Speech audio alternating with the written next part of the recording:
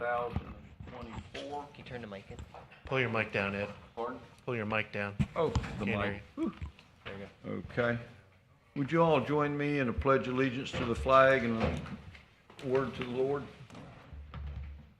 I pledge allegiance to the flag of the United States of America and to the republic for which it stands, one nation, under God, indivisible, with liberty and justice for all.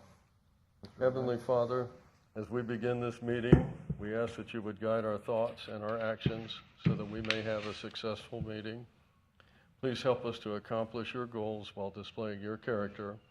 We pray these things in your mighty name. Amen. Amen. I'm taking the place of Bob Lowe tonight because Bob had a heart attack Tuesday, a very serious heart attack. I'd like to read you a little synopsis of that.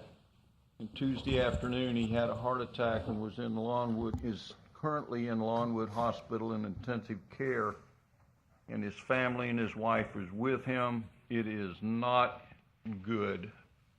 Bob is not responsive to any activity. Bob was chairman of this board. He served on this board for a long time. He was also a member of the Board of Adjustments for this county. Bob was really active in the community in many, many ways. He was the type of person that if he met you, you had a friend. He was interested in people. He owned a real estate company called Lowe's International Realty Plus on North Hutchison Island, and expanded his real estate holdings into North Carolina, a real wonderful adventure up there. And Bob was noted for handing out flashlights to everybody. He felt like that was a way of helping people because they could see the light. We're going to miss Bob, and I'd like to ask that we just have a little moment of silence for Bob's thoughts and prayer for his family, if we could.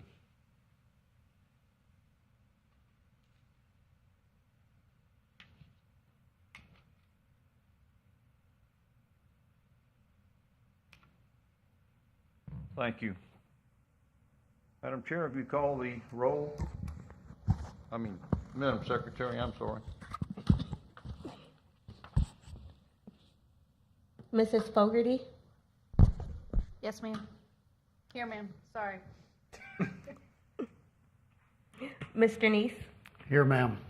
Mr. Benner? Yes, ma'am. Mr. Taylor? Here, ma'am. Mr. Odell? Yes, ma'am. Mr. Munt? Yes, ma'am. Vice Chair Lowndes? Yes, ma'am. I have some excused absences. That will be Chair Lowe, Dr. Bridgers, and Mrs. Slack. Thank you. Do we have any announcements? Mr. Chair, I'd like to ask for an agenda change. I'd like to have the election of officials moved from item 12 up to, say, something between the minutes and prior to public comment, or directly after public comment.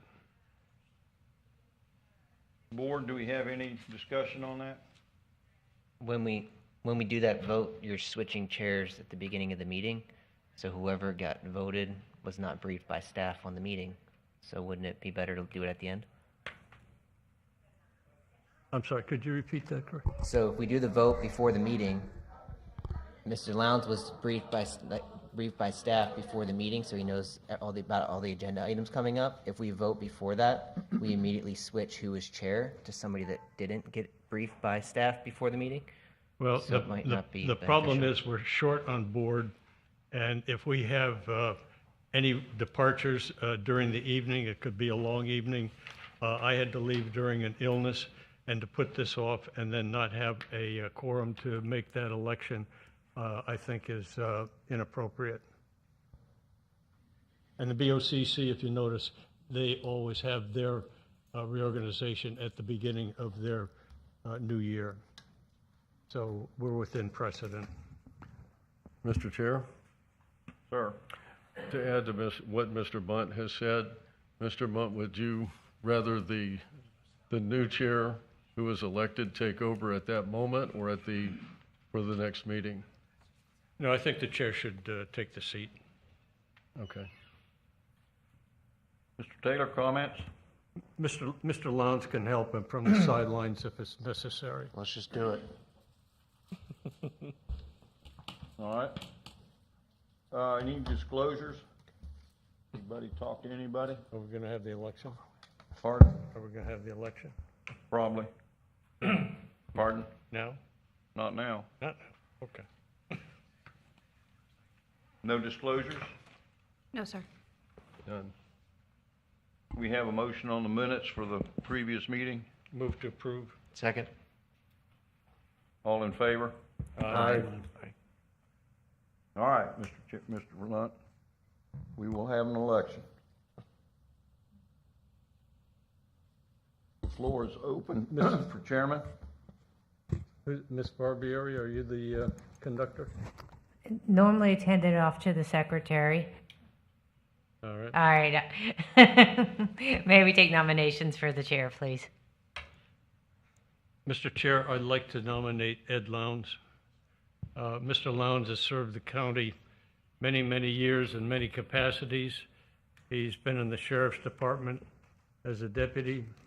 He's been on the Budget Committee for the county, which gave him access and input to every department and every constitutional officer on a line-by-line basis, which gave him intimate knowledge of the workings of every constitutional officer's responsibilities, their incomes, their revenues, and their expenditures, and has had a long time working knowledge with that.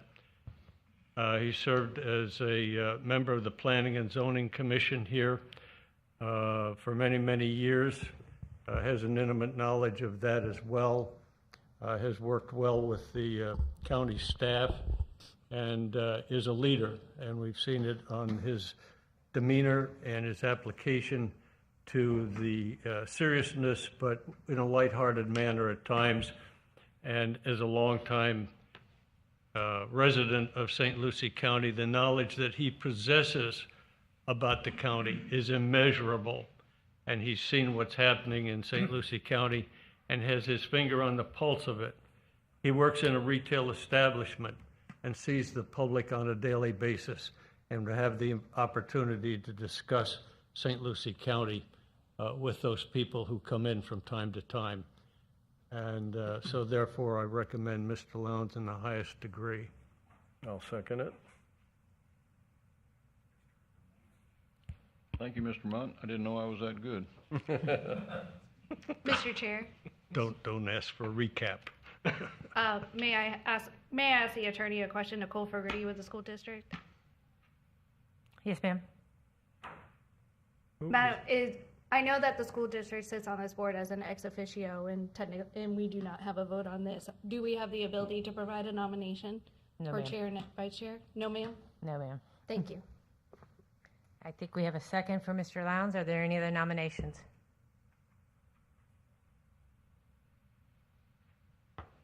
I'll nominate Close Mr. the Taylor. nominations, please. There's another Chair. nomination. I said I'll nominate Mr. Taylor. Was there any second for Mr. Taylor?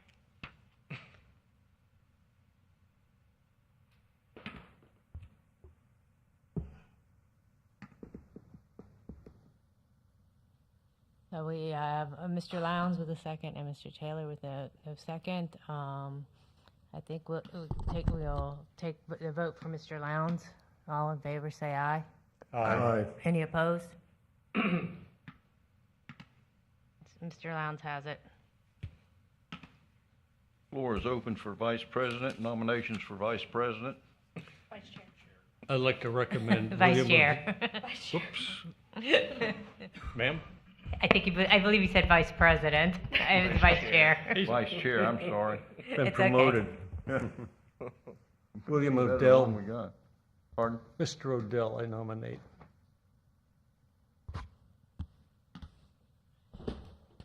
I'll second it.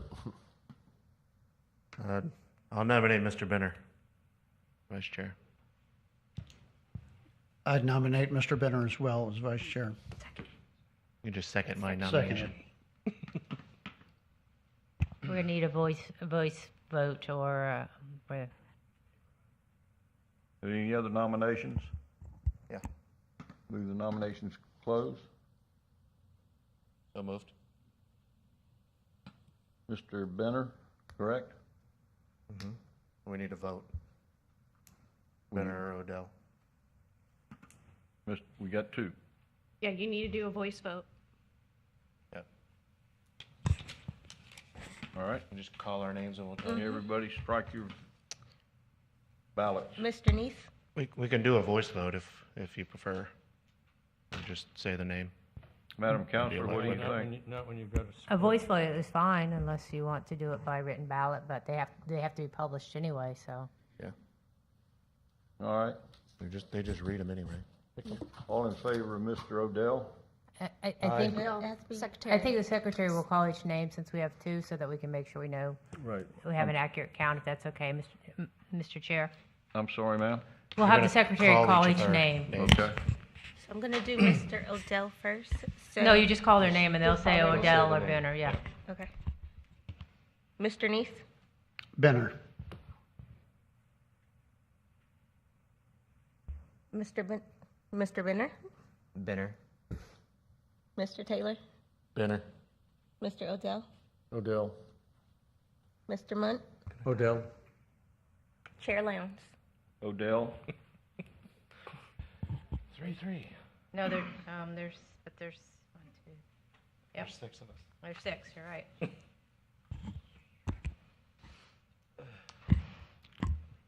We have a tie? Mr. You have a Chair? tie. Mr. Chair? Can we take turns? I mean, Mr. Benner's been on the board for, over 4 years now. And I think it would be appropriate to, have some of the newer folks get in line, if that's okay with everybody. I know Billy's been up there a lot. Yeah. That's just my argument there. Mr. Chair, I would like to ask to concede my vote, that Mr. Benner be vice chair. All in favor? Aye. Aye. Madam Counselor? We have Mr. Benner as vice chair. Congratulations. And I think the board just needs to officially vote again to have staff be their secretary. If all in favor of that, please say aye. Aye. Aye. Thank you. Okay, we're back to the agenda. Is there anybody in the audience that would like to have come before and speak on anything other than the agenda for tonight? If you got anything you'd like to bring up or talk about, now's your time. Okay, we'll close that and come back to the board.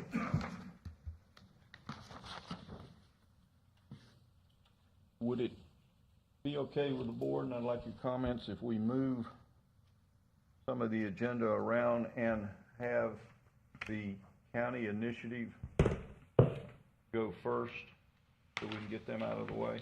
Fine. Is that all right? Yeah. Staff, can we That's do fine. that?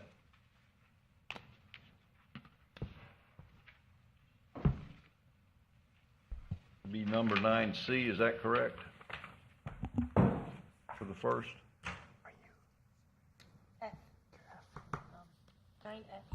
Chair Lowndes, 9F would be the first of the county-initiated land development code text amendments presented by Benjamin Balser. 9F, okay.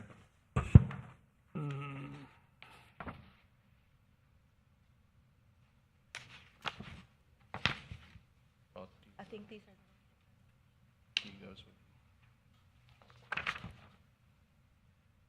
One second.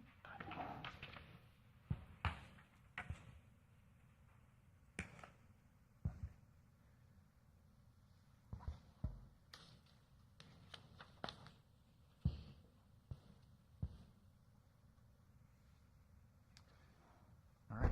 Good evening, Chair Lowndes and members of the Commission. For the record, Ben Balser, Planning and Development Services Director.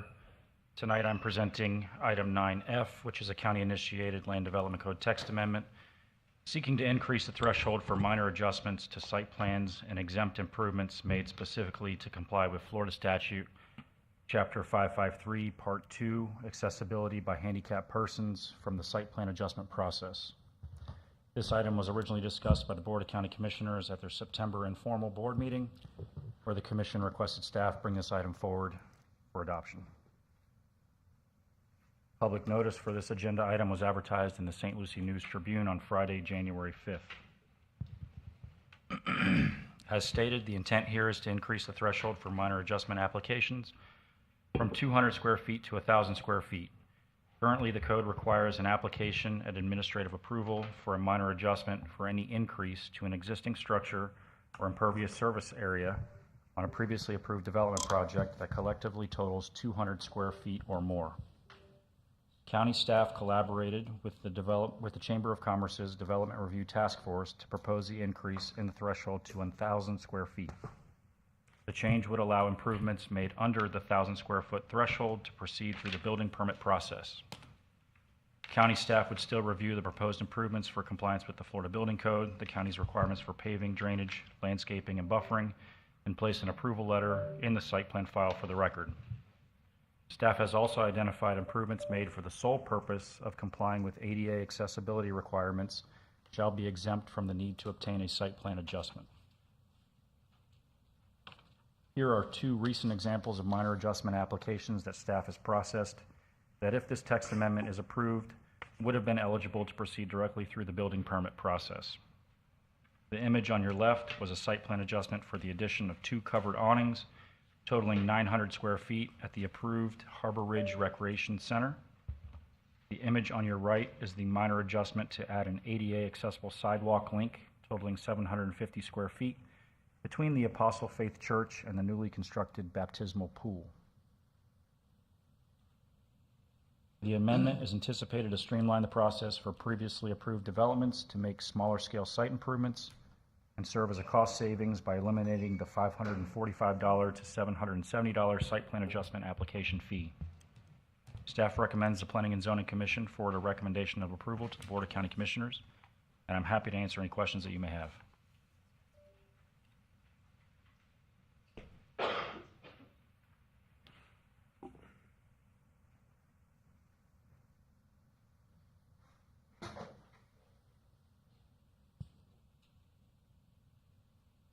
That concludes my presentation. Any questions?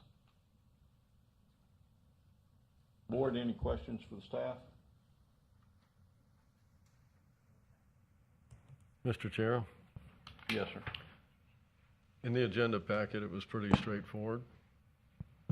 No questions?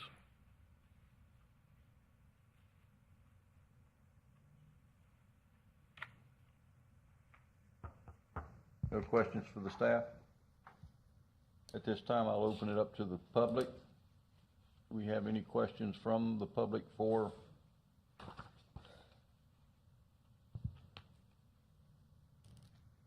Seeing none, we'll come back to the board. Motion to approve? Second. Madam Chair, or Madam Secretary? Chair. You're the Mr. Neese? Yes, ma'am. Mr. Benner? Yes, ma'am. Mr. Taylor? Yes, ma'am. Mr. Odell? Yes, ma'am. Mr. Munt? Yes. Chair Lowndes? Yes, ma'am. Approved. Thank you.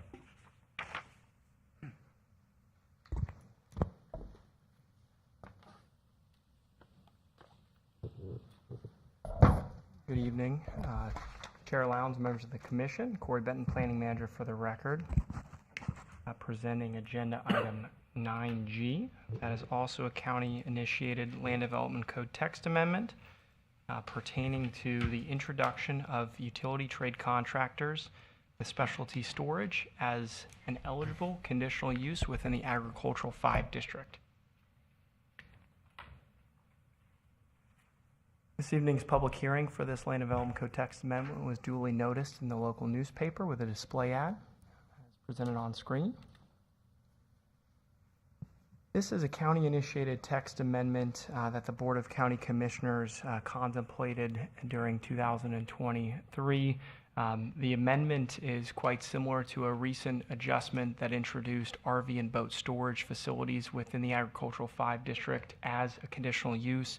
Our county, with various residential, industrial, commercial developments, and the increase in investment in capital infrastructure, has experienced an increased demand in small businesses, larger businesses and contractors supporting that infrastructure development, extension of utilities, replacement of that type of infrastructure, electric, fiber optics, you name it. And we've garnered a lot of demand for establishments with some of the overall market demand for our light industrial and industrial sites. Folks have explored use of conversion of agricultural lands that are not engaged in productive agricultural activities. The Board of County Commissioners initiated this text amendment as presented by staff, which would introduce utility trade contractors with specialty storage engaged specifically in the construction of water and sewer mains, pipelines, and communication and power line construction, subject to supplemental standards in our Land Development Code within the Agricultural 5 District. The supplemental standards referenced as contained in Section 7.10.36 currently apply to recreational vehicle and boat storage facilities proposed in the Ag District, but would, with this amendment, also account for utility trade contractor facilities proposed.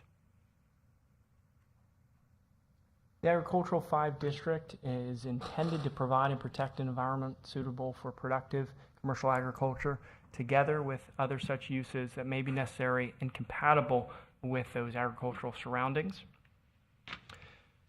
This use, in order to propose it as a conditional use, which conditional uses are those uses identified as being eligible in a zoning district but not appropriate in every site, that should be considered more thoughtfully as to their location, compatibility, potential impacts, scale, and intensity, with the ability to apply reasonable conditions and operational standards for that use, that operation. In order to be eligible under this text amendment, a site would need to be located within 1.5 miles of Orange Avenue or Okeechobee Road. Those are our east-west state roadways 68 and 70. Access provided via roadway paved to county standards. Requires site plan review considering utilities, stormwater, lighting, and refuse collection. Establishment of paved vehicular use areas, support stormwater runoff treatment, and enhanced landscape and screening requirements, both of the right-of-way and adjacent sites. On screen is a snapshot of our Agricultural 5 zoning district with the eligible sites along those two state roadways within that 1.5 mile distance.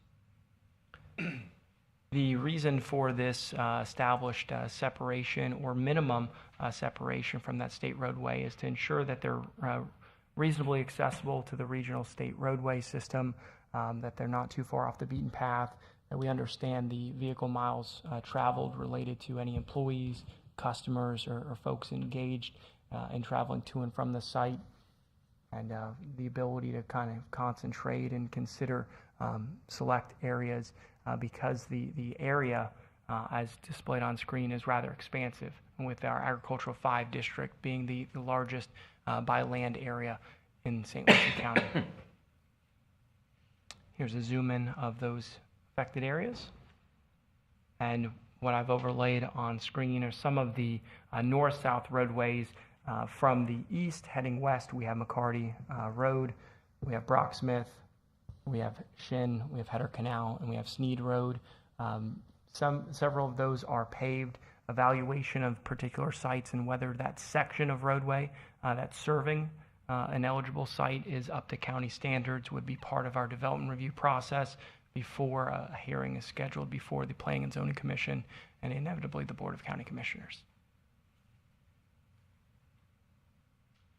As presented to the Board of County Commissioners at the informal, staff took a look at what a potential site would look like. As we often see utility contractors engaged in more short-term use of sites, and potentially if they're a staple of the community, they might pursue a conditional use for a long-term establishment.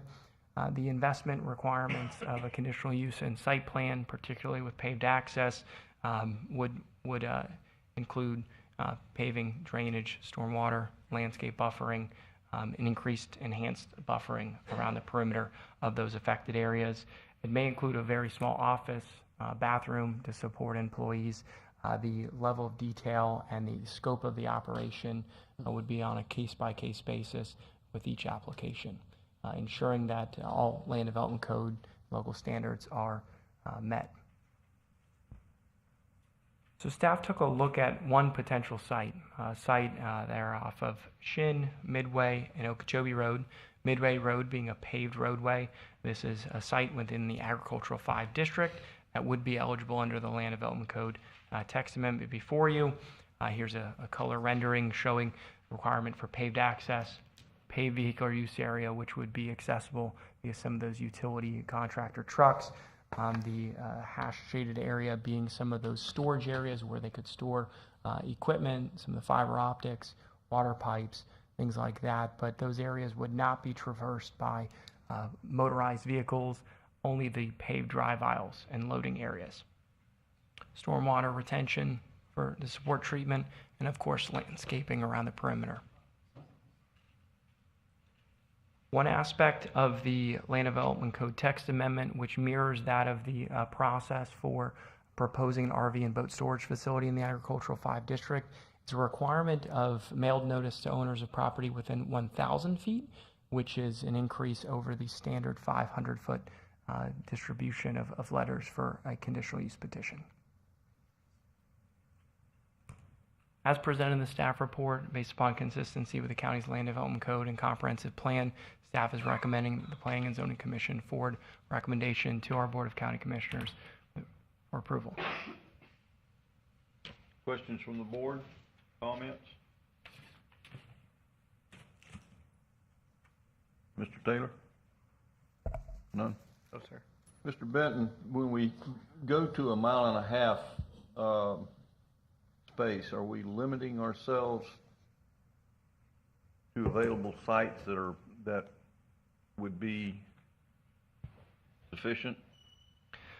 Chair Lowndes, members of the commission, staff, and our assessment of how many properties would be eligible and the demand, we think that there's adequate eligibility with the text amendment that's presented. It would keep the Pandora's box from being open too wide. It would identify specific areas that, again, are readily accessible from that regional state roadway network, where utility contractor trucks, deliveries, that type of increase in intensity or potential increase in intensity isn't too far off of the main roadways, and it isn't too close to where residential development pockets may occur. And again, with the conditional use, we're looking at it on a site-by-site basis, but with the acreage that's covered under this amendment, essentially all of the properties along Okeechobee Road or Orange Avenue in our western lands being eligible, we think adequate supply would become available. Would staff consider millings as a form of pavement for some of this, depending on the units that want to go in there? Chair Lowndes, as the primary vehicular use area that's utilized on a daily basis, a lot of movements, a lot of trips, the Land Development Code would not support millings as their primary drive aisles. But for areas where they're laying down equipment or storing some of their materials that they're installing, they can be a stabilized surface. Gel rock millings or other reasonable alternative. Again, stormwater capturing some of that runoff, treating it before it's inevitably discharged. But again, where F-150s, Silverados are driving, those would certainly need to be paved. But where a forklift, tracked vehicle, moving pipes, fiber optics, spools, spindles of electric wires. Lift trucks and such have you? Yes. Okay, thank you. Any other questions? Open it up to the public. Does anybody in the public have a comment or question concerning this for the board?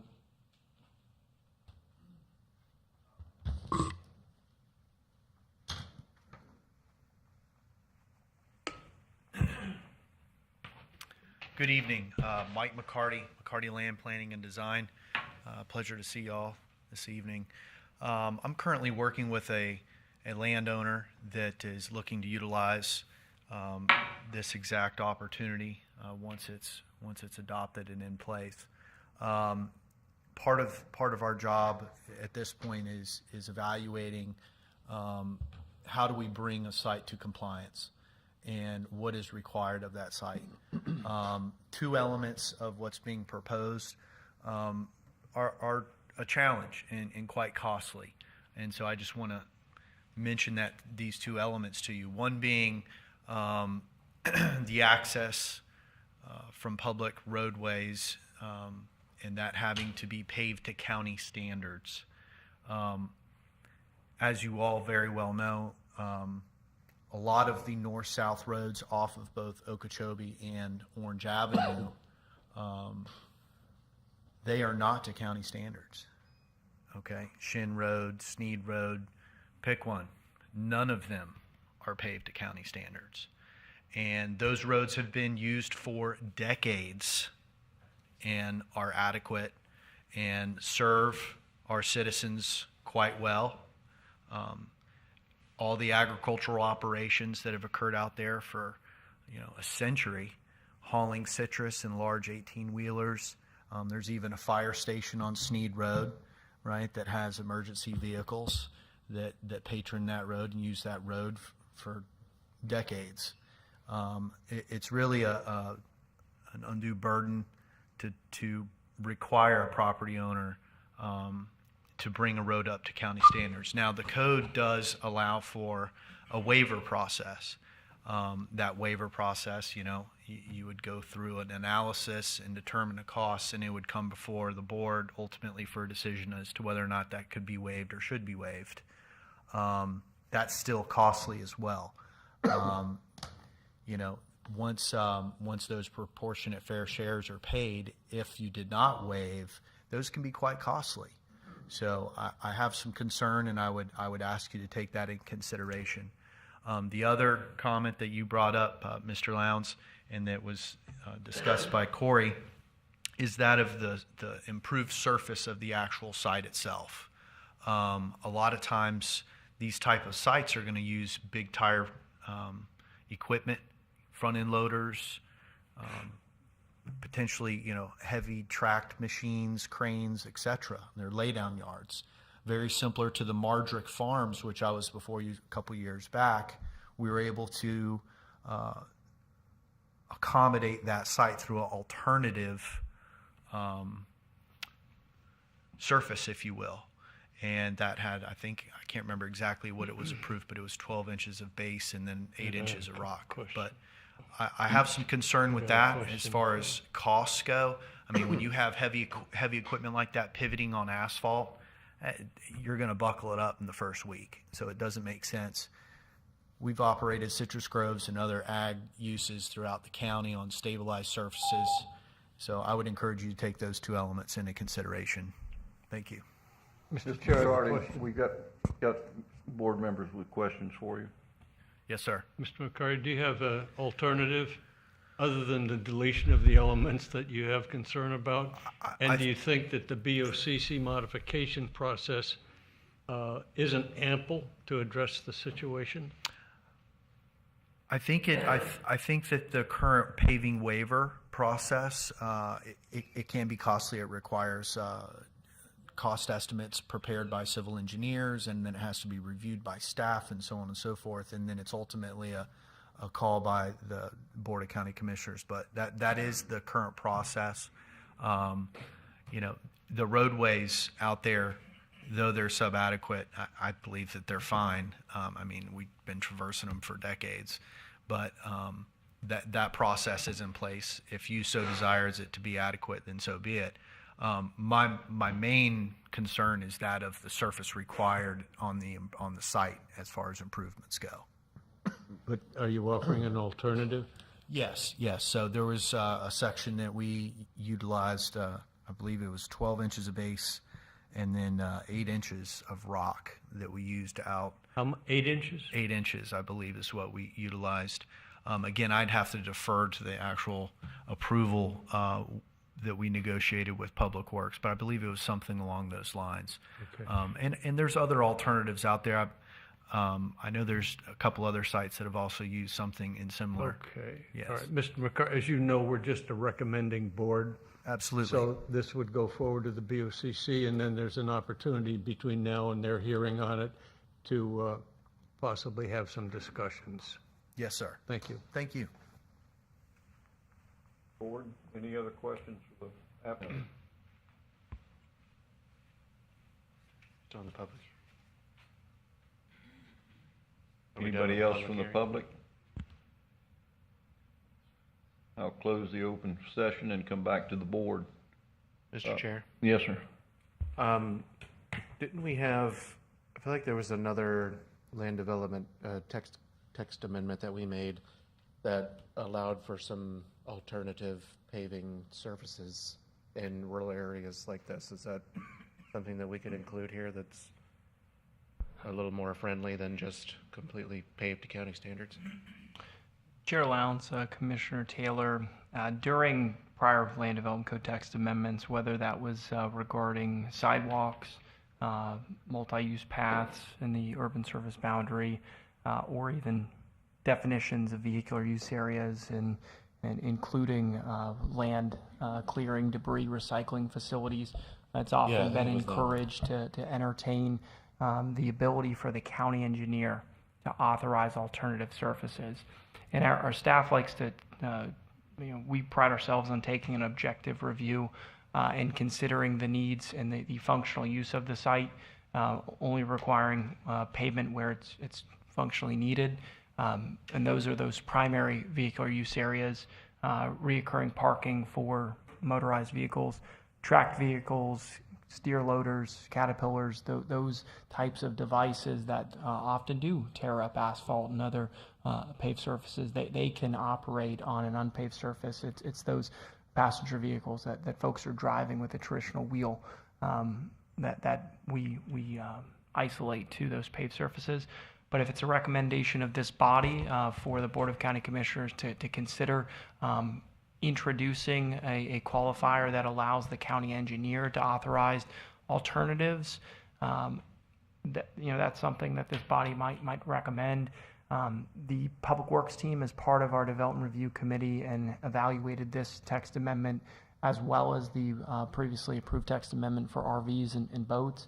And we felt it important to maintain paved surfaces for those primary vehicular use areas because this is more of an urban-like type use of the property, slightly deviating from the agricultural intention. But certainly at the guidance of this body to what you would like to recommend and forward to the Board of County Commissioners. Mr. Benton, I can picture a company like Pike or some of the other utility companies that bring in heavy equipment, heavy tractor or trucks to set poles and work on lines and such have you, that paved asphalt would not be forgiving to them as much as a thick layer of millings would that they can maintain better than they would have to repave or straighten asphalt.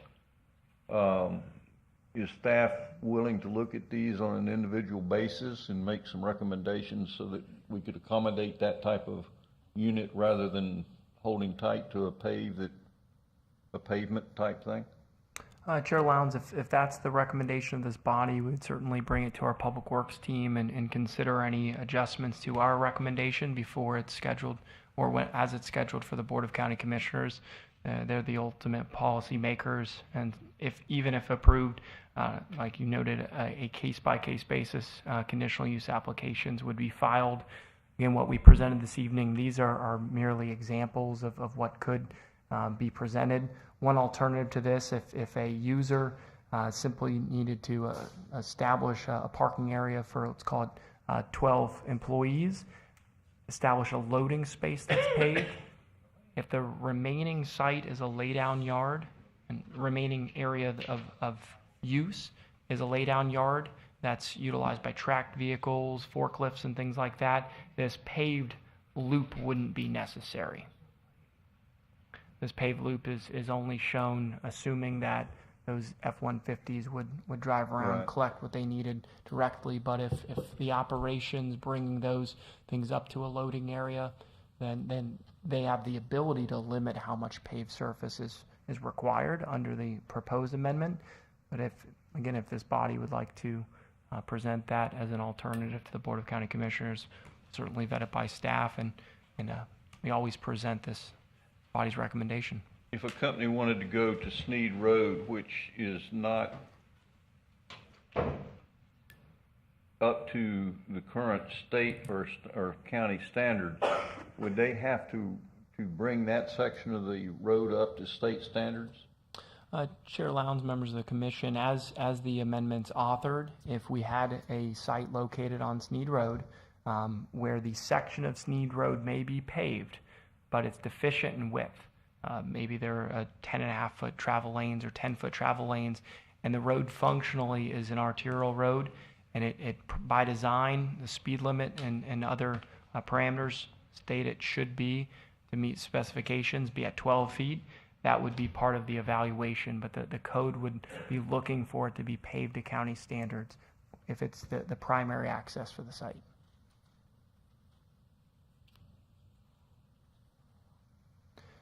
The Board of County Commissioners does have a road paving waiver set of guidelines that was discussed or mentioned this evening. That could be a recommendation of this body to allow the board the opportunity to consider certain specifications if it is a paved road, but to allow for some acceptance if the specifications aren't entirely up to current standards. But again, as presented by the Development Review Committee, it's our recommendation that these types of facilities, because of the size of the vehicles, the speeds that they may be traveling, and the paths that they use, we're recommending that the access roadways be paved to county standards. My recollection, Sneed Road or Shin Road is probably the only road that's actually up to county standards, is it not?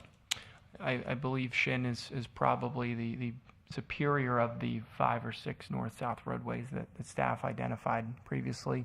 Header Canal has received some resurfacing in certain areas, but the width still may be deficient for the ultimate county standards.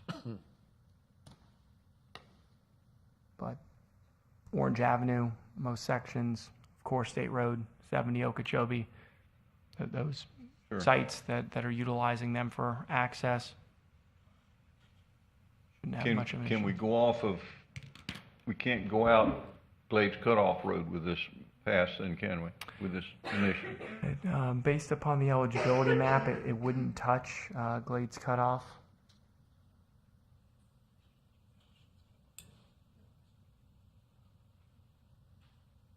McCarty, Brocksmith, Shin, Header Canal, and Sneed, heading from east to west. Rocksmith is not paved to or county standards. Staff would agree. Pardon? Staff would agree, at least informally, that Brocksmith would not meet the ultimate county specifications when considering this type of petition.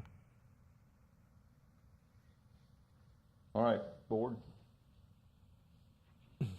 Mr. Chair, Yes, sir. I'd at least say I can get behind the needing the paving of the access road just because of the extra weight, and those are going to have to be done eventually anyway, and I think that's something that we could work in, even with the paving waiver. But the paving on the inside of the property, I just because this is such a very specific industry, and utilities is, obviously we have a huge need for that at the moment, but should in 20 years from now we're not building houses as quick as we are now, and we no longer the need for all these utilities companies, and we've got all these weird loops in little acreages. I think the companies themselves can kind of dictate what is needed for their paving and their trucks. I don't really think the county needs to care about their tires and what they're kicking up dirt, in my opinion. But so I think I would definitely like to, at least the alternative paving surfaces instead of just flat out saying it all needs to be paved. I don't think that's really necessary. Mr. Benton, would you consider adding an amendment to this that staff has the ability to negotiate with the people for a pervious type material other than asphalt that would suit their purposes without creating problems to their vehicle? No, I don't think any company's going to go in and put something in on a vacant lot where they're going to get stuck and have problems. They're going to make sure they can get their vehicles in and out. Can staff work with that? Chair Lowndes, members of the commission, absolutely. If that's the consensus of this body as far as the recommendation to forward, we'll consult our public works staff and find out what staff's ultimate recommendation is to the board.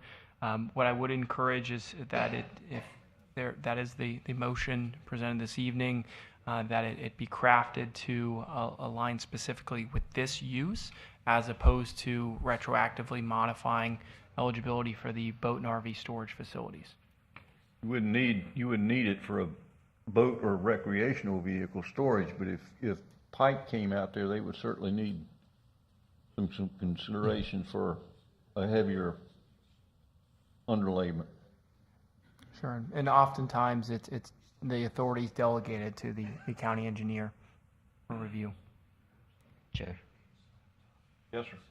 So I agree with what everyone's saying. I still think it makes sense. So any type of vehicle storage should still have paved surface, because the point of that, same thing with boat and RV storage places, is for oil spillage, things like that.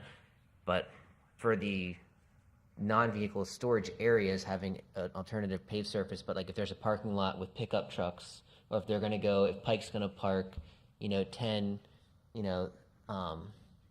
big heavy duty trucks there that could be leaking oil or hydraulic oil, something like that, like any vehicle storage area still have the paved surface. But so to put just millings there, they could still leak oil and everything into the ground. So I think vehicle storage should still have paved, but they should have alternatives for their non-vehicle storage areas, because most of the equipment used is going to be large tire equipment. They're not parked there. They're just coming in, picking up a pipe, picking up a pole. They're leaving. It's a crane moving supplies, and they're out. Same thing with citrus. Like, you don't have to pave the aisles between rows of citrus where the semis are going to pick up the oranges, but where they store the semis is paved. So any type of vehicle storage should be paved, but the roadways inside of the site that are not used for vehicle storage and not for non-vehicle storage can consider alternative surfaces. What's the pleasure of the board? Everyone's good with that. I motion to approve with an amendment that we have alternative surfaces considered for the non-vehicular storage areas while maintaining paved surfaces under any type of vehicle storage or parking. Motion Discussion. made and seconded. Mr. Bunt seconded. Does that apply to the drive aisles for the non-vehicular storage? Yeah. Your motion? Okay. Yeah. Yeah, just the parking area or vehicle storage area would be paved on the entrance, but inside the site on the non-vehicle storage areas, alternative source or surfaces can be considered. Cool. Madam Secretary, call the roll.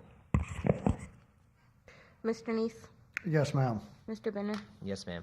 Mr. Taylor, Yes, ma'am. Mr. Odell, Yes, ma'am. Mr. Munt, Yes, ma'am. Chair Lowndes. Yes, ma'am. Approved. Madam Chair.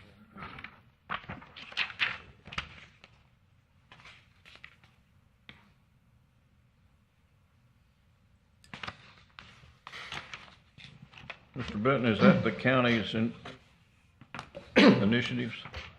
Yes, Chair Lowndes, that concludes the county-initiated amendments. Would bring us back to agenda item 9A. Correct. Conditional use petition by U-Haul, Port St. Lucie.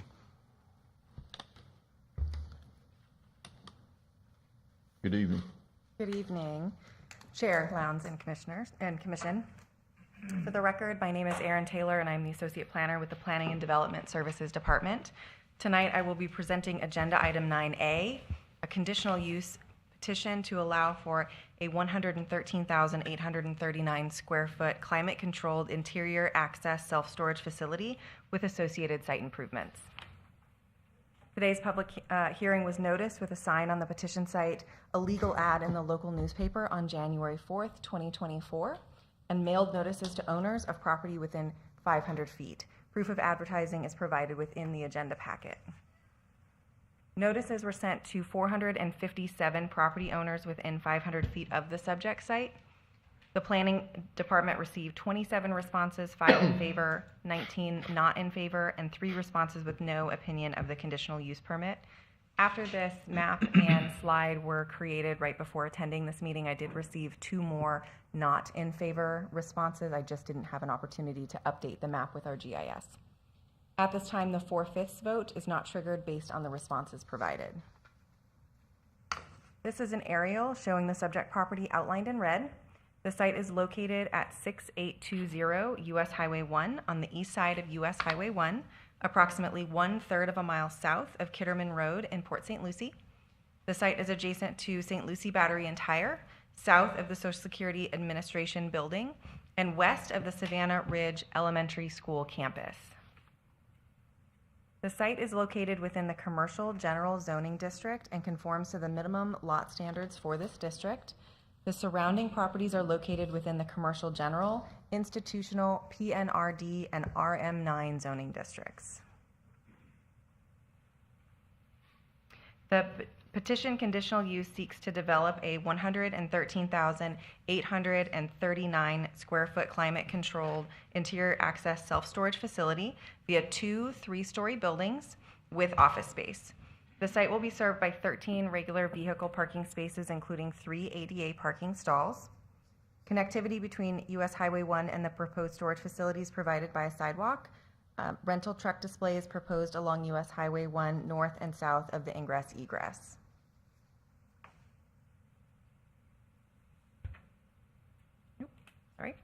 The proposed loading zones are not encroaching in the required front yard, the required setback. However, they are in front of the western building and visible from US Highway 1.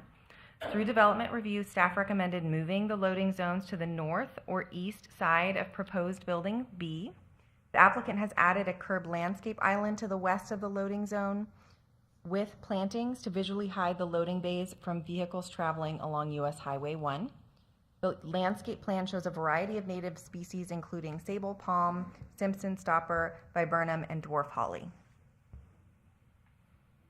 The height of Building A is 41 feet, and Building B is 53 feet 8 inches within the 60-foot maximum height allowed in the Commercial General Zoning District. The applicant submitted preliminary elevations for the U-Haul of Port St. Lucie project and listed the following intended design elements. They're required 6.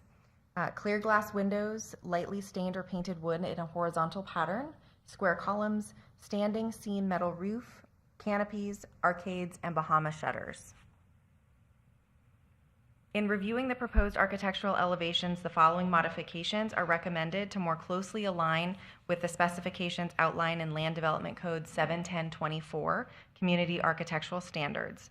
Remove standing seam roof from the west elevation design elements used list. The metal roof is not visible from street level. Clarify the functionality of the canopies. Display windows are typically used for commercial businesses to showcase goods or services. Clarify what the display windows will present. Arcades are typically used to enclose a walkway or passageway.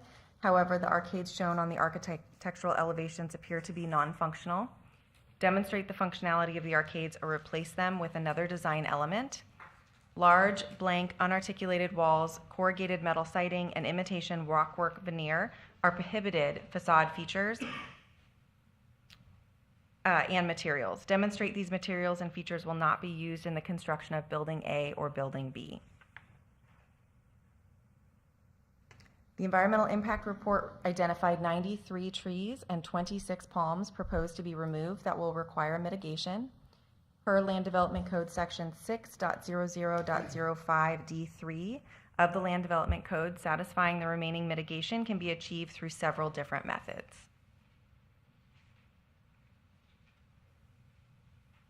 Staff recommends approval of the requested recommends approval to the conditional use permit subject to the following proposed conditions of approval. Prior to final site plan approval, the architectural elevations are amended to align with Land Development Code Section 71024, demonstrating vertical and horizontal facade articulation, design element compliance, and foundational plantings in all required locations.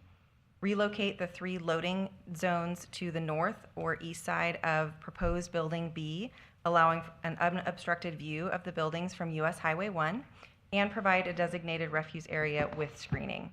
Also, taxes for the 2023 must be paid prior to development approval. That concludes my presentation, and I'm happy to answer any questions you may have. Mr. Chair? Yes, Ben? Ms. Taylor, I've got a little, I'd like for you to clarify some inconsistencies in my agenda packet, please. Could we go back to the site plan on page 6? One more back. Yep. Okay. You've got a total of 113,839 square feet. Uh-huh. Okay. What is the square footage on Building A? Let's see if I can.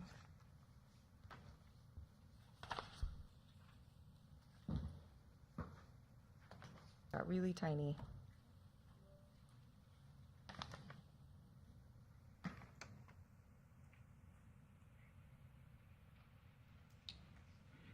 We're going to grab it from the agenda packet. Okay. Yeah, that's where I have the inconsistencies.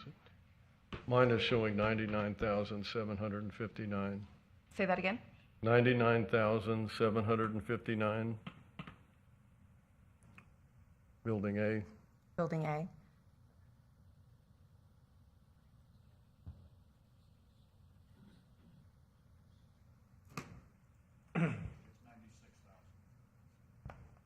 There's 96 in the 96, 759, and then a 1-story, 17,080.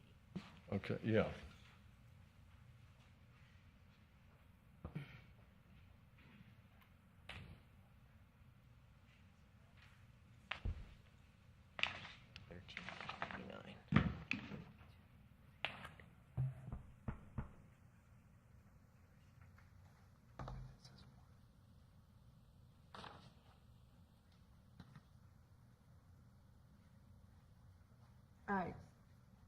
It's also in our printed agenda. Mm-hmm. Sorry, I don't have the agenda Okay. in front of me. All So it looks like Building A is 96,759 square feet, and Building B is 17,080. Okay, if you were to add those two together, 99,759 and 17,080, I come up with 116,839 square feet. The number I read for Building A is 96,759. Right, 97,000. Nope, 99,759. Mr. Odell, 96,000. Oh, 96,000? Yes. Okay, because my packet shows 99 and so does our printed version. Okay. Commissioner Odell, I believe the Indrio Road storage facility might be in the 99,000 range. Is that where we're getting confused? Okay. Okay, so then it would bring the total to 116,000. The packet we got for tonight says 99. The packet online Site says plan says 96. 96. Right, that's the inconsistency. I just need to know which one is which. Okay. Okay, We're looking at the 96,759 square okay, feet. so 96 would be the correct. Yes. Okay, thank you. More questions from the board? We apologize for the discrepancy and appreciate you pointing it out, Commissioner Thank you. Odell. Does the applicant have a presentation? I just had a site plan question. I don't know if, I'm sorry? I had a site plan question. I didn't know if the applicant was coming up or not. The applicant is here. I'm just wondering what this property equipment sharing section is in the middle of the. I don't know Yep, what right that over is. How you doing? Hi, good evening. My name is Cal Connor. To answer your question, I think you asked about the equipment sharing area. That is the shunting area that we use for the equipment going in and out to service our customers with, the U-Haul trucks that you're familiar with. Okay. There's just a parking lot? Well, it's not actually used as a parking lot because we don't actually just park the equipment and leave it.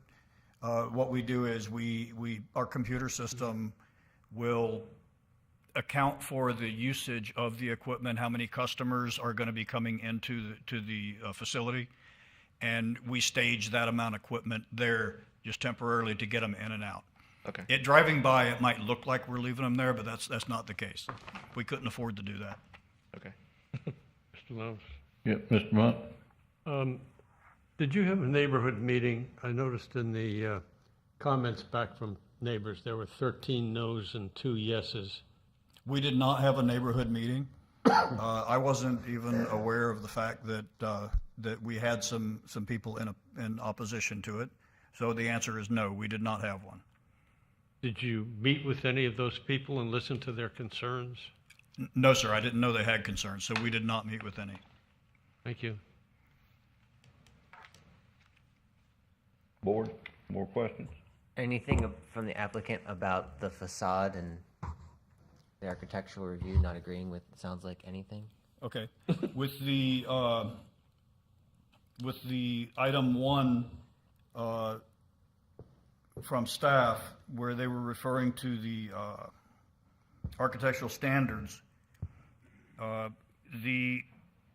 earlier in it, it stated that the final site plan will demonstrate horizontal and vertical articulations. So I believe that's going to take care of itself when we do the submittal and get the approvals on the final site plan. Or excuse me, the final site plan. So you think you guys can meet all the conditions that they're putting on there based on what the architectural review team said? Like, that sounds like they don't like the arcades, they don't like the wood, they don't like the roof. Yeah, I think we're going to work it out. Okay. You know, we've been very cooperative with staff so far. We've been a year in the makings on this. We've pretty much done everything they wanted us to do, to include even putting architectural on the rear of the building where there's just a canal, and then I believe the county owns a pond or a lake back there. So we're even prettying up that nobody's ever going to see. So I think we'll be able to work this out. And moving that parking or loading area closer to Building B, you guys are good with that change? No, I'm not good with that change at all. I have concerns there because of the safety of my customers and the safety of my staff. Having the equipment go all the way to the back between the two buildings is just not a safe thing to do. And moving the loading area over to the north is also going to create a concern, because the two areas that were proposed by staff, that's where the heavier traffic is, foot and vehicle traffic, of the customers and my employees. Now, what we did do is, when staff presented a concern about the visibility to US Highway 1, we came back and we put screening in with the trees and the shrubbery that she presented. But we put screening in to accommodate that. I think that more than covers what should be required for us to be able to operate there. Staff, can you go back to your site plan again, please? Absolutely.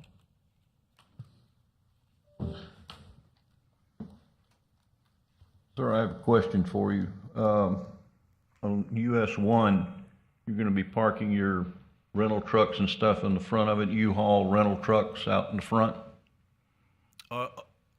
Parallel with US 1, there will be a display there, yes. And this is behind the hedge area? Yes. Wait a minute. It's behind there's two different areas here. It's behind the landscaping and everything that will go alongside US 1. But then there's an additional one right before the loading area, the dock area. There's additional screening there. I'm pointing to it with the cursor here. This is the additional screening that would screen the 3 loading zones here. And then this would be rental truck display here and rental truck display here. Right out on US 1. And then there's also a landscape buffer. I'm sorry? There's also a landscape buffer along US. Your name? Lisa Leonard, with the engineering, Bowman Engineering. Madam Secretary, did you catch that name and address? address, please, for the record. 301 Southeast Ocean Boulevard, Stewart. Thank you. So the spaces along US 1 are the U-Haul trucks. The loading bays are the ones adjacent to the building. My concern is having U-Haul trucks and trailers parked out on US 1. I don't know that that is an attractive type thing. I know they're attractive to you because you're in the business. And it advertises the fact that you have U-Haul rental available. Is there any way that you could move that along the edge of your retention area rather than having it placed on US 1? I'd prefer not to. I prefer you do, so what are we gonna do about that? Understood, but as part of our business model, we do need to be able to display our equipment. We need to show the people driving by what our equipment is, what their options are. Is there a hedge between the rental company or the rental vehicles in US 1? Yes, yeah, there's a landscape buffer. Is there a fence along there, staff? A fence is not proposed. It's a 15-foot landscape buffer, but no fence. Yes, 15-foot landscape buffer, no fence. How high is this buffer? Do we have a regulation on that, Mr. Benton? Chair Lowndes is typically 3 feet at the time of planting, 2 to 3 feet at the time of planting with the ability to grow. We can look at the specs proposed in the landscape You plan. couldn't hide a seed trunk behind a 3-foot hedge. It would be coupled with trees, on average, 1 per 30 linear feet. The proposed material for hedge plants along US Highway 1.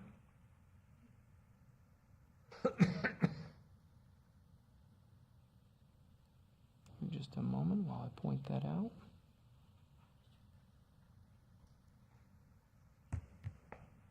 Building B is a 2-story building, One story. 1 story. It's not for storage, it's for office area? No, it's storage.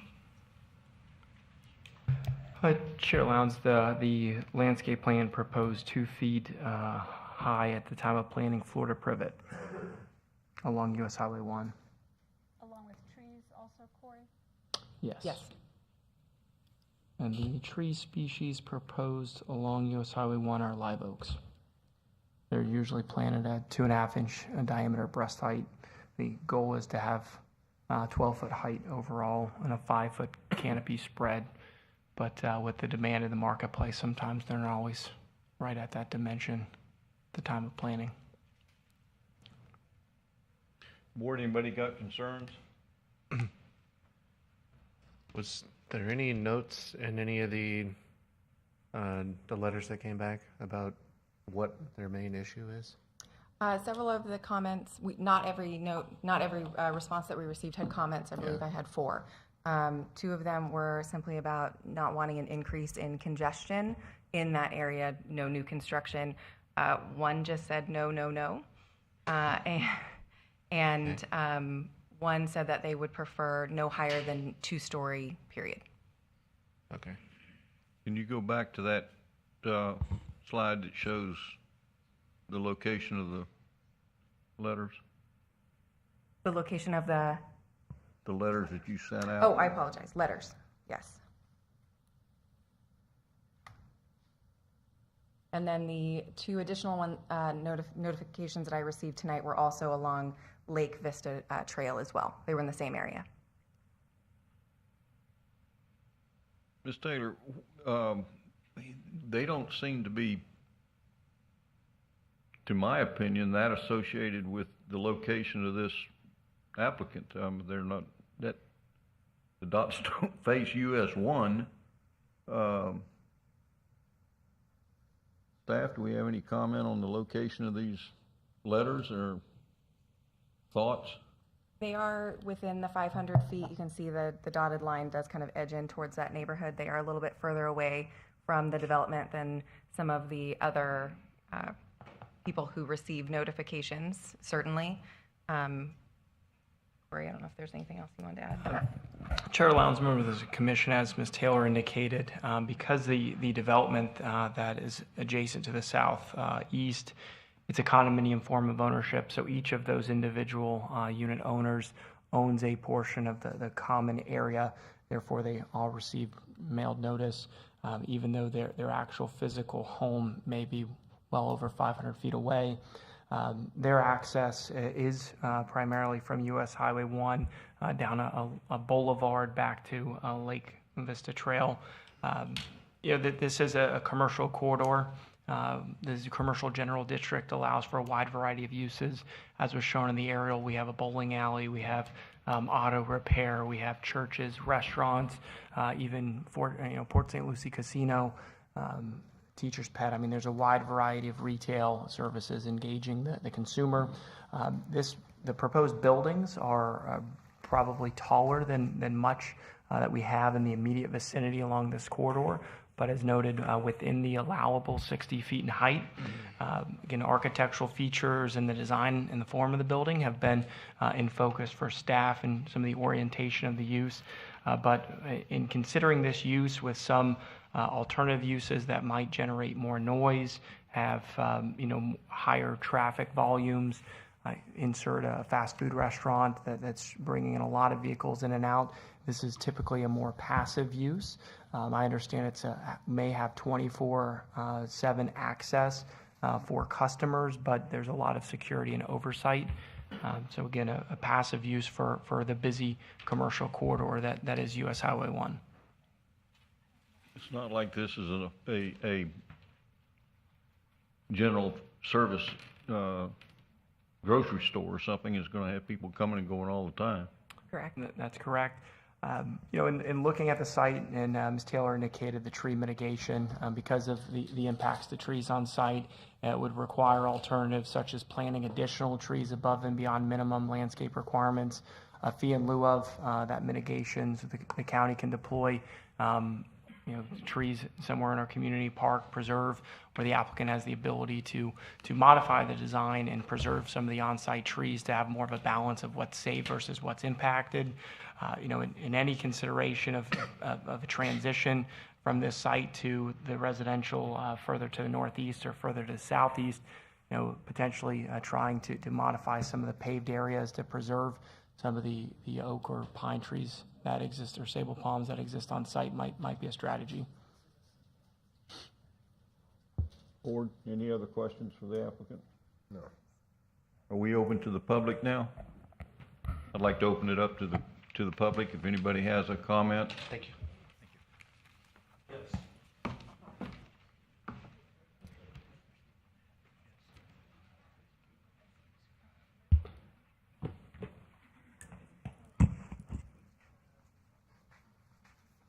Hi, good evening. My name is Fred Lewis.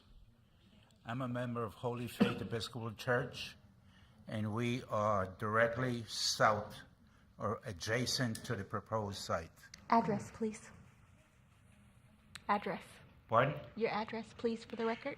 Oh, the address of the church is 6990 South Federal Highway. Thank you.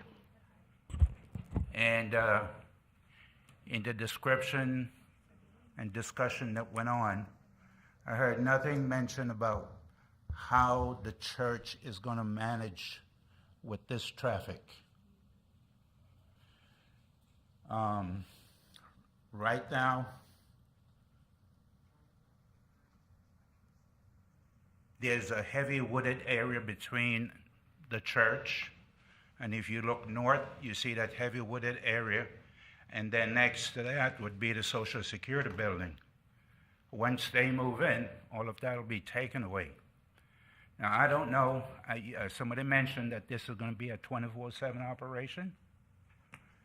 What's going to happen with us on Sunday mornings when we're having service, or Thursday morning when we're having service, or any of our feasts and holidays when we're having a service? How are we going to manage with this? I don't know. If this building or this facility goes up, and I guess we can't stop it with the amount of no's that we got. Is there going to be a fence between the church and the proposed site? I couldn't quite figure out. The other caption that I looked at, I was trying to get an idea of where north was, but it seemed like the loading dock is going to abut the church's property. Is that correct? So the church's property is down here, south?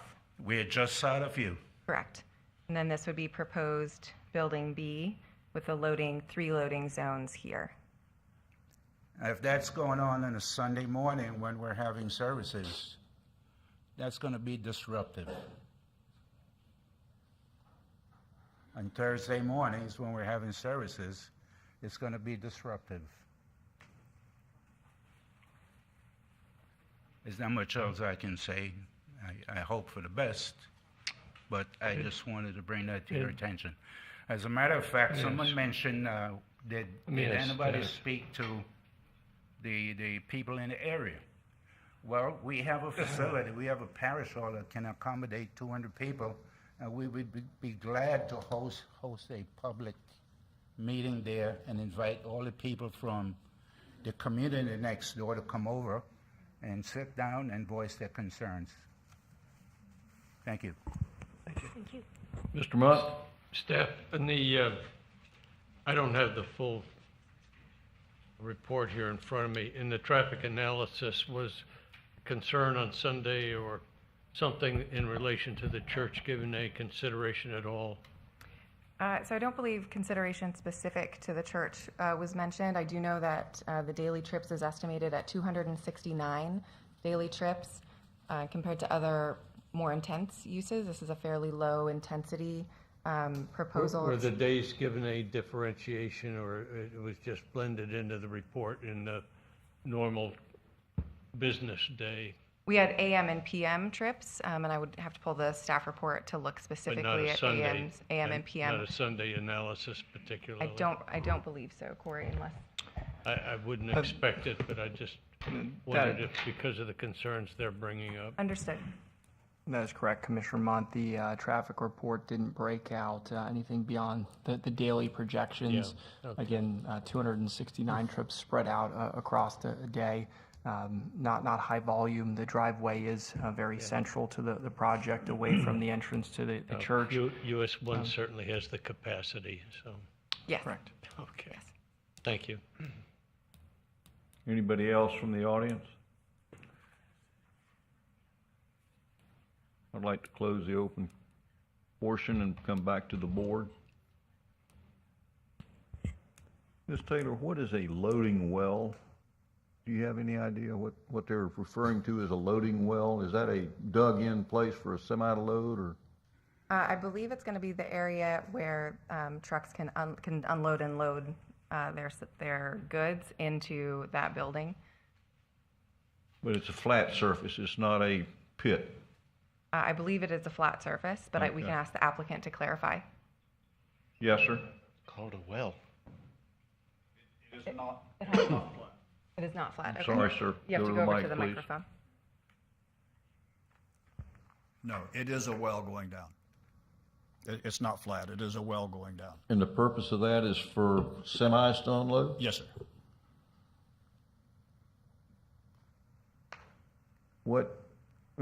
Then explain to me what you're going to be storing in Building A where you need a well. We have portable storage, and that will be in that building. They come in by tractor trailer. So it's come and go? Yes. And you're going to have semis coming in and out of this facility? Yes.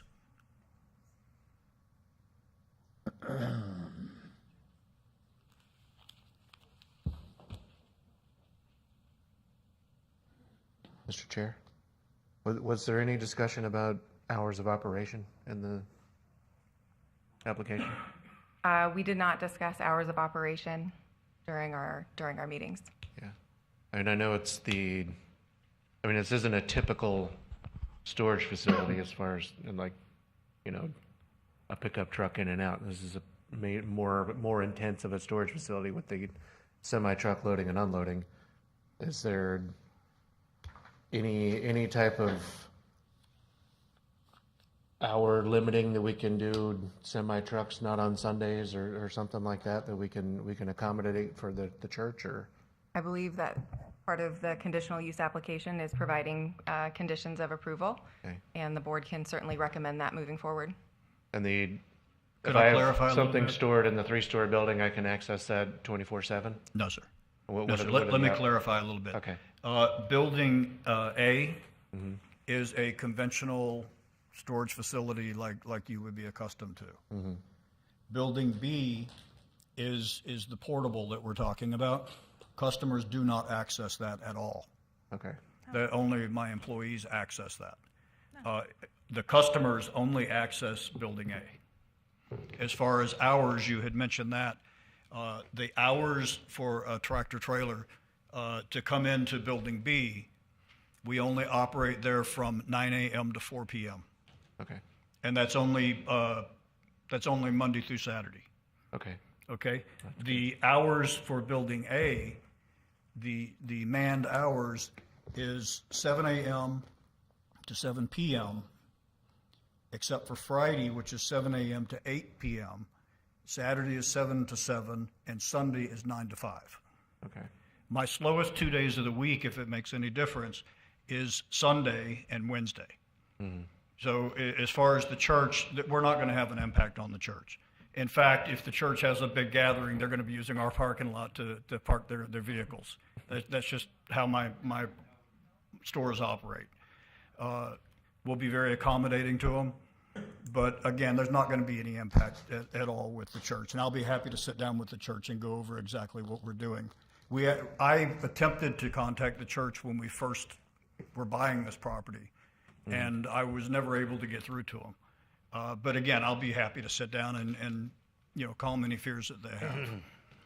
And when you say mobile storage, is that like the pods kind of thing? It's very similar to that. Okay. It's very similar to that, but the pods only goes within the continental U.S. Right. And we go. But pretty similar much type worldwide. containers that come in?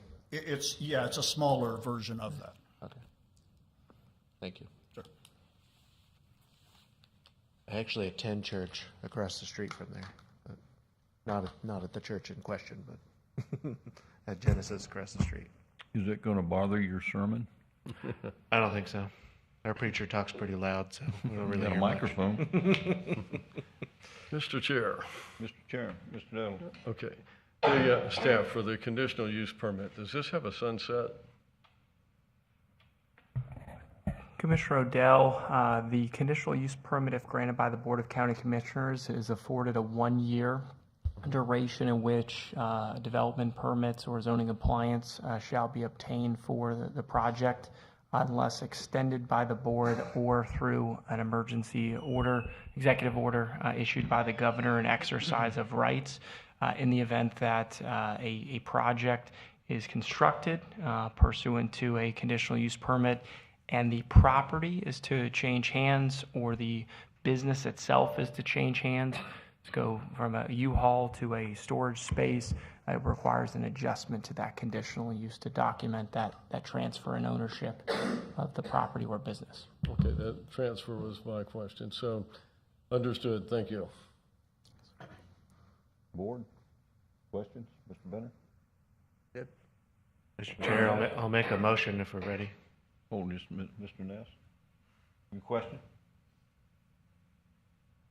Ms. Taylor, I have one question. You made mention of the taxes. What is the deal with the taxes? Are they not paid on this piece of property? That was a comment from our property acquisitions department. I believe the taxes for 2023 have not been paid yet, and so they are before site plan approval. They're asking, or I'm sorry, development approval. They're asking for the taxes to be paid. Neighbor, you gonna pay your taxes? He has to. He has to, yeah. Mr. Taylor? I'm prepared to make a motion if we're done discussing. So move. I didn't make it yet. Go ahead.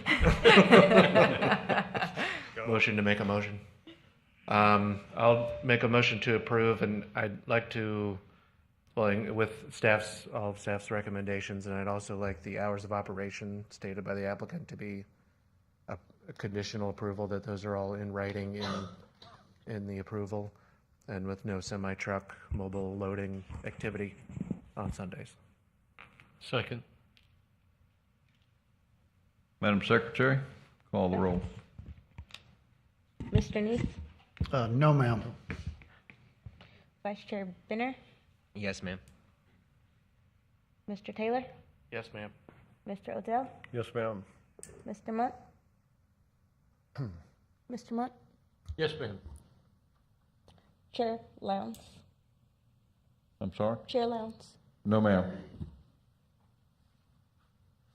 It passed. It'll be forwarded on to the county commission. You get to do this again.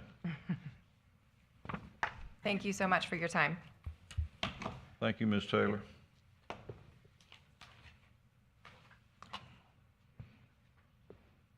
Number 9B. Chair Lowndes, members of the commission, I'll be joined by Thad Crow, senior planner with our team, to present agenda item 9B, which is a proposed self-storage facility under the name Indrio Storage at the northwest corner of the intersection of US Highway 1 and Indrio Road. I'll have that presentation up in just a few moments.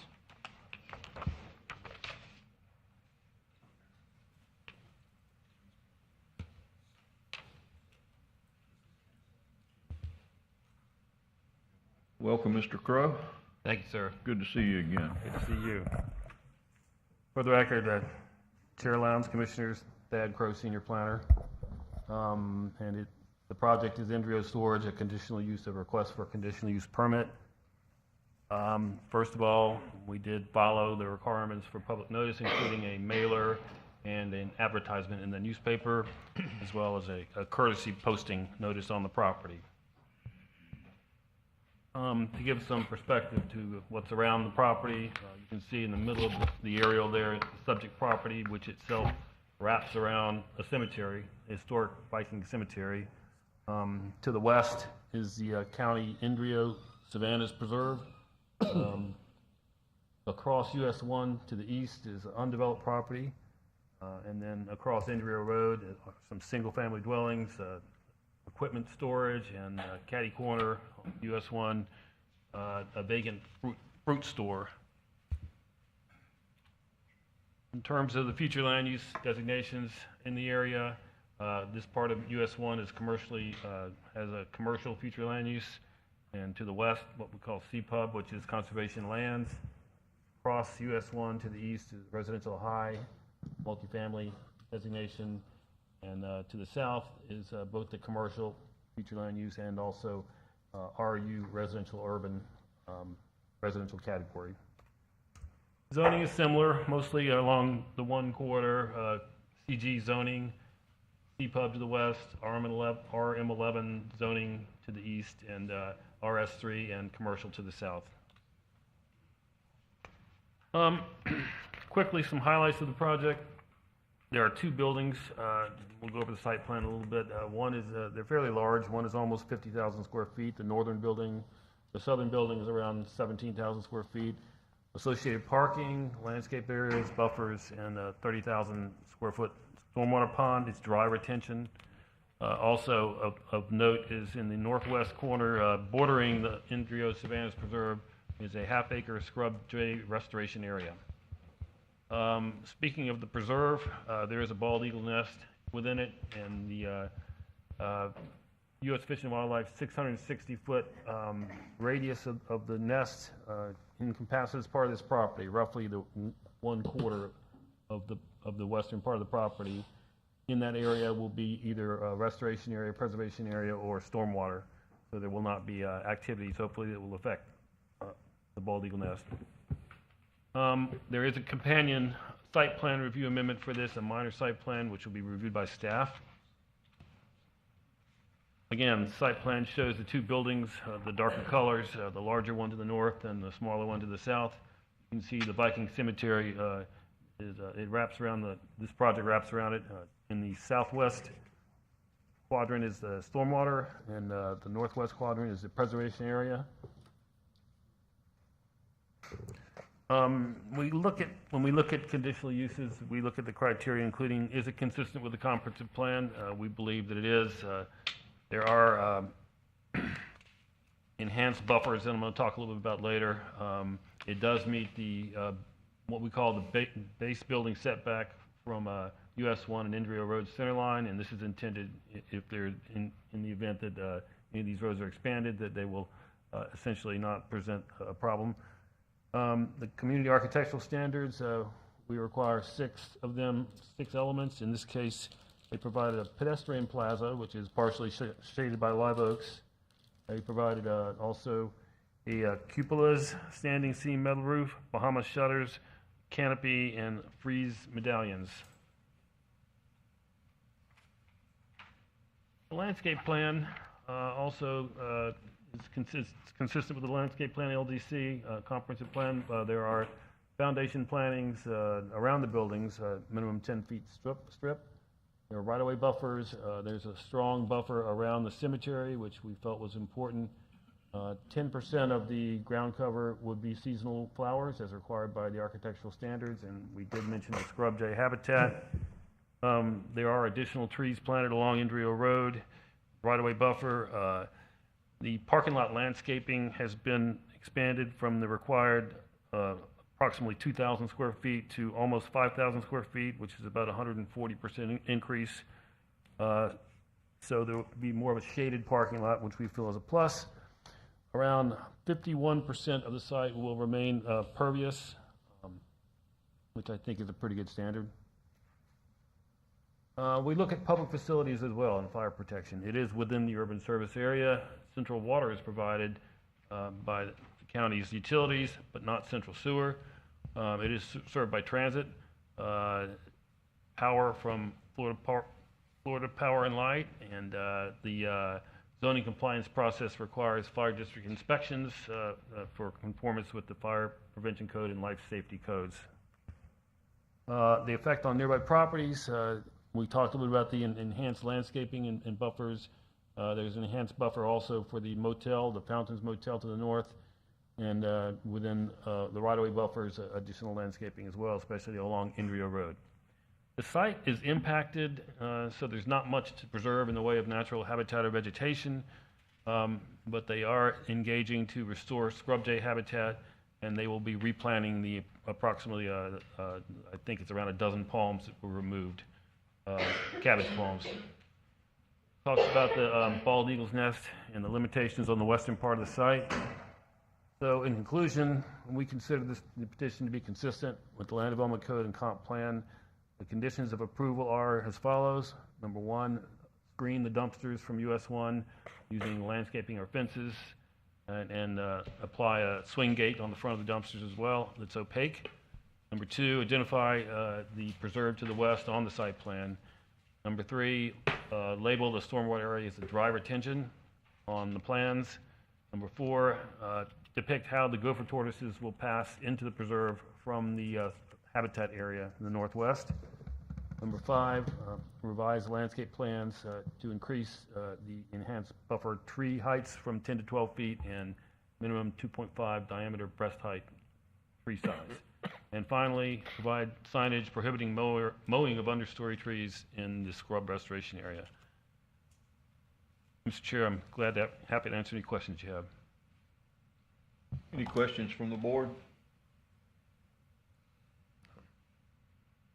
Mr. Crow, what is the sewer system there? Will they be using a septic system? Yes, sir. And their occupancy will be basically just an office? It will, I assume the applicant might have more information on this, but it'll be primarily storage. I assume there will be office facilities associated with this as well. And then bathroom facilities for the people that are coming or going in there at a time? That is my understanding. I'd like the applicant to confirm that when he comes up as well. And here comes the applicant. Good evening. Good evening, Mr. McCarty. Mike McCarty, McCarty and Associates Land Planning and Design, representing Indrio US 1 LLC. Pleasure to be with you again. Thank you, Thad, for very comprehensive presentation. One correction, there is water and sewer at the corner of US Highway 1 there. So it will connect, and we will be required to connect. So you're not going to be on a sewer septic system, you'll be hooked up to sewer? Correct, municipal sewer, yes, Thank sir. you, Mr. McCarty. Yes, sir. This is very straightforward. It's a commercial corner. There could be far more intense uses for this corner. Those of you who have lived here for decades, when you get this far north, this part of US Highway 1 can look a little bit like Mad Max. So, somebody could say that this is a huge improvement to this segment of US Highway 1. You saw the architectural elevations. They're a far improvement to anything down there, and not to hurt anybody's feelings that might own a building down that end of US Highway 1. But we demonstrated compliance across the board with the Land Development Code. We've gone above and beyond those minimum requirements as staff indicated. And I just want to remind you that there are special criteria that you're required to take into consideration, and that the applicant, it's our burden to demonstrate compliance with. And once we demonstrate that compliance, we shall be permitted for this use. So I just want to kind of review that with you. Consistency with local code and comprehensive plan. Staff has reviewed our application and determined that yes, we are in compliance. Effect on adjacent properties. The proposed conditional use will not have an undue adverse effect upon nearby property. 2, the proposed conditional use is compatible with the existing or planned character of the neighborhood in which it would be located. It does and is compatible.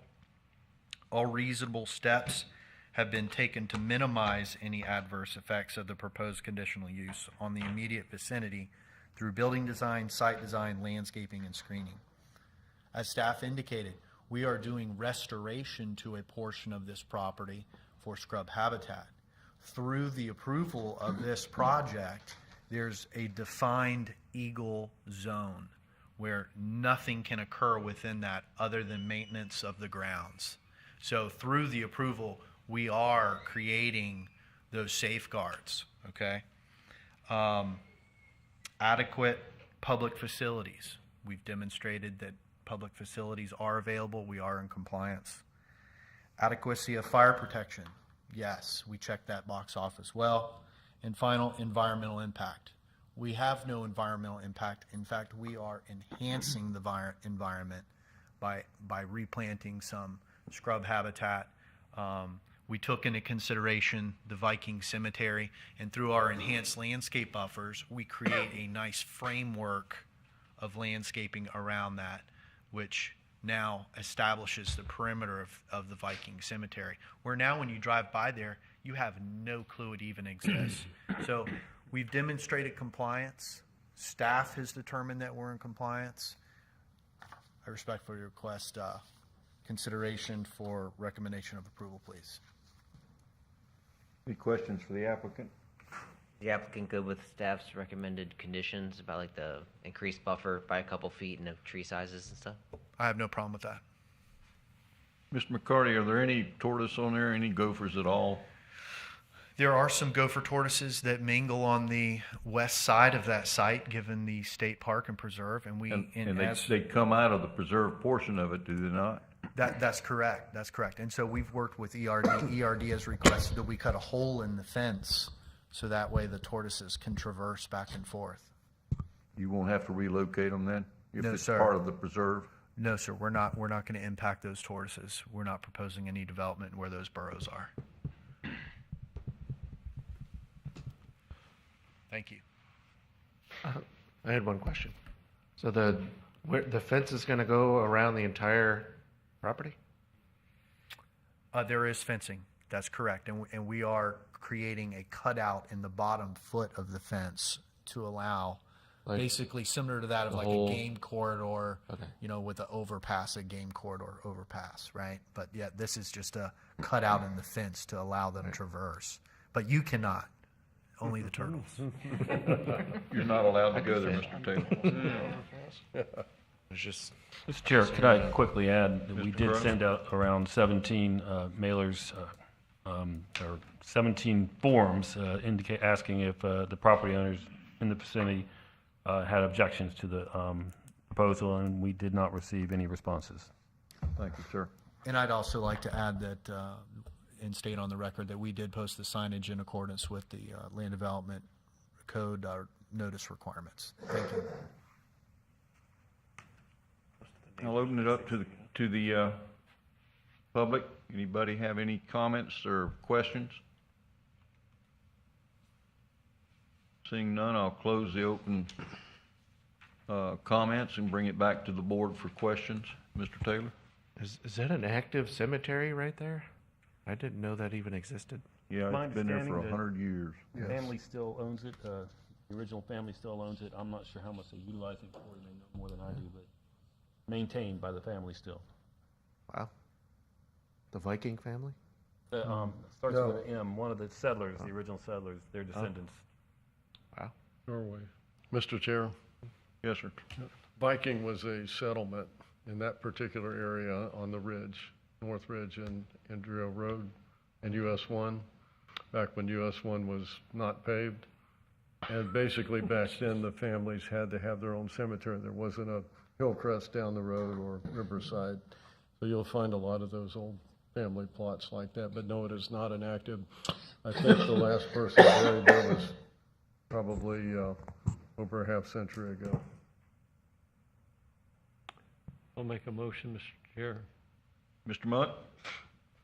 After considering the testimony provided during the public hearing by staff and the applicant and the standards of review set forth in section 11.07.03 of the St. Lucie County Land Development Code, I hereby move that the St. Lucie County Planning and Zoning Commission recommend that the Board of County Commissioners approve the proposed conditional use permit because it conforms to the standards of review as set forth in section 11.07.03 of the St. Lucie County Land Development Code and is consistent with the county comprehensive plans, goals, and objectives and policies.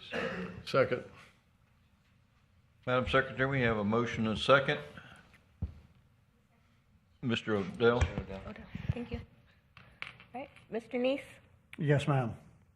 Vice Chair Benner, Yes, ma'am. Mr. Taylor, Yes, ma'am. Mr. Odell, Yes, ma'am.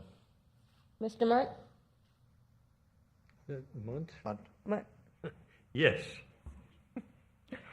Chair Lowndes. Yes, ma'am. Mr. McCarty, thank you. You know what the procedure is. Thank you, sir. Staff, I'd like to thank you all. This is one development to me that doesn't look like a VA hospital. I think we're getting somewhere. Thank you, sir. Appreciate it.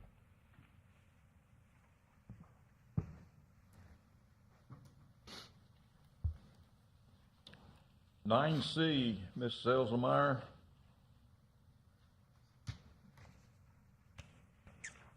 No, Jenkins. How are you, dear? Good evening, Chairman Lowndes and members of the Planning and Zoning Commission. Good evening. It's Irene Settlemeyer, Senior Planner with the Planning and Development Services Department. This agenda item is the amendment of the Land Development Code regarding the Jenkins Road Area Plan Road and Trail System. So the Jenkins Road Special Area Plan, it covers about 1,700 acres. It's been the focus of a lot of interest in development activity, given the primarily proximity to I-95 and Orange Avenue interchange. And the Board of County Commissioners, in recognition of the lack of a roadway network in that area, in 2015 adopted a special roadway plan. So as currently adopted, this is Map A, the required internal road system. The amendment that we're proposing this evening was triggered by the Eagle Bend Plan Unit Development. We heard that, you heard that back in November, And the recommendation for approval included a condition that this roadway network plan be amended. Otherwise, the preliminary development plan would need to be revised. So the primary recommendation is with regard to Avenue Q, which is from Jenkins Road over to Angle Road, and also you'll see a change in this Avenue G.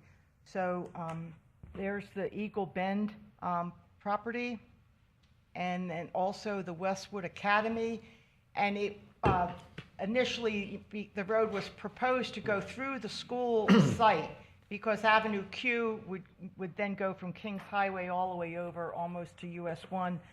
Because this was not feasible to have the roadway go through the school property, it became less important for a robust road to go through the residential neighborhood that's proposed. Changing the alignment or eliminating this segment of roadway also will save the county some money, because constructing that roadway, the developer would be eligible for road impact fee credits, and it also helps us protect some wetlands that are located in this area. So here's the a conceptual plan of the school property, and you can see how Avenue Q is here, so it would have gone right through their property. The current school siting standards don't want the schools surrounded on all sides by public roadways. So this is the proposed map A. You can see now Road Q ends here at Jenkins Road, and it will no longer continue over to connect with Avenue Q at Angle Road. But Road G, which formerly terminated at Jenkins Road, will now be continued over to Road A. The other change would correct a small Scrivener's error in the text of the code, where it talks about Jenkins Taylor Dairy Road going from Orange Avenue to Orange Avenue. Well, it goes from Orange Avenue to Angle Road. So the text will also be modified to provide for Avenue Q only between Jenkins Road and Kings Highway. And that concludes my presentation on this, and I would be happy to answer any questions you may have. Board, questions for Ms. Settlemeyer?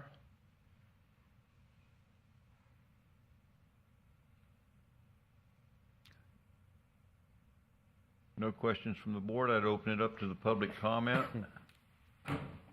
Mr. Curry. Good evening. For the record, Brad Curry with EDC, representing the applicant. This is part of that Eagle Bend PUD that was recently approved by the Board of County Commissioners. This is just a cleanup to match the roads that were approved as part of the PUD. Be happy to answer any questions that you have. Mr. Curry, you don't have a problem with the changes? No, sir. Being we affect like the your changes. development? Yes, sir. It reduces the overall cost of development, and the neighborhood where Road G is going to be now, there's two separate neighborhoods there. They're going to have private roadways that act just like Road G. So with Avenue Q to the south, that provides that access all the way from Road A all the way over to Kings Highway. There didn't appear to be another need for another east-west roadway. So we are in complete agreement. So your development will eventually have access to Road G as this print shows? Yes, sir. And Jenkins, and Angle, and Road A, and all And of Road them. Q? And Avenue Q, yes, sir. Thank you, Mr. Curry.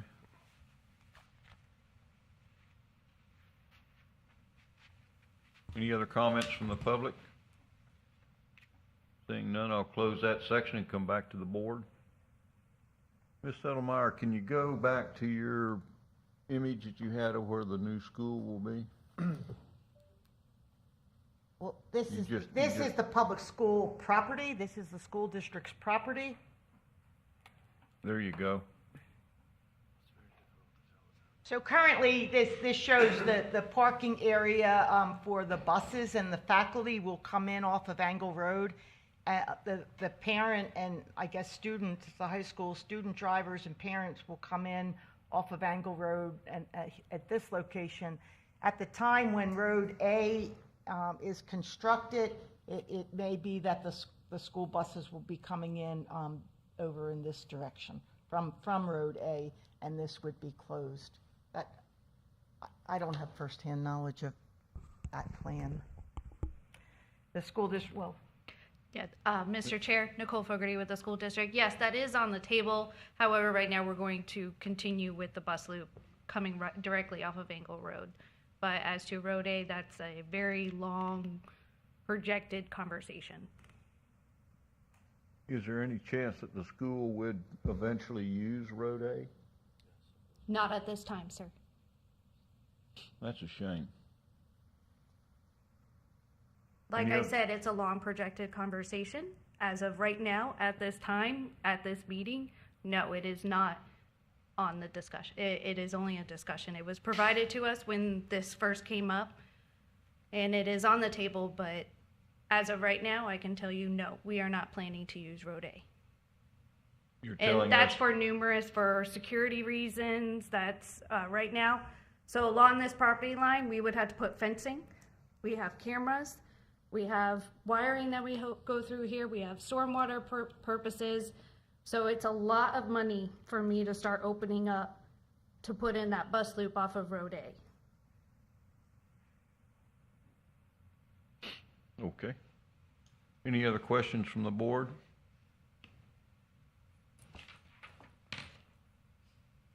Board, motion's in order.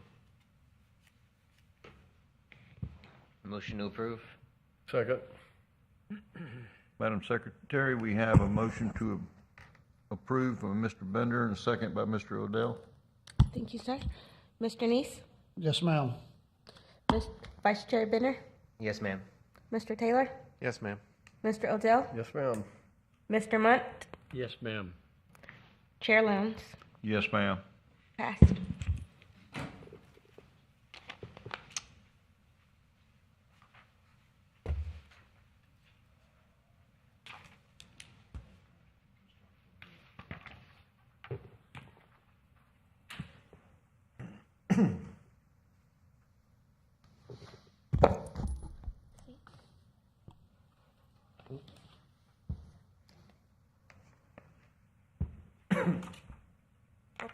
Wrong one. Number 9D, Ms. Settlemeyer. You're busy tonight.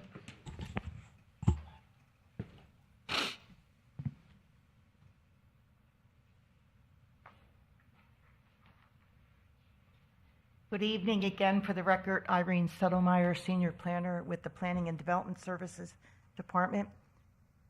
This agenda item is a public hearing on the proposed amendment of Chapter 3 and Chapter 4 of the Land Development Code, specifically with regard to codes that are applicable in the towns, village, and countryside overlay. This public hearing was continued from the December 14th, 2023 meeting of the Planning and Zoning Commission. Amendments are proposed to the TVC code to allow the Bedner Farms preliminary site plan to be approved. The Bedner Farms preliminary development plan is in this 178 acres north and east of the interchange of Indrio Road and I-95. Some of the amendments with regard to lot types and the street network will apply to all planned retail workplace zoning districts that are proposed in the TVC. The other amendments that we'll describe tonight will apply to all single-family or almost all single-family residential development, including townhouses in the towns, villages, countryside overlay. So this is a simple and desired amendment that it provides that all streets in the future street network plan will be publicly dedicated. This clarifies which streets the county will be responsible for assuming ownership and responsibility for maintenance. It's a question that often comes up because in the TVC, all the streets are intended to be open to the public. The county doesn't want to assume responsibility for all those roads, so those that are on the future street network plan will be dedicated to the county. This is another simple change that just eliminate the requirement in the planned retail workplace zoning district that alleys are required in the center transect zone. They will remain mandatory in the core transect zone. They will still continue to be encouraged in the center transect zone, but will no longer be mandatory. So now switching to the standards for residential driveways and garages. We have amended the code to state the intent of the provision, and that is to protect the quality of the streetscape and walkability in residential neighborhoods. The big change is that currently the code requires townhouses and detached single-family dwellings to locate the parking in the rear of the lot for access by an alley. While that arrangement can result in a beautiful streetscape and very walkable residential neighborhoods, it can add expense to the project, and our staff's experience is that developers are fairly consistently expressing resistance to that. So as a means of compromise, some modifications are proposed. So I'll emphasize that rear-loaded alleys will still be encouraged, but they will not be mandated for detached single-family dwellings.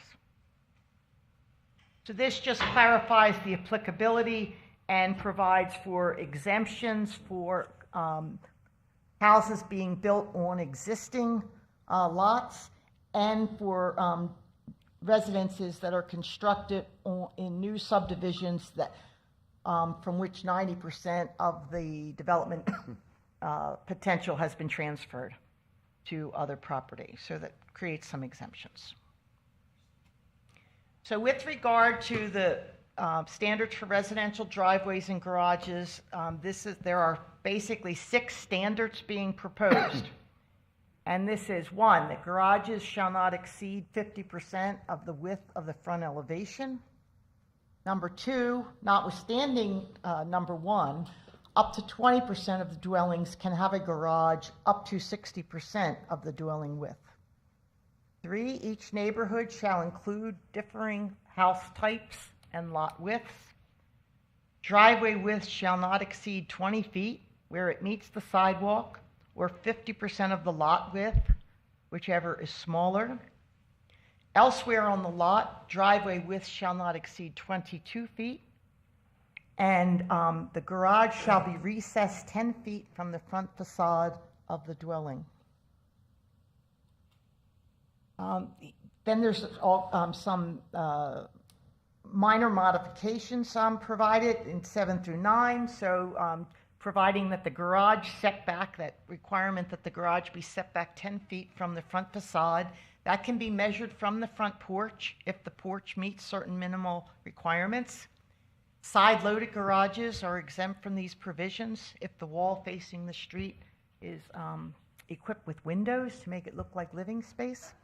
And of course, there are no limitations on garage or driveway size or width relative to the lot or the dwelling if that driveway and garage are accessed from a rear alley. So those are the 6 basic standards, and then we're providing for the ability of the applicants to request some deviation and exercise some design flexibility. So as drafted, the deviations from these standards may be approved by the Board of County Commissioners upon demonstration that other proposed design features adequately mitigate the impacts of larger garages and driveways on the streetscape. I only have these words in green because that title wasn't there when I presented in December. I realized I broke it out and gave it a title.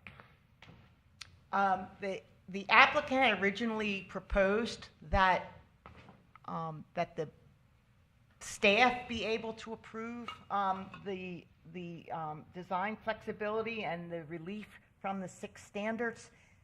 Staff had resisted that. We're afraid that, you and the Board of County Commissioners will be presented beautiful renderings, and then when final site plan comes around, staff will be pressured to allow maybe a lesser quality, and that would be never ending.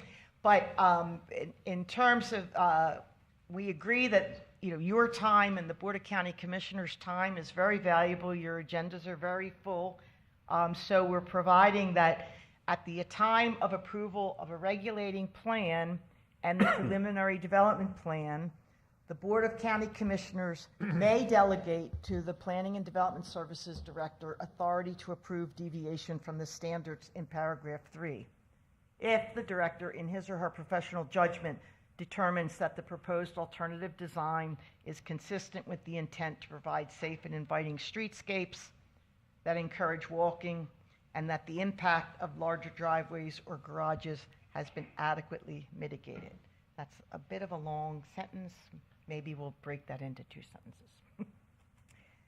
So some of the alternative design options include, but are not limited to, the following. A commitment to provide a minimum percentage of dwellings within the neighborhood that have a 1-car garage and or a driveway that does not exceed 12 feet in width. Provision of structured soils or modular suspended pavement system, which is designed to meet the needs for water, soil, and oxygen for the roots of mature trees while still supporting the weight of heavy vehicles. Providing additional shade trees on individual residential lots beyond what is required by the code. Providing wider sidewalks than what is required by code. Providing a boulevard street section with shade trees and pedestrian pathways in the center median that is at least 30 feet wide. The boulevard, you may recall that in the TVC code there are specific street sections, and boulevard is one of them, and it has a 30-foot landscaped median. So this is just recognizing, but if you provide a pathway, then perhaps that would be a way to mitigate the impact of the driveways. Providing a second floor over the garage with living space and windows overlooking the street, including accessory dwelling units, brick pavers or other improved hardscape materials for the driveway. Providing 2 separate garage doors for 2-car garages rather than 1 larger door. Providing some lots in the neighborhood where the garage is located in the rear of the lot and accessed by a narrow driveway, and providing some lots where the garage parking is accessed from a rear alley. And that's, so not providing any one of these might not be sufficient. The applicant will be required to produce a cohesive plan and persuade staff or the Board of County Commissioners that if they are not meeting the basic standards provided, that the combination of these different design elements are adequately mitigating the garages and the driveways, and that the pedestrian environment is maintained. So the staff recommendation is that the Planning and Zoning Commission forward to the Board of County Commissioners a recommendation of approval regarding the proposed amendments to the Land Development Code, Section 3.0103GG and Section 4.04.04F, as presented here this evening and included in the agenda packet. That concludes my presentation, and I am happy to answer any questions that you may have. Ms. Edelmeyer, thank you. I have a- Questions from the board? Mr. Munt? Section GG, where it says that they could change lot types with the Board of County Commission approval. What are we talking about on changing lot types? Yes. Let me, so the TVC code provides different lot types, a retail lot type, a cottage lot type, a mixed-use lot type, and 2 of the lot types provided in the code are the highway service lot and the warehouse retail lot. And those lots differ from the other lots in the TVC code in that they provide more flexibility with regard to the size of the lot. For example, they can be much larger than some of the other retail lots, the highway service lot and the warehouse retail lot.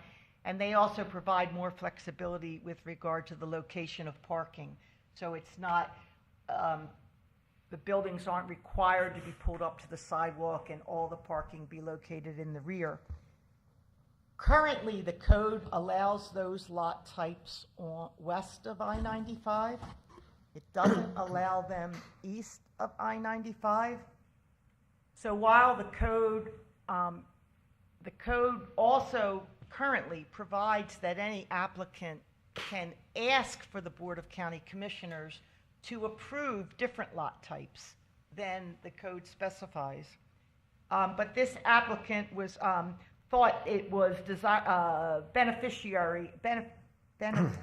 was a good idea to expressly provide in the code that the highway service and the warehouse retail lots are permitted east of I-95 in the planned retail workplace zoning district and not in the specialized district transect zone.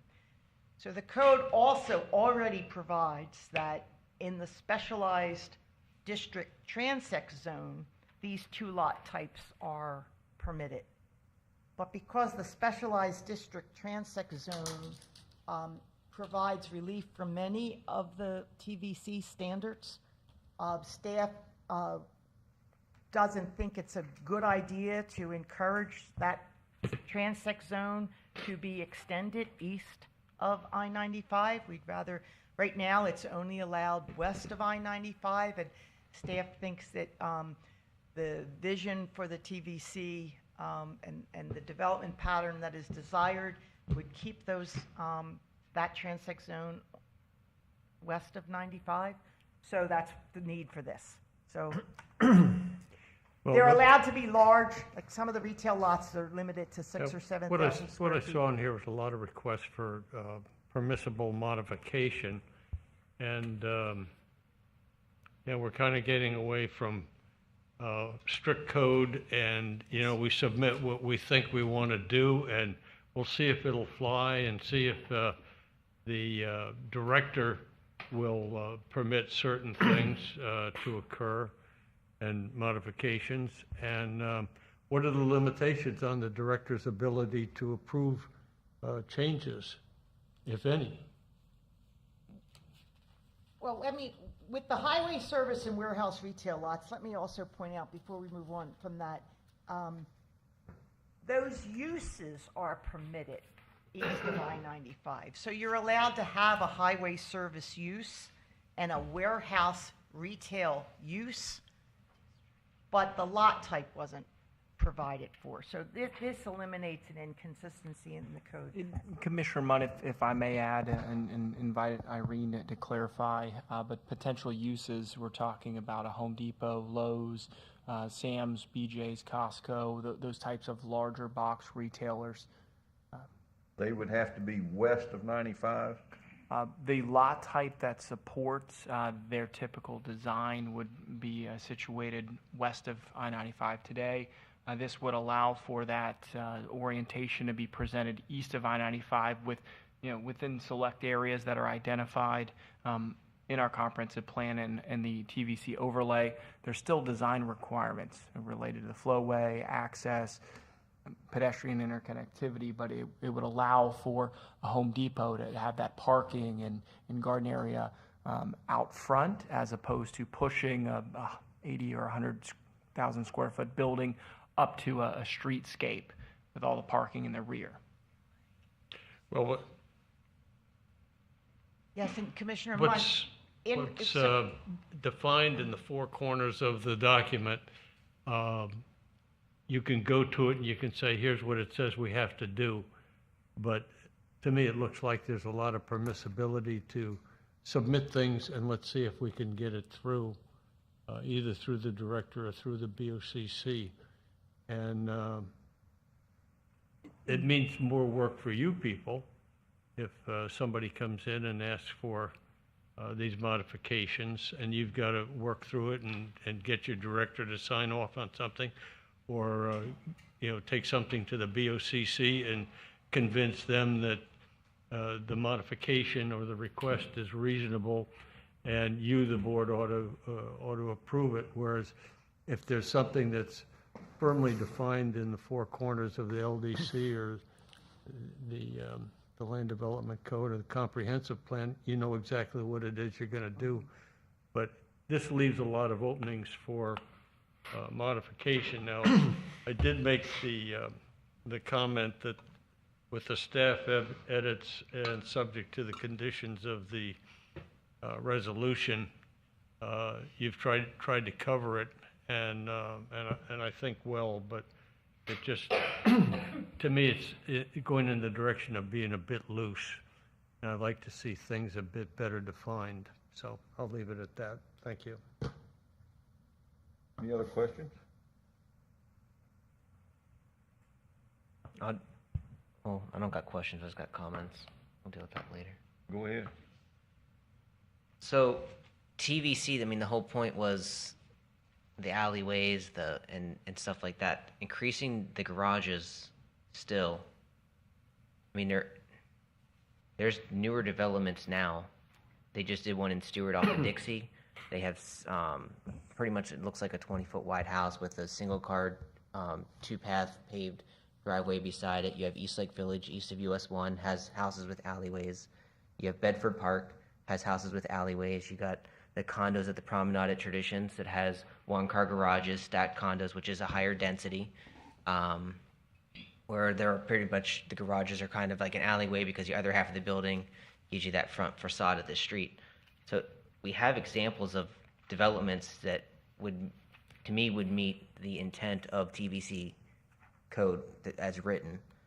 Doing this completely goes against, to me, what the intent of the TVC code is. So essentially, we're throwing it out. And with the design flexibility you guys built in with your wording, like Mr. Muntz said, it's literally just saying that if you make some concessions, which you gave examples but not limited to, then you can pretty much go outside of the lines here of the intent of the TVC code with whatever changes you want if the director agrees with it.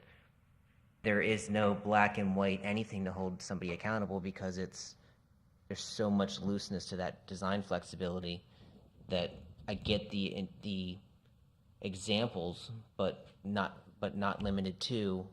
Anything could happen.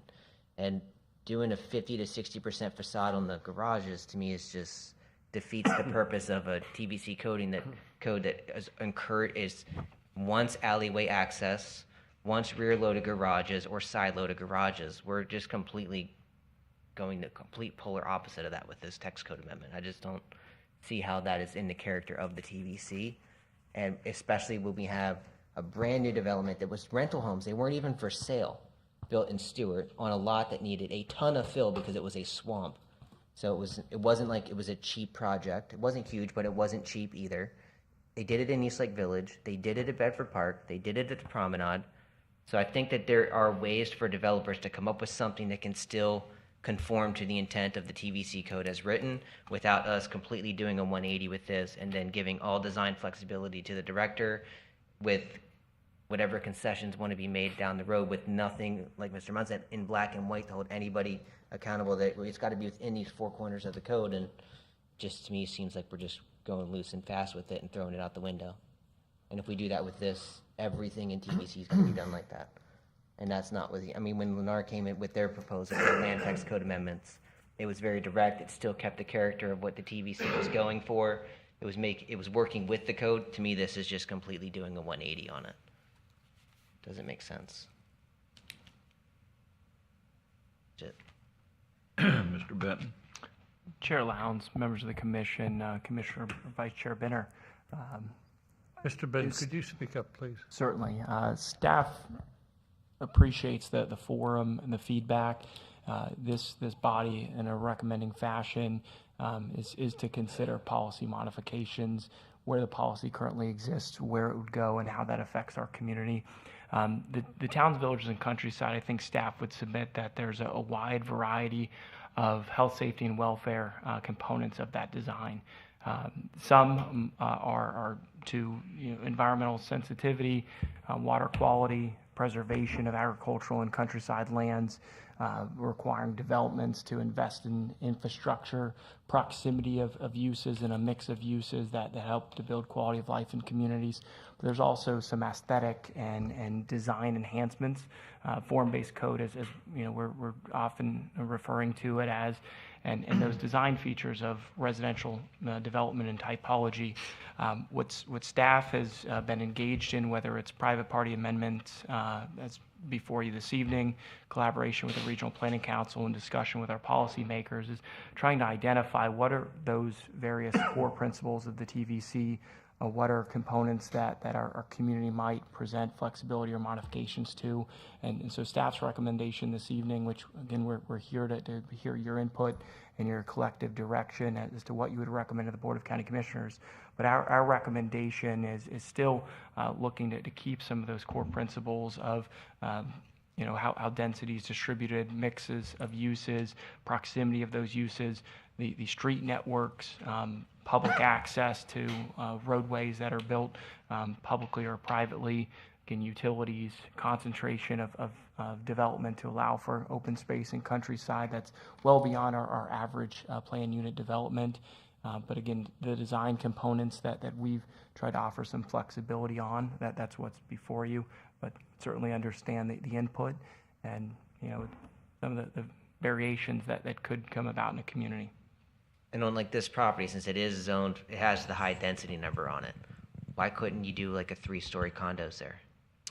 So the petition site, and that's the next item, this item in particular is related to the policy amendments that affect the project before you again this evening, and other potential projects. It's within an established pre-TVC mixed-use development district, so under the transfer development value map. Portion of the properties within a 9 dwelling unit per acre mixed-use district, the remaining within a 5 unit per acre. So yes, vertical development is a potential option. How that merges with a variety of commercial uses is, somewhat to the market, somewhat to the property owners and what they would propose. But the TVC would allow for mid-rise development units, vertical mixed use. So essentially a developer could go mid-rise, still get their densities, but also still conform to the current TVC code as written without expanding the garage scapes to 50 to 60% of the front facade and stuff like that. It's our understanding that could be achieved without the amendments. The feedback that we continue to hear as staff is the economics and the market considerations for achieving that at the price points. Then the living space above a garage. So one of the proposed concessions was if there was living space above the garage. Is that living space like a separate living space or just part of the, like if I build a 2-story house, obviously there's living space above the garage. It's not like I'm doing something extra. Well, we're trying to ensure that we don't have projecting garages where it's just a, some people call them needle nose garage or snout nose garage, where the garage projects closer to the street than the living quarters. But it depending on the overall design of the house, it could be that having living space above the garage could mitigate the visual impact of the garage and driveway. Yeah. It makes the garage a smaller part of the front elevation. Gotcha. Ed, along those lines, you also said, or in the document, it says that you're going to permit a second story on the accessory buildings on the property as well as an addition over the garage. Well, that's currently allowed by the code. In the TVC code, accessory dwelling units are permitted on any detached single-family residential lot. A 2-story? Well, it doesn't specify 1-story or 2-story. One of the traditional ways that small apartments have been provided is as a second floor on a detached garage. You know, there's a neighborhood in Austin. I'll just tell you a little story. My daughter lived in Austin for some years, and I visited her a few times, and there were neighborhoods there built in the 20s and the 40s, and small wood frame cottages, beautiful detached garages, and most of those detached garages in the rear of the lot, or many of them, have been converted to living space, sometimes just the second floor, sometimes the whole dwelling unit. So you fit that little accessory dwelling unit in while the neighborhood still feels very much like a single family neighborhood. You get the increased density without feeling like a multifamily neighborhood. Anyway, it's one way of providing affordable housing. It's one way of accommodating the kid who graduates from college and comes back home and has a place to live. It can serve as a guest house, or it could be a rental unit. So that's permitted in the code now. We haven't had any developers propose to do that. You do have to, you know, to have a detached garage, you have to provide a little bit of a wider lot, a bigger lot. We would love to see some proposals with larger lots, so that maybe if someone wants to add a room later, or maybe not have a garage initially, but later they have more funds available, that now we build the garage, or they have another child, or grandma wants to come live with them, that they have some room on the lot to accommodate some modifications of the homes. With the small lots that are pretty consistently being proposed, there's not much room for that. If you need a bigger house, you need to move. If it's an accessory building and we have a second floor added to it, is it a possibility that there could be 2 units within that accessory building then? One accessory dwelling unit per residential lot is permitted. Okay, it's a single accessory building, but could more than one apartment be created? One dwelling unit. So the ground floor could be. All right, it's a single dwelling unit then. Okay. Right, and it's the principal dwelling unit and one accessory dwelling unit. And a dwelling unit maximum is how many people? It would depend on lot size and house size. Commissioner Munt, the county's land development code defines a single-family dwelling unit as no more than 6 unrelated individuals. Okay, so you could have an accessory unit, and you could have 6 unrelated people living there? No. I mean, if you had, the accessory dwelling unit has to be smaller than the principal dwelling unit. I'm talking about how many people are living in the accessory unit. It would depend on the size. There are building code standards with regard to the minimum size of a bedroom that's occupied by one person and the minimum size of a bedroom occupied by 2 people. Well, that's what okay. You're asking for a second floor to be permitted over garages. And also in the same sentence or paragraph or shortly thereafter, you've got a second floor now being permitted in accessory units or dwellings. How many people could live in that unit? Now, you're telling me it depends on the size and all that sort of thing. But what I'm concerned about is, could those units be rented out? Yes. Okay. Yes, that is the intent. And could you have a first floor rental and a second floor rental? No. Oh, if you were in a multifamily, if it was developed as a multifamily project, if it's a single family project, you're allowed 1 accessory unit. So it could be a garage on the first floor and a living quarters on the second floor.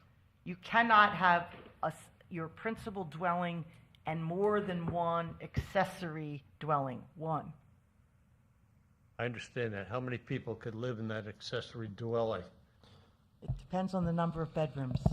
And Commissioner Munt, if I may add... And that's the vagueness of this is what bothers me.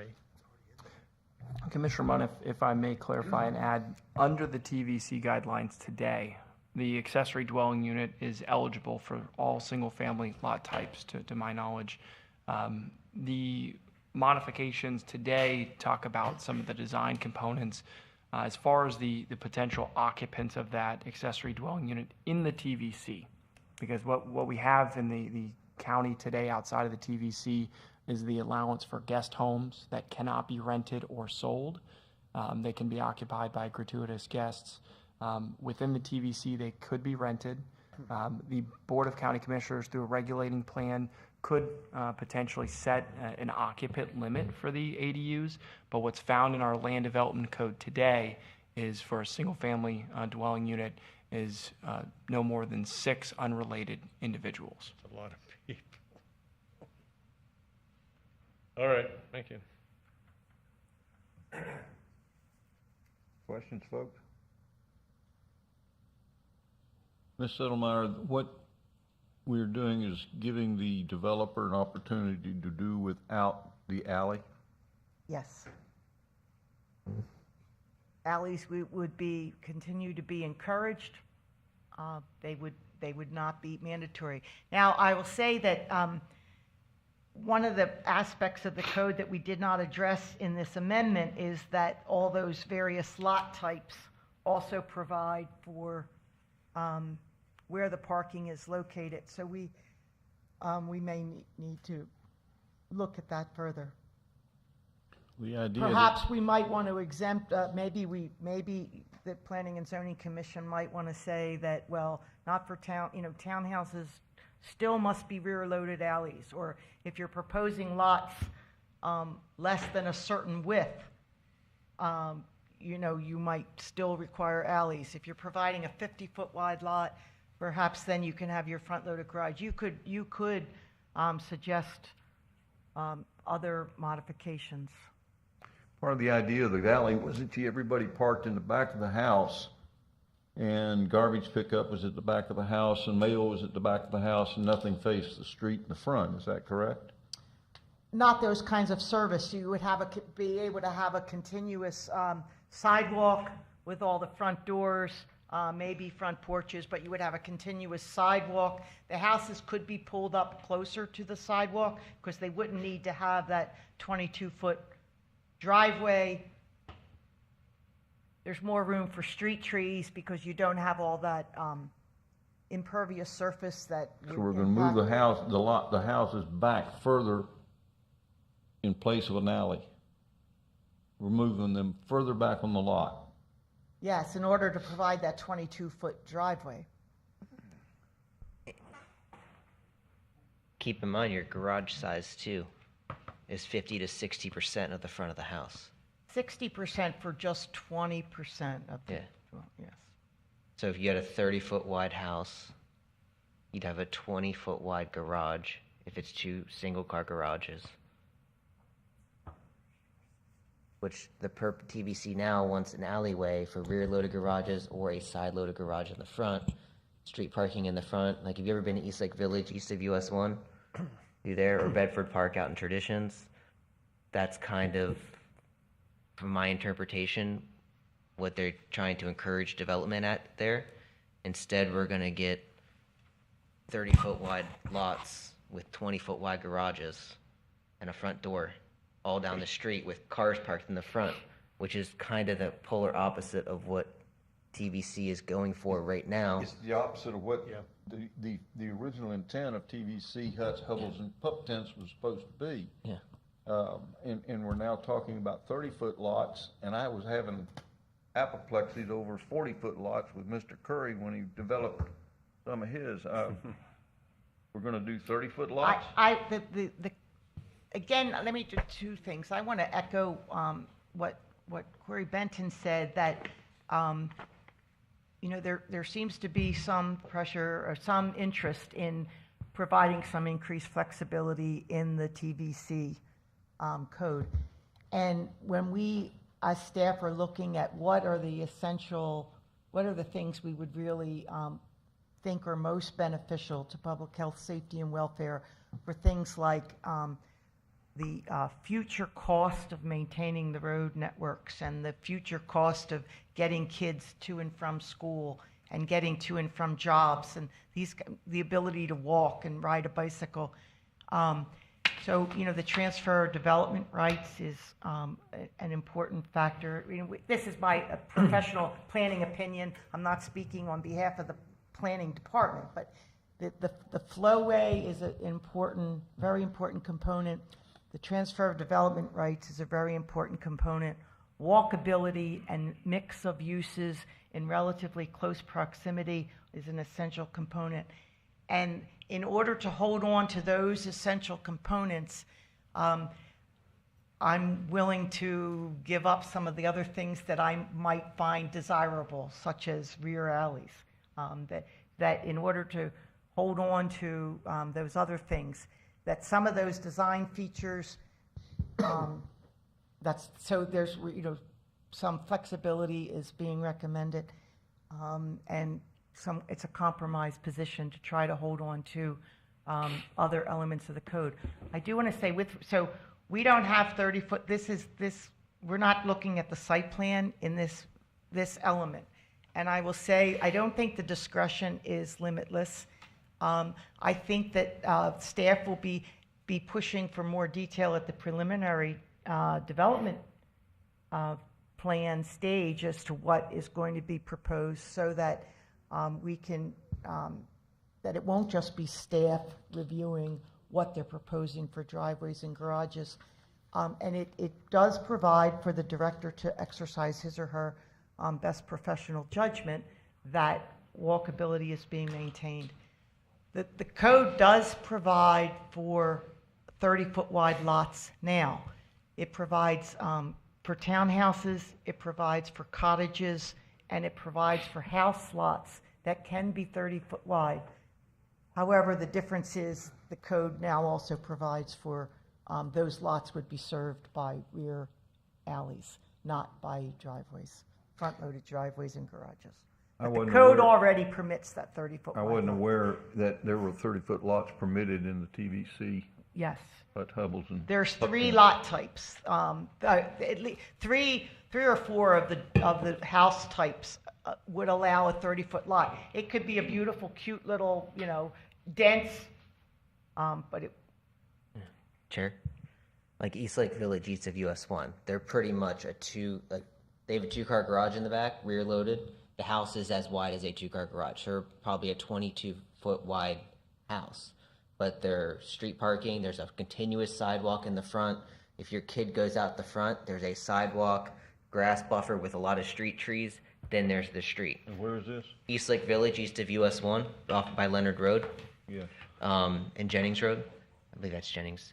But, so they were able to, they're 20-foot wide houses, but they all have front or L-shaped porches, rear-loaded 2-car garages. All the townhomes that are in there are rear-loaded 1-car garages, 2-story, 1,500 square foot. They're two bedrooms, 2.5 bath, or 3-bedroom, 2.5 bath townhomes. I believe they're around 1,500, but they're all rear-loaded. They're all in there. Kay Hovinian just went in and bought the rest of the lots. They're in there building single-family homes exactly like Kennedy was when they built that development back around '05. And it's for a 20-foot wide house. When it's rear-loaded like that is, to me, how this code was written. It was doable then. Kay Hovinian's finishing out all the undeveloped single-family lots now. There's a mix of condos, townhomes, and single-family in there, all rear-loaded. I mean, there's thousands. Rear-loaded access by an alleyway? All of them. Every single one. Garbage you still take to the front. Mail, they have community mail centers to pick your mail up, but all the cars go in the back. There is shared street parking in the front. There's even 3-story townhomes in there. There are 3 bedrooms, 3.5 bath, 2-car garage. And the square footage of those houses are what? They range between 1,200 and up, and then they also have, as she described, a rear detached garage on the perimeter single families, and some of those rear detached garages have an auxiliary dwelling unit above it that they could use as a rental property, I guess. And then some of them actually connected the house to the garage up there as well for more square footage.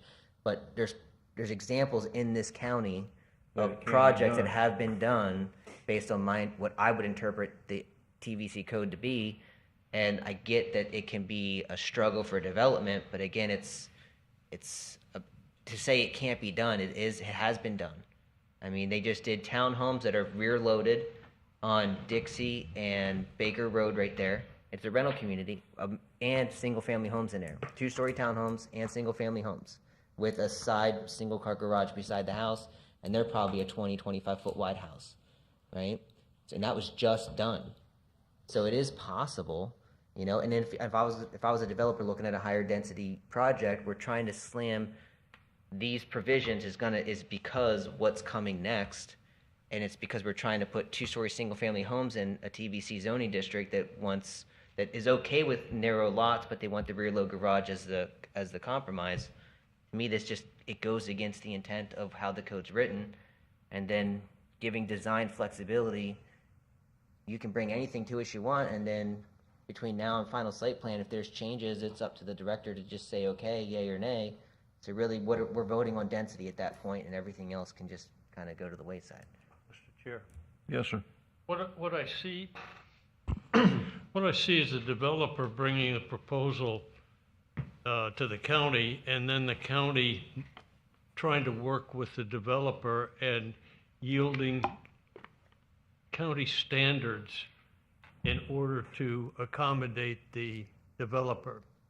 Because he doesn't want to spend any more money. Rather than the county saying, these are our standards, we spent $1 million and more and 3 years or more to develop this, and now we're going to throw the baby out. We're going to say, hey, show us something and we'll talk to you.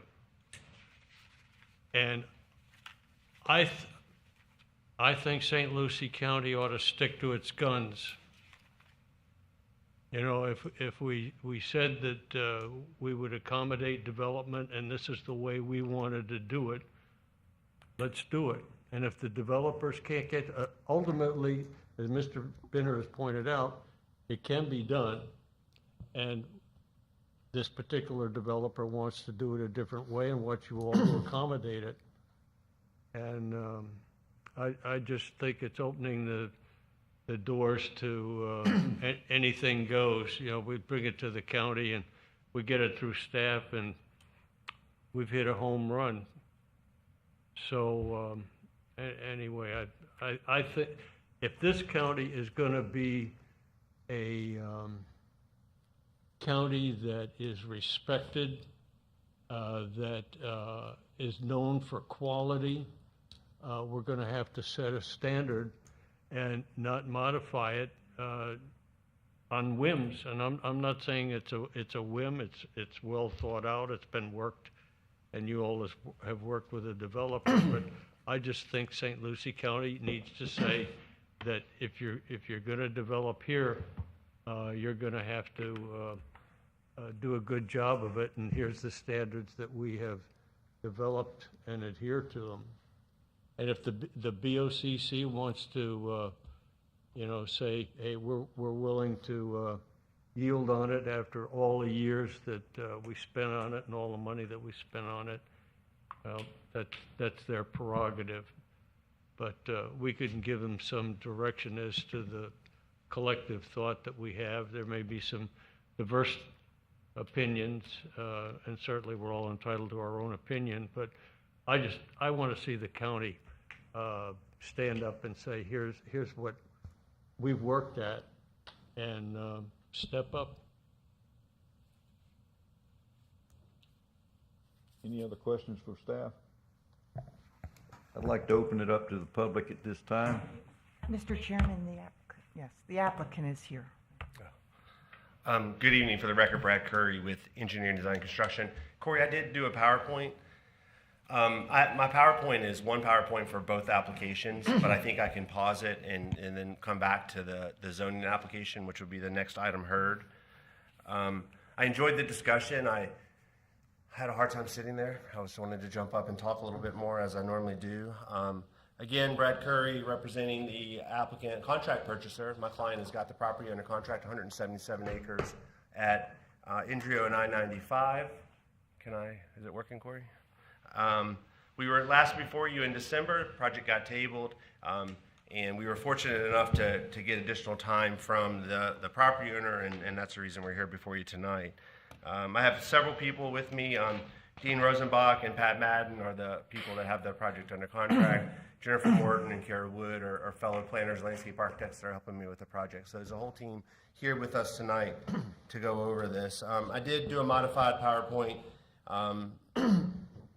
You know, we did a lot of discussions since the last meeting in December. We met with staff. We've been meeting with members of the County Commission, and we really feel like the project that we presented in December is still the best project for this property based on a couple of many reasons. You know, our intent with this project is to follow the TVC, believe it or not. Based on y'all's discussion and based on what you just talked about on the code amendments, you would think that we were gutting the TVC. We are simply making changes to where the garage is located. Commissioner Munt used the terminology of throwing the baby out. I think it's throwing the dirty diaper out, is what I would say. Keeping the baby and throwing the dirty diaper out. I have some questions for staff, Catherine. Can I ask staff a couple questions, just factual questions? Do you mind? It's the chair's meeting. It's up to the chair whether the Mr. chair. Chairman, I just have a couple questions of staff, if you don't mind, like 3 questions. Go for it, Mr. Curry. When was the TVC approved, Corey? When did it become effective? 2010. 2010. After So 14 several years ago. There was a progression of comprehensive plan amendments and then land development code amendments that implemented it. How many projects have been built for the TVC? Following the TVC requirements? Constructed, none. Minimal, if any. So Corey, you meet with a lot of people on TVC projects. I bet every day you have people calling you every day about TVC projects. Can you tell me what you think the #1 issue that people have when they come to you, and was there one thing that jumps out at you more than anything else? Obviously, you've narrowed it to placement of the garages. The secondary components have been the flowway and the how development rights or densities are arranged in the TVC.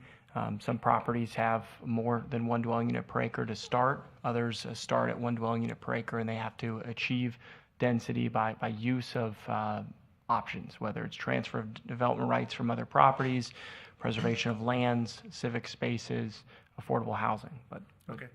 And Commissioner Benner, just the project that you referenced in Port St. Lucie, and I'm familiar with that property. We've worked in there, and that density on that piece is about 9 or 10 units per acre for the whole thing. So it's a little more dense than, just a little bit more dense than what we're proposing. So those lots are actually a little bit smaller. I think, as I said, our intent is to follow the TVC, and we think the discussion about the location of garages is very minimal compared to the overall what the TVC can do or what the intent of the TVC is. And we think our plan actually follows the TVC pretty well. And I wanted to go through it very quickly, and then we're happy with the conditions of approval. We have one small change, or not the conditions, the land development text amendment that staff presented tonight. We have one small change to make, and I'll get to that towards the end of my presentation.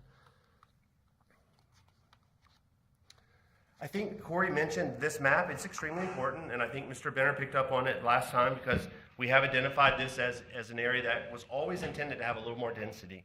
5 units to the acre in the dark red around the perimeter, and then 9 units to the acre on the lighter color in the middle. So this area was always intended to have a little more density. It is within the urban services area. I think I've sounded a little bit like a broken record. I've had a couple of projects before you guys over the last couple of months, and all of those projects, we've been inside the urban services area. We've had water and sewer in close proximity to those projects. We are not asking for an increase in density over what the land use says, and we don't have to do any very minimal roadway improvements. This county has approved projects in the recent past that are outside the urban services area or have been recently added to the urban services area, substantial water and sewer expansions and substantial roadway improvements that have to be done. That's not the case on this project. So just wanted to put that in for the record.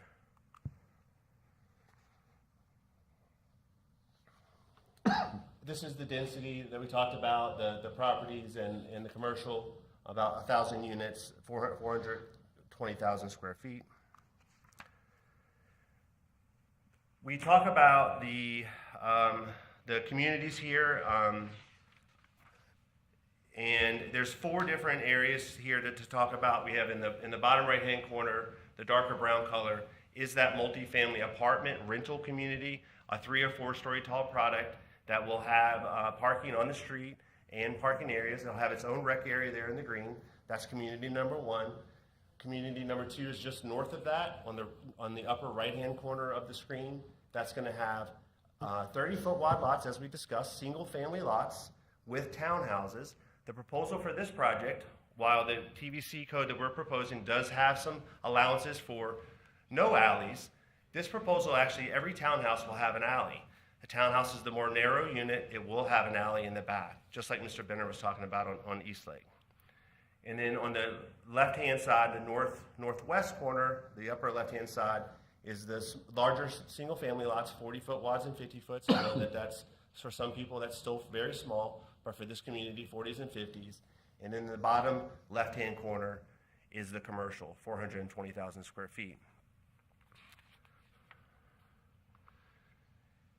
Like I said, 4 separate neighborhoods. It's really a true mixed use. It's connected through pedestrian connections throughout. I'll show that in a minute.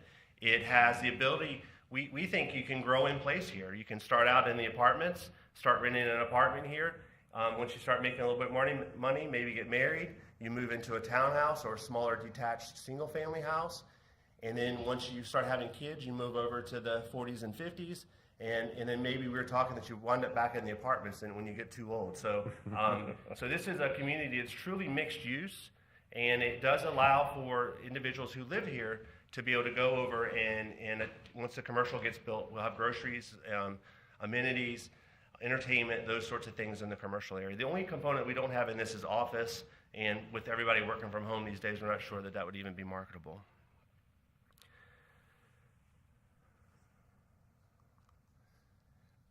This is an interesting slide. So this will be going as I'm talking here. All of the green lines represent pedestrian connections, public pedestrian connections that this community has. It's not a gated community. It's really, what's on your screen right now is unlike anything that I believe this commission has seen. I don't think you've seen a property like this. Most of the projects that you see are gated, have gates where you don't have the connections, they're walled off or fenced off. This has many connections throughout where the general public could, in theory, walk through this. They could walk from the northwest corner of the property all the way down to the southeast corner. They could walk around the lakes that are being provided. It is truly open to the public, unlike anything you've seen. These pedestrian ways, these walkways are going to look similar to what's on the screen today. They're going to be adjacent to lakes. They'll have landscaping around them. You'll be able to ride your bike, you'll be able to run. Anything that you would normally do on a pedestrian way. So I just took a couple snapshots of the text amendments that were being proposed tonight and just wanted to say that for the majority of them, we're all acceptable. The only 2 that we have issues or that we would like to change are conditions 3A and conditions 3B. The current text, the majority of the text references lot widths. And this is the one time, I believe, where it actually goes to the width of the front elevation of the house. I like consistency. I like things to not be questioned in the future when Corey and Irene and I are no longer here. I like it to be clear. I think it makes more sense to have everything referenced to the lot width. And so for comments for text 3A and 3B, we would be removing that last part, front elevation of the house, including the garage, and just call it lot for those 2 conditions, for those 2 text amendments. And again, the rest of them were completely acceptable. We have no issues with them.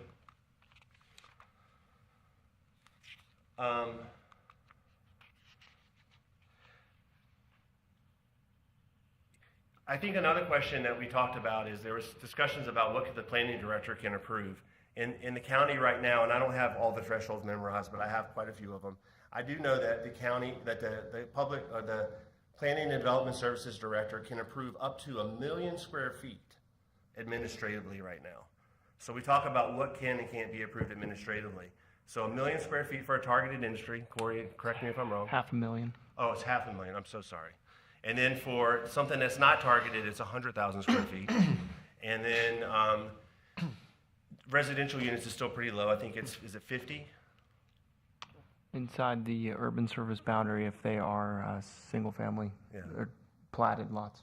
So the planning director has a lot of authority right now. And so whether he or she being able to provide the laundry, the menu board is what I call it, being able to switch out, having more garage versus having larger sidewalks, that sort of thing. I actually think that's less work for everyone. Bringing an item to this board and then bringing an item to the Board of County Commissioners is a ton of work for everyone. The administrative process, there's no question, is less work for everyone involved. They don't have to prepare agenda packages. They don't have to do public notices. There's a ton less work for something to be done administratively. I think there were some discussions about that. The continuous sidewalk, I love that discussion. We are proposing continuous sidewalks. Whether they're broken up with a driveway or not, there is going to be a continuous sidewalk on both sides of the street. These conditions, it's a mixture of housing types. I don't think we should go ahead and just put one type of housing through this whole thing. We were discussing the 4-story mid-rise, and we could get our density that way. We think a mixture of housing is one of the biggest things about this community that's going to be the biggest selling point, that you're going to be able to come in from apartments to small single families to townhouses to larger single families, and then have the commercial next to it. Just because we could build a high-rise on here, a 10-story, and I'm exaggerating a little bit, doesn't mean that it's marketable. That's the other part of this, is that we want to build something that's marketable and successful for this community. So again, in summary of just the text amendment portion of this, the only thing that we would like to change would be that the percentages would be of the lot width and not of the building facade. And I'd be happy, my team and I would be happy to answer any questions that you have regarding what I presented or the project. Questions, board? You agree with that? Commissioner Munn, I think our staff is maintaining our recommendation. Do you agree with what Mr. Curry just said, or is the document that you prepared, and there were two proposals in there, Mr. Curry's and the staff, and what Mr. Curry just said was, I believe, his proposal. Do you agree with it, or is what the staff in what you have recommended opposite what Mr. Curry had just presented? Can I just provide one clarification for you? We agree with what staff's proposed. The only change that we would make is the lot width instead of the facade width. So what we proposed before, we would just throw that out, and we like the way staff's presented, we would just make that one change. You want 30-foot lots? That has nothing to do with 30-foot lots. Yeah. The text that's before you tonight has nothing to do with 30-foot lots. The text amendment does not allow or disallow 30-foot lots. It has to do with the size of garages. Commissioner Munn, to answer your question, to address the commission, staff would maintain our position that percentage of the garage should be measured based upon the front elevation of the structure or home as opposed to the width of the lot. For instance, you could have a 50-foot wide lot with a 30-foot wide home. So that ratio. In what you have sent to us with conditions for approval is based on the width, the percentage of the width on the front. Of the front elevation. So that's what we have, and not what Mr. Curry is proposing. Mr. Curry is requesting that your recommendation integrate that change as a percentage of the lot width as opposed to staff's recommendation that it be a percentage of the front elevation of of the home. All right, thank you. Mr. Chair. Yes, Corey, ma'am. could you continue with your example there of the difference of the 50% width of a lot and then 50% of the facade? Yes. So if we had a development, and Irene has a slide, if the lot width was proposed at 50 feet, the application of a 50% or 60% ratio would allow for a garage exceeding 25 feet in width, whereas if the home itself is 30 or 35 feet in width and you apply that ratio, it's going to be a narrower garage.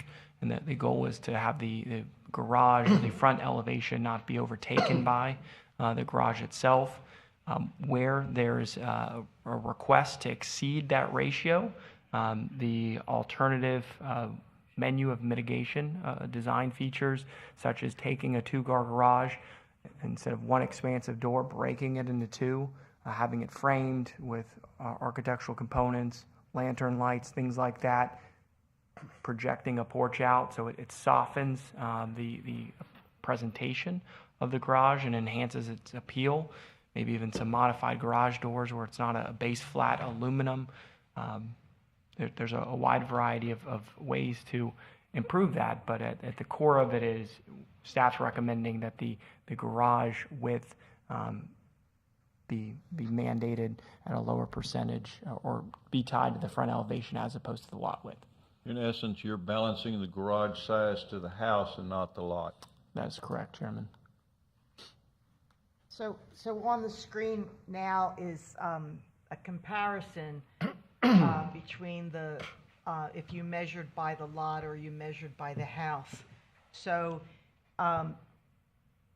measuring by the house, if you have a 30-foot wide, now I am specifically in talking about this 25-foot house on a 30-foot lot, I am referencing specifically this applicant's preliminary development plan. It wouldn't have to be that, but this is what they have proposed. So a 30-foot wide lot with a 25-foot wide house, the maximum driveway would be 12 and a half feet, or the garage would be 12 and a half feet wide. So it would be a one-car garage. And similarly, on a 40-foot wide lot and a 30-foot wide house, you would basically, I believe, a 15-foot wide garage would be a one-car garage.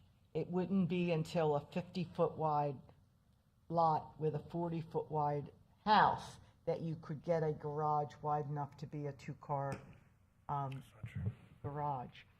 So,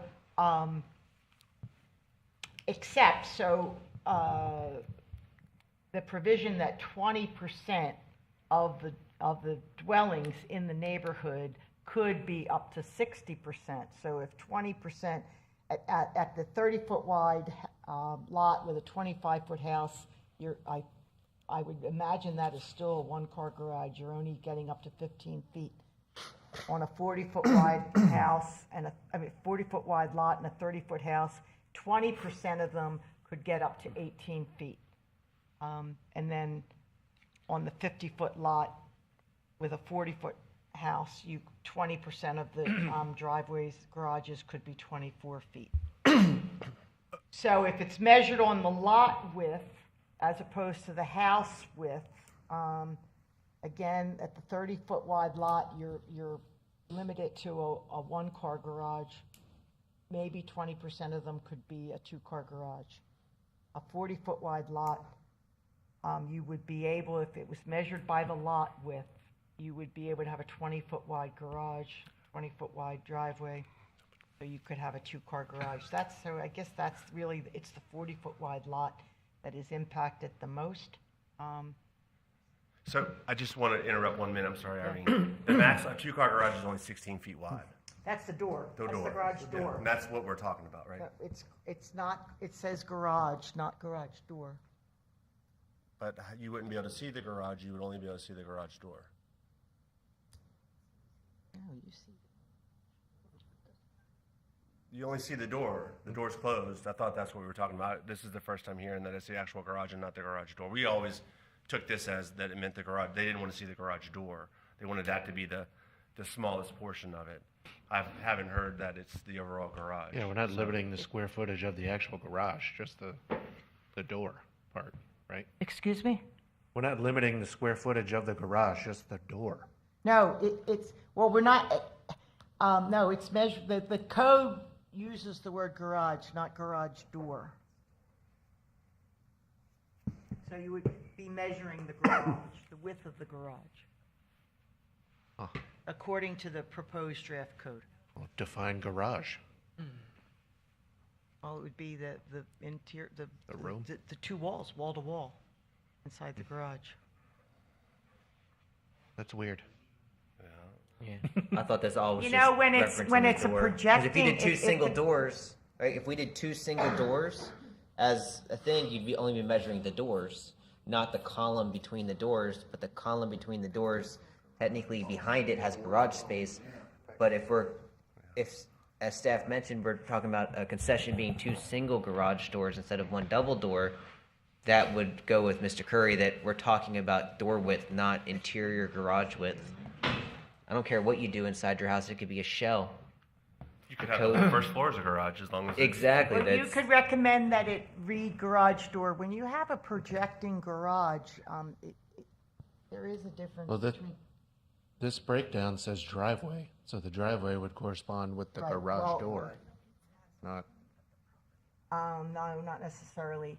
Anyway, this is, but Corey's pulling up the code. I could also, You can get in, but you can't open your doors.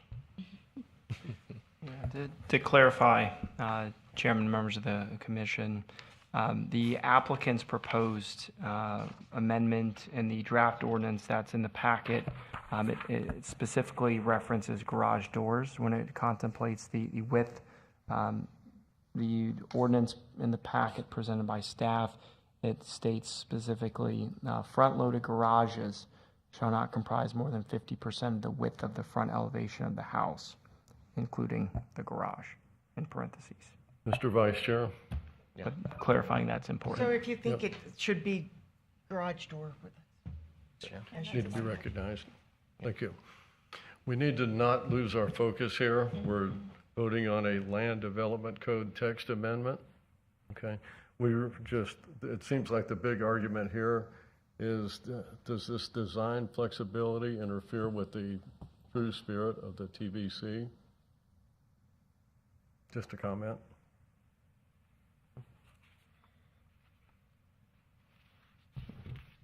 Are we discussing the language of the amendment though right now and clarifying the amendment? We're still asking questions of staff, and then we'll Okay. come back for discussion. Okay. Is there any more questions for staff? What's a standard size garage door? Single or double? I just Googled it. It said Anybody 8 to 9 10 to feet for 12 or single. 16, Or, 18. yeah, for a single, it'd be 10 to 12. Okay. That's the door. Yeah. Right. I'll be honest with you, I haven't never measured a single car garage, but I have measured my garage, and it's a 2-car garage, and the garage door is 16 feet wide. For a double garage door. I haven't measured the inside of it. We can fit 2 cars in there, but I don't know if it's 20. Usually they're about 16, and then a single can be 8 to 9 wide. Yeah, we had this issue with driveway width, with your car in the 2 cars fitting in the driveway, but you're stepping out into the grass because the driveway's too narrow. Mhm. It's the same situation with the garage. The garage door is smaller, but there's space on the side to open your door and store crap. So I think, yeah, we definitely need to clarify that, because I thought we were talking about doors this whole time, because the door is the part we don't want to see. The inside of the garage, who cares? Well, I accept this comment and the criticism from all of you. I think that the garage, depending on the style of the house and the garage itself could also, is an issue as proportional to the dwelling. But it's fine if we wanted to amend that to what the applicant has requested. It's easier to measure. Or just put it in the back and do whatever you want. Right.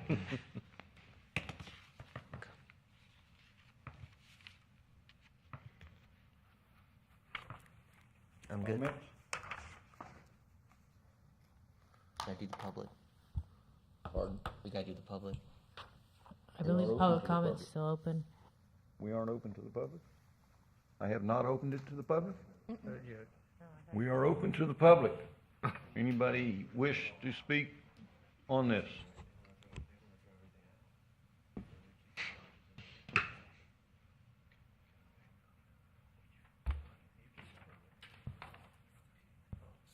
Seeing nobody, I'll close the public and come back to the board.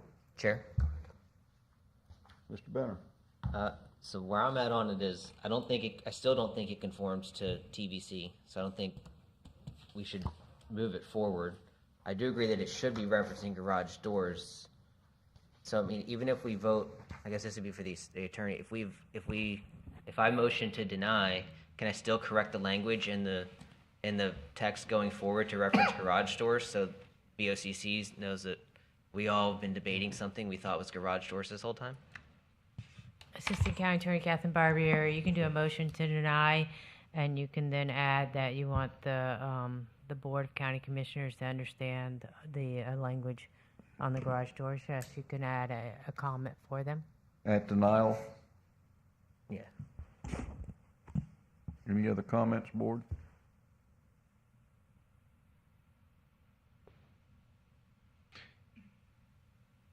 Mr. Chair. One of the heartaches that I have and confusion is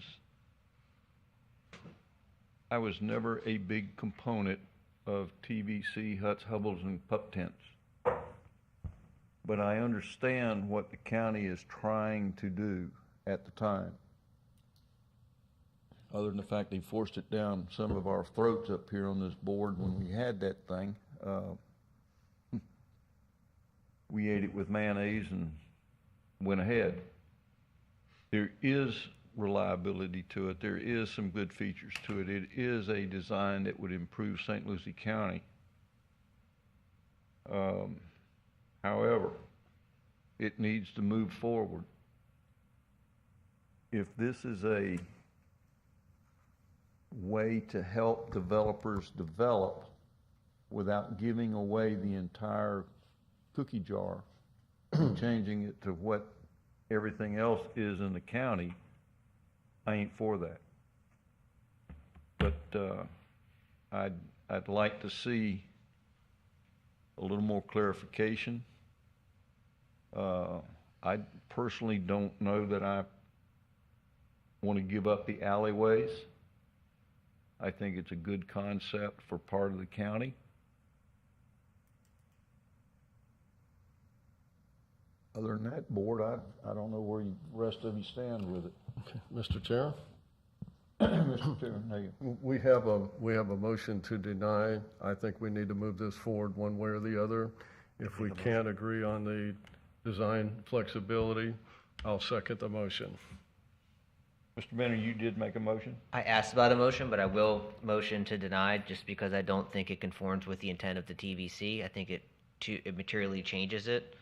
That area has not been an area of development interest really, and I think that by doing this, we're just lowering the standards of what the TVC set out for. I think that there can be better alternatives. So based off of that, I would motion to deny and put a note to the BOCC that we were referencing garage door width, not interior widths of garages on any discussion on this topic. Mr. Chair? Yes, sir. In the spirit of moving forward, I'll second. Under discussion of the motion, is there two parts to this request? One of them was to move the square footage east of 95 also. Was that part of it, Mr. Benton? Chair Lowndes, members of the commission, there's two items before you. This particular agenda item is the Land Development Code text amendment that has numerous components that have been discussed. This would be specifically for the Land Development Code text amendments, but that pertains to changes to the lot types in the PRW, some of the design standards for single-family homes, and other cleanup items, future street network clarifications. But not commercial zoning?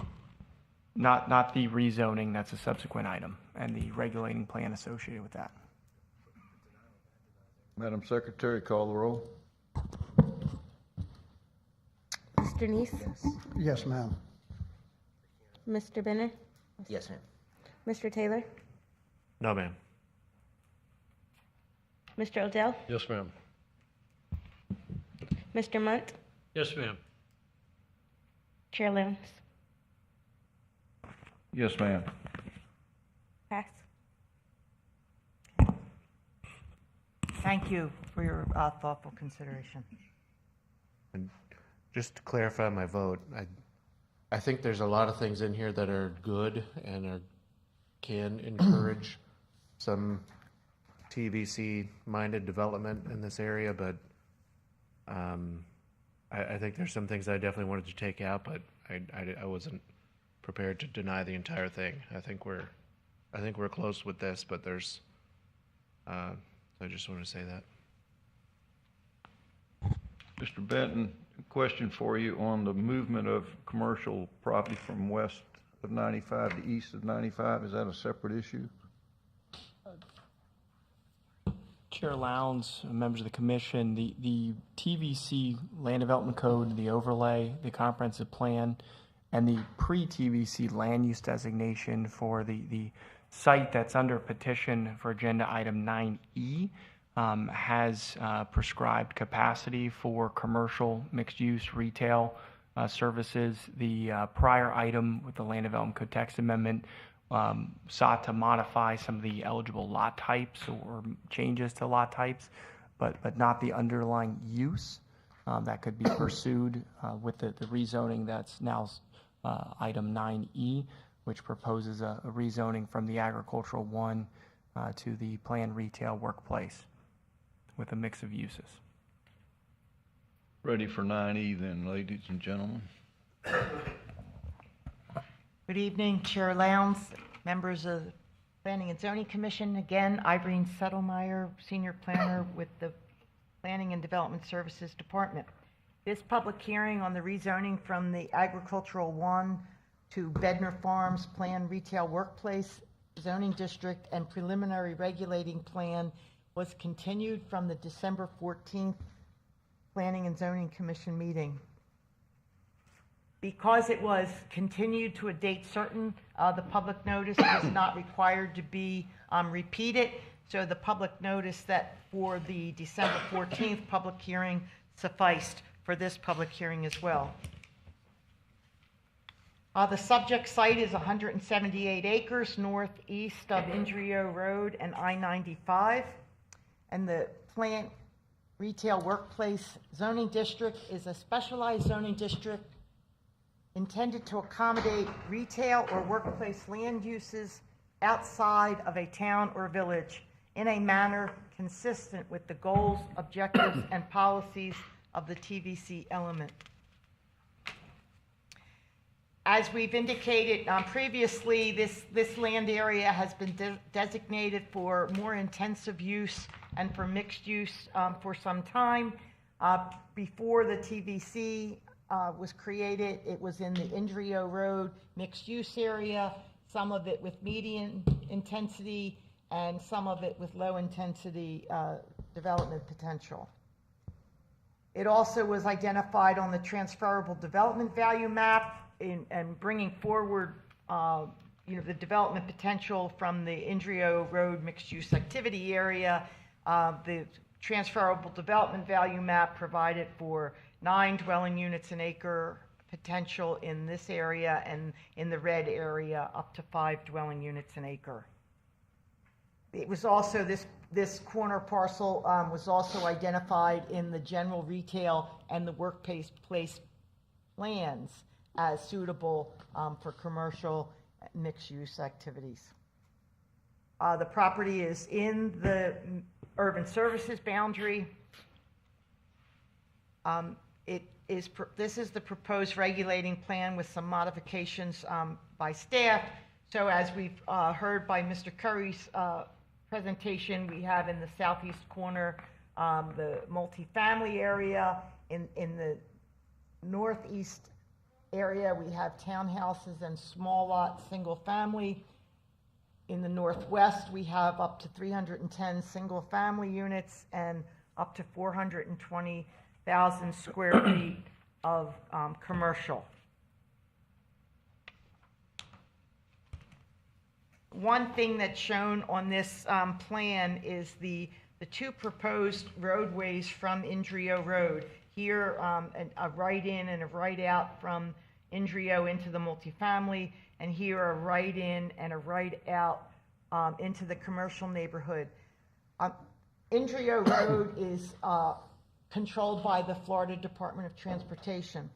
Our public works staff have consistently indicated no support for this access road at this point. We have encouraged the applicant to have the pre-application meeting with the Florida Department of Transportation to confirm whether this road will be allowed, where it's relatively close to this intersection and starting to be a part of the I-95 entrance ramp. But, so one of the conditions of approval is that, that be resolved before we present to the Board of County Commissioners. We need to know whether Florida Department of Transportation is going to allow this roadway. So one of the things about they're proposing up to 1,090 units. Those 1,090 units are provided for with the density as it exists on the property now. They did not need to acquire or do not need to acquire any development rights from any other properties. So we have a traffic impact analysis that estimates that the gross trips will be, daily trips generated from the project at build-out will be 25,262. Gross trips, the net trips will be less than 22,000. We, as you may know, we use a third-party engineering firm to review traffic impact analysis. We have the last review of the traffic impact analysis has requested some additional revisions to the traffic impact analysis. We do not yet have those. But at the final development review, that's when concurrency must be demonstrated. So we're comfortable with moving forward. So here again, talking about the public facilities and public services. So there's two questions that have to be answered for every request to amend the zoning atlas. And will the rezoning result in demands on public facilities and services? And will those demands exceed the capacity of the public facilities and services? So with the application, we have a concurrency deferral affidavit. So concurrency will have to be demonstrated at final site plan stage, not at the preliminary development stage. At final development plan approval, the applicant will have to prove that or demonstrate that the level of service for all these public facilities and services is met by the development. So when the Planning and Zoning Commission approved a motion at the December meeting to continue this item till December 14th to today's public hearing, there were a couple of issues that the motion identified as relevant or needing further attention.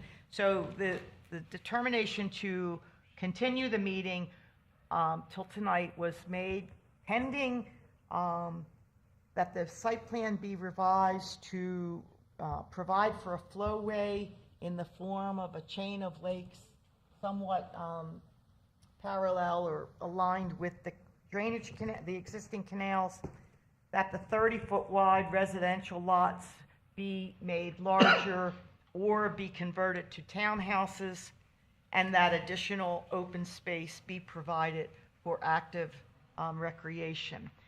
So the flowway, there's some large ponds here and here. There's a large pond on the commercial site. There's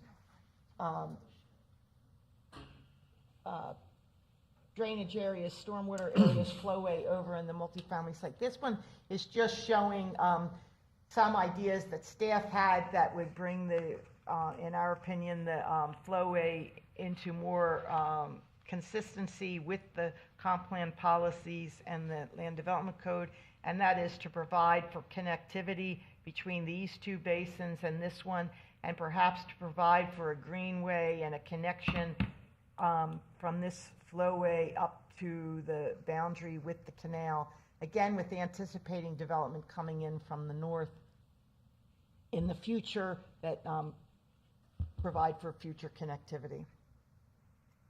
This was one of the items that we showed to you last month. This is some of the existing drainage canals. This one along the northern side of the property is in an 80-foot right-of-way. Along the eastern side of the property, the existing canal is in a 100-foot right-of-way. Staff thought that these canals make a logical foundation for a greenway for paths to be aligned parallel to the canals and for the flowway to be located parallel to those canals. This is a little sketch saying that right now there's about 9.5 acres in ponds and flowway in the northern section of the proposed development, and that 9.5 acres is equivalent. And I'm not saying it needs to be a linear one long 100-foot wide canal, but 9.5 acres would be equivalent to 100 feet in width along the entire northern boundary of the of this site.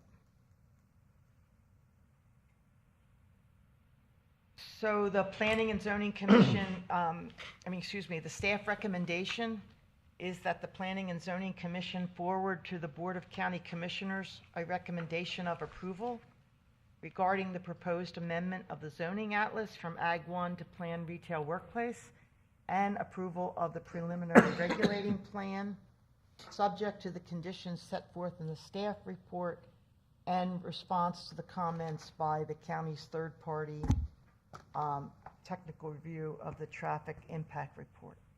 Now, I would like to clarify, you may have noticed that the staff report that you received for this meeting was the same as the staff report for the last meeting.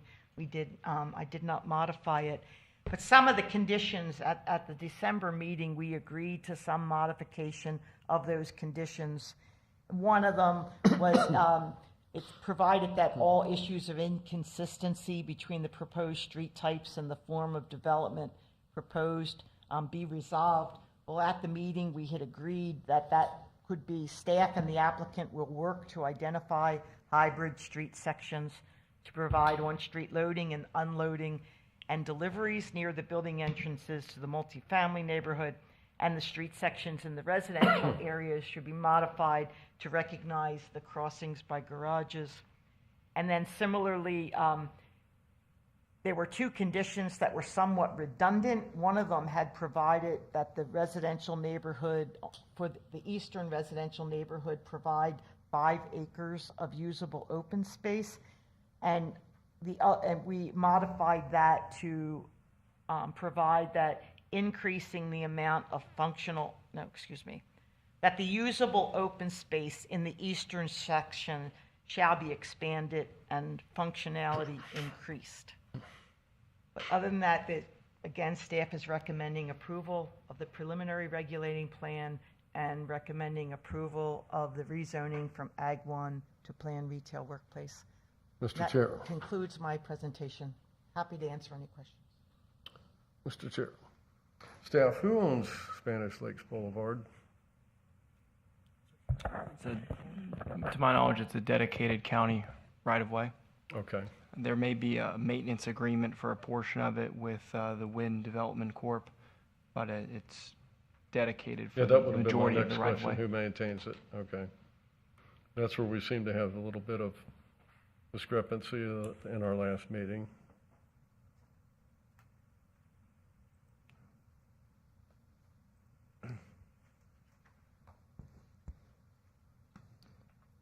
Yeah, I believe a portion of Spanish Lakes Boulevard, as we extend west beyond the petition site, it becomes part of FDOT's right-of-way with I-95.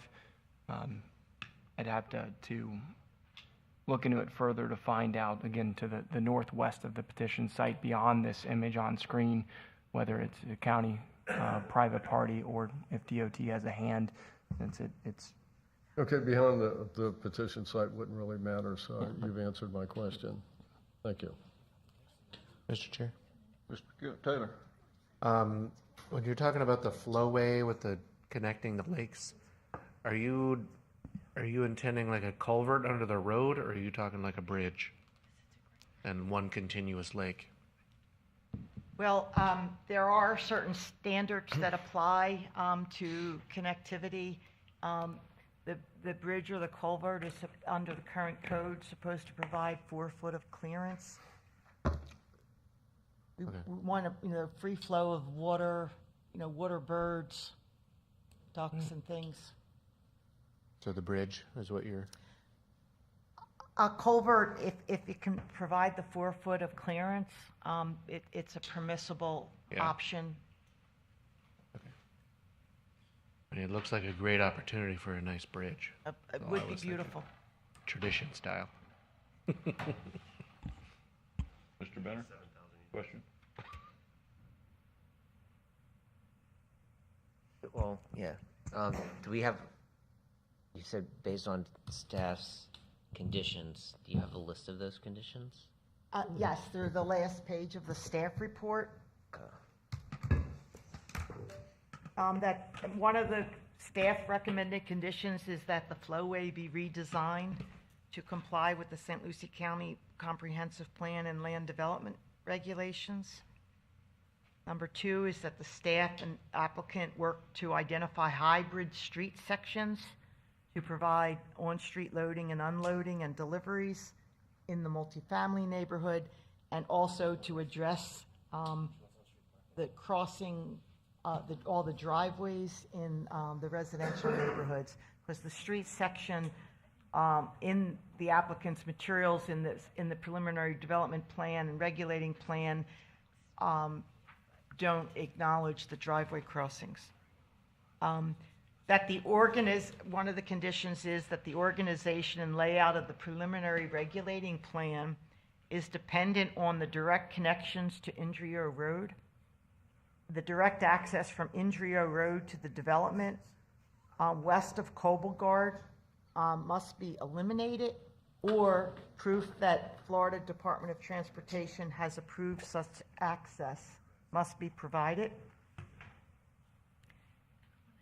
Along the Spanish Lakes Boulevard, we want a sidewalk on both sides, on the north side and the south side of Spanish Lakes Boulevard.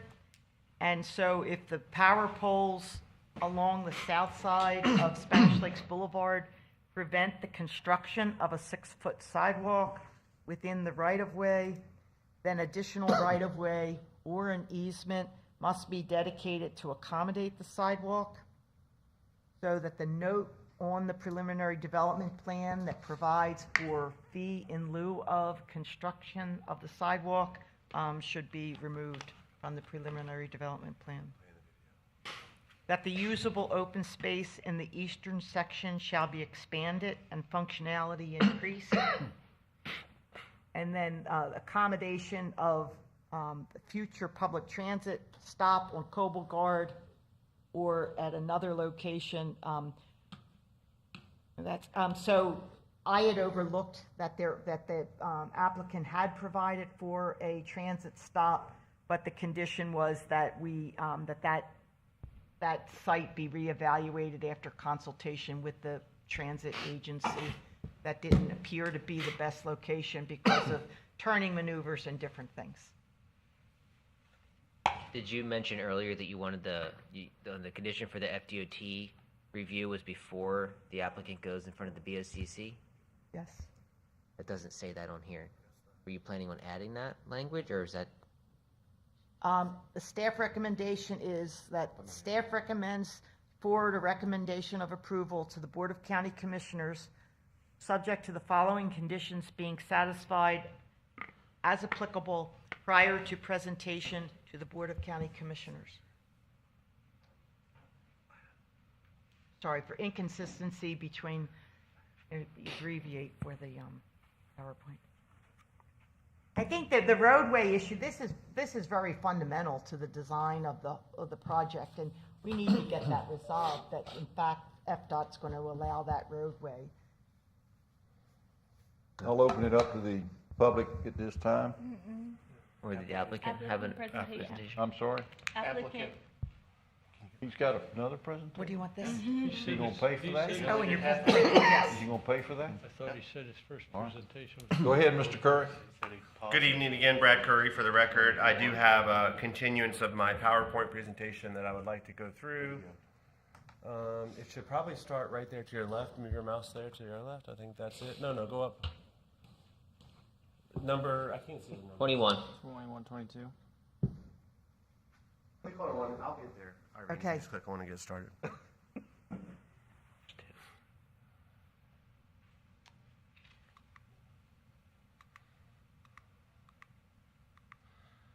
So now we're moving to the conditions of approval for the rezone application, and the discussion that we just had regarding meeting and getting approval from DOT prior to the BCC meeting. This is the first I'm hearing of that. I think that if we don't get that approval, it just means we don't have that access. We still have access off of Spanish Lakes and off of Colbogard. So I understood that we were gonna have to get DOT approval of that. Of course we are, but I didn't know it was gonna have to be done prior to the BCC. There's no way, we have to provide full construction plans. That's something that's gonna be much further down the line. So there's no way for us to do that. So I'll go through the conditions, but I just wanted to state that for the record that I'm agreeing to the condition. I have to get DOT approval. I agree.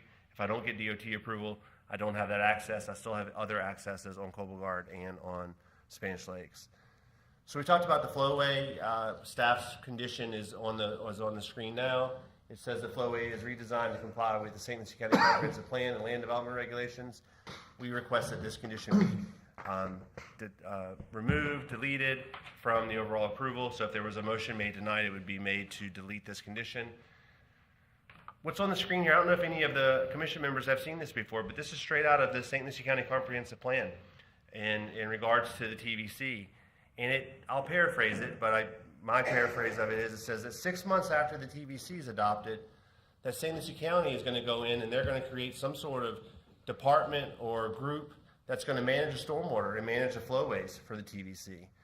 And that makes really good sense, to have one person that's in control of all the stormwater here, that says where the flowway is going to go, that sets the requirements of the flowway.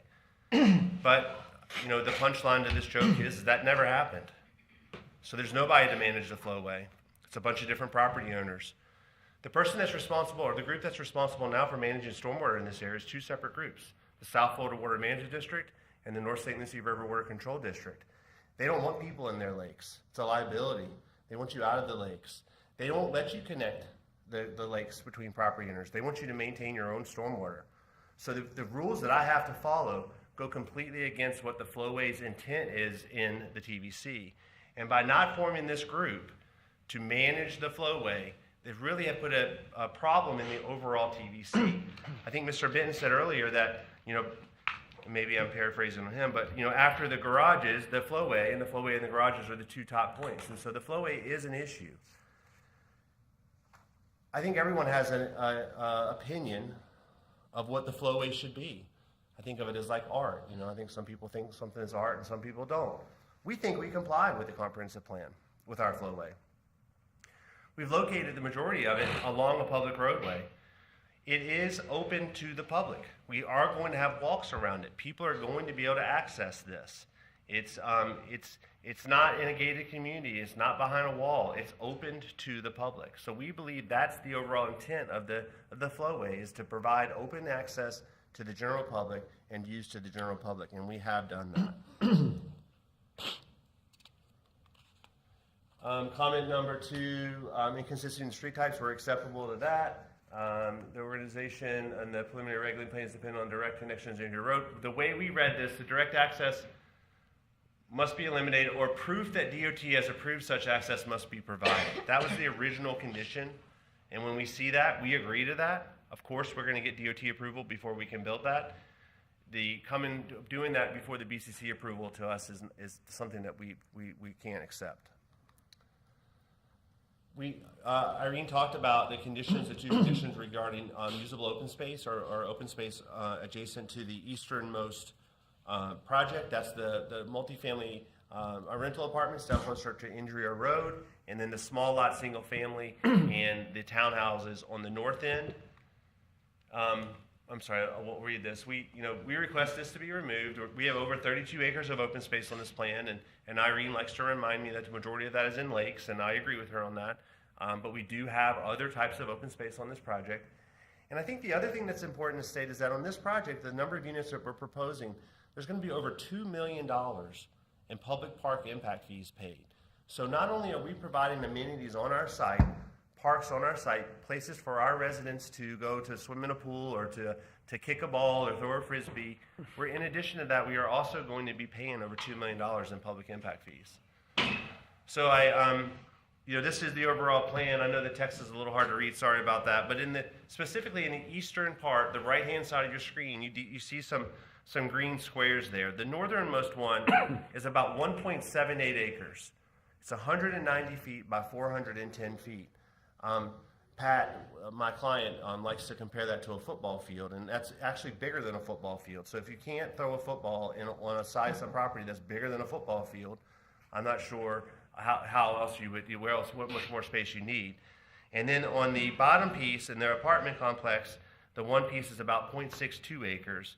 So combined in just those two properties, just on the east half, we have about 2.5 acres of what we're calling rec area. There will surely be a place for someone to throw a frisbee or kick a ball. We do not need to have that as a condition of approval, so we would recommend that condition be removed as well. This is just demonstration of the impact fees for single-family condominiums and multifamilies. Again, it's about $2.1 million in impact fees. The next condition is the sidewalk along Spanish Lakes. We are going to be doing a sidewalk on our property within our landscape buffer on the south side of Spanish Lakes. I'm okay with the condition remaining, but just wanted to let you know that we are going to be providing a sidewalk there. Comment number 6 is a little bit of a repeat. It has to do with open space, and like I've told you, we are providing amenities on site, open space on site, plus we're paying the public parks impact fees. At Cobelgard, we are going to be doing as we stated, it is on the preliminary development plan or the regulating plan. It shows a transit stop at Cobelgard. We're in agreement that maybe there's a better location moving it to the west or to the north, or maybe to the east, whichever makes the most sense. We're in agreement with that condition. And then we need to correct some of the information on the open space plan. We're in agreement to that. Always like to talk about what's next. One of the things I thought was interesting is within the TVC, the final site plan is a staff approval. It gets approved by the planning director. So we talk about the power of the planning director. In the TVC, no matter how many units you are, when you go through the final site plan process, it is approved by the planning director. We will have to do a plat application. The plat application is what shows the subdivision of the property. That is something that gets approved by the Board of County Commissioners. And then lastly is a site development application permit, which is approved through the Public Works Engineering Department as part of the site development, construction of the site. So we talked about the text amendment already, and unfortunately that did not get passed. This slide, I was going to show it all at once. And then the last conditions 1, 4, and 6. 1 has to do with the flowway redesign. Conditions 4 has the 5 acres open space, and condition 6, if we are successful in getting a motion for approval tonight, we respectfully request to have those conditions removed.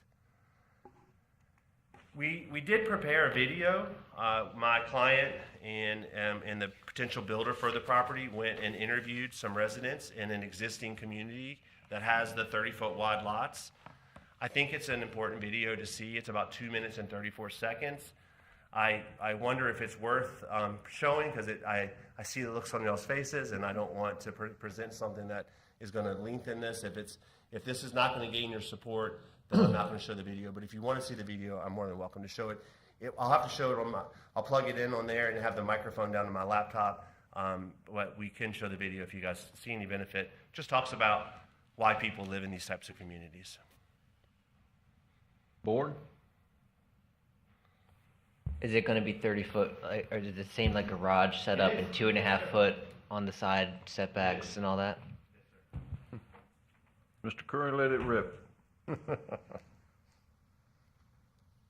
I want to clarify, in case of any confusion, the condition about the 5 acres in the eastern side, that has also been withdrawn. We agreed at the last meeting that condition would be just that the usable open space be increased on the eastern side.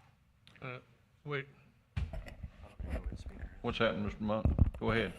Well, in the code, it says parks, is it 4 acres per 1,000? Close. No, it's more than that. But anyway, we're supposed to have 14 acres of parkland, and you're proposing 8, and we just kind of want to morph over. An additional 5. Yeah. You get it there. I don't. We'll bring that up in a minute. And what I read is in the narrative, Mr. Curry wants to use the lakes for recreational purposes, and SFWMD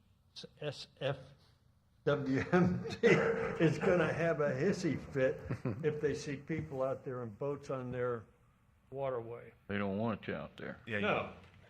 And so, but he's making the assumption that he gets credit for that as, you know, part of his parkland or open He's a space. developer.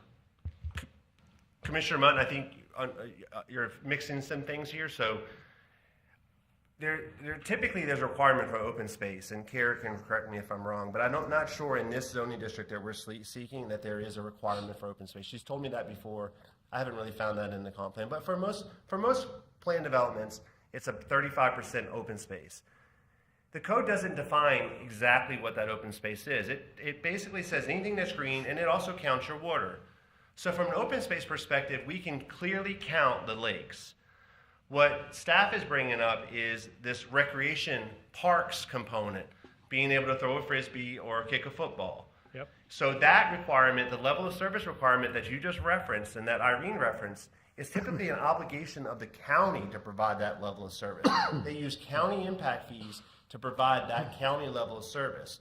It's not the intent, and I have never seen this before, and I've been doing this for quite some time, where the level of service from a county is applicable to a specific community, where the county or city or whoever says, hey, you need to provide X number of acres per resident on your site. I've never seen that before, Commissioner Mott. And so typically the intent is that from a comprehensive plan standpoint, that's a goal for the county, that there's a level of service identified and there's public parks provided for the entire county based on a certain amount of acreage per person.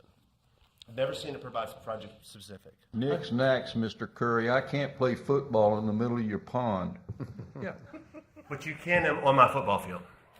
That's good. I got to go a long way if I'm in one section of it and get to the other. Okay, so I'm going to play this video. Hopefully you guys can hear it. I'll try to get the microphone down as close as I can.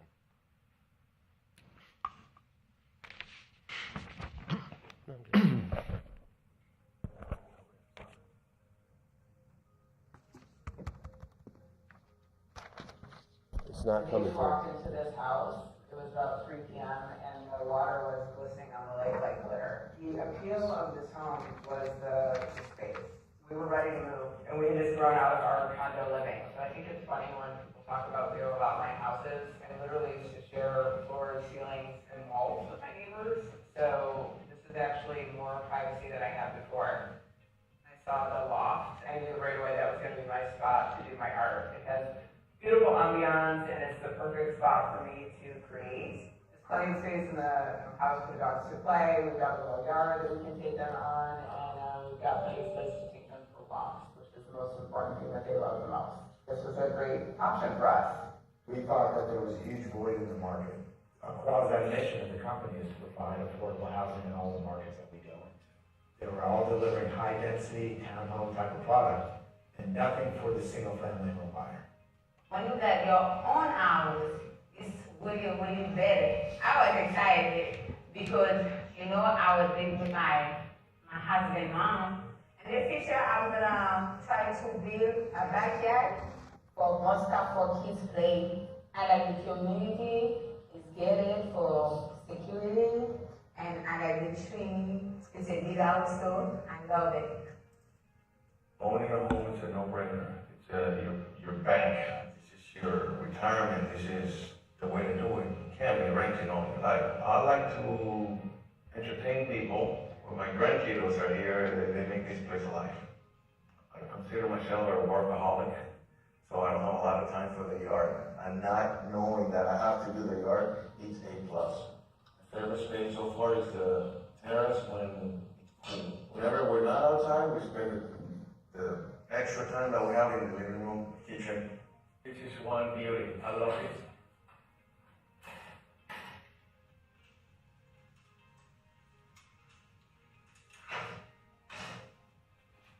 These homes give buyers options that they can settle in and live for a long time, not just a temporary solution. We've been here 3.5 years, and we love it. We love this community. That's our recommendation. Is it not? I think, My favorite part, and I'm sure everybody has their favorite part, but my favorite part is how excited the guy is about the pull downstairs. I think it's awesome. The funny part is I showed the video in my office, and a couple people in my office is like, "We need that in my house." So it's so I think that just gives you a feel for the buyer that's moving from either a rental, a multifamily rental, or a condo that really thinks, while we think the 30-foot wide product and a 25-foot wide house and being closer to neighbors, it's not something that we're used to here. There is a buyer for that out there, and we just wanted to make sure that this commission and that the county as a whole was aware of that. So hopefully you found some value in that. And again, we respectfully ask for a recommendation of approval to go to the board, and my team is here to answer any questions you may have.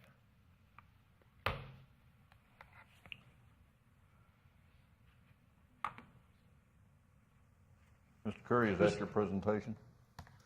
That concludes my presentation. I can now open it up to the public? Yes, sir. Now open to the public. Anybody from the public wish to speak?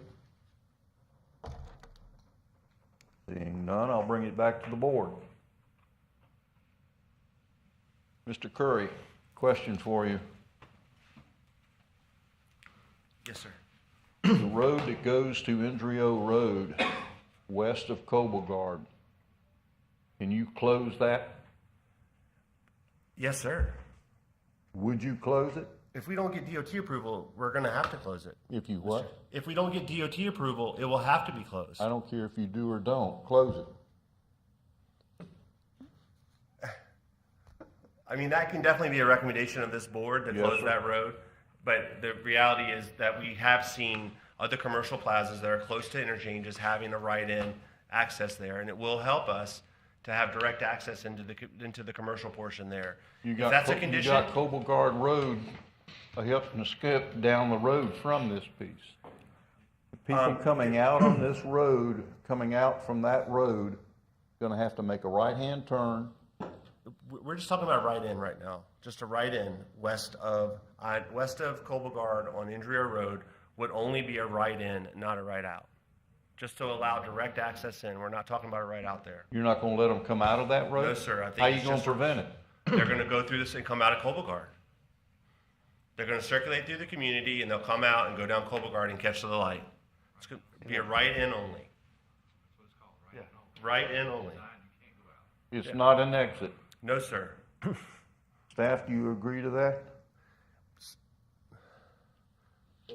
I'm not sure if the Public Works Department has indicated that, I don't know if they understood it as only right in and not right in and right out, but they, the Public Works Department has indicated they do not support that access from Indrio Road west of Cobelgard. I don't have a problem with it right in only. That's what But we're if you're proposing. gonna exit that, I got real heartburn with it. Because they got to come out, make a right, go down, make a U-turn and come back, and that's a ramp going to 95. We agree with you. It's a right-in only. That's what we're proposing. That's hopefully what we'll, and there's a chance we don't get that approval from DOT, but that's what we're proposing to DOT. How do you prevent them from coming out of that road? It'll have a sharp turn in it, Mr. Lowndes. It won't allow people to be able to One go out on lane. the left. It'll be a one lane, yes, sir. It'll be narrow, and it'll be, I'm trying to think of a good example of where, if we have one here. There ain't one. I've definitely seen one. Yeah, there's been some I've seen them before. Because I've definitely gone the wrong way through one of Yeah, I them think before. I think there's a Wawa maybe on, I think there's a good example of one across from the Lowe's in Jensen Beach. I know you never make it down that far, but there's a gas station there where you have to, it's just a right in, you can't leave. You go right in there. That's an example along US 1. If it was a narrow road, right in only, I don't have a problem with it. So you can get traffic off of Indrio Road into your development. The reason I know about that one I just gave you an example is I tried to pull them in my boat one time and I didn't fit, so I ran over the curb. So I'm very familiar with that one. My second point is that I'd like to see a little bit more park area, playground area. If you're gonna have single-family dwellings, small, young folks play, besides playing in the street, can you blow up something on this to show me that you're gonna have plenty of green grass area for them to play in? I can show you on that plan. It's going to be difficult, but if Corey gives me some sort of approval or some sort of authority, or no, we can show it on this. I think it's okay on this plan. Not really. I mean, this plan is not as good as the plan that Jennifer did, but it still shows it.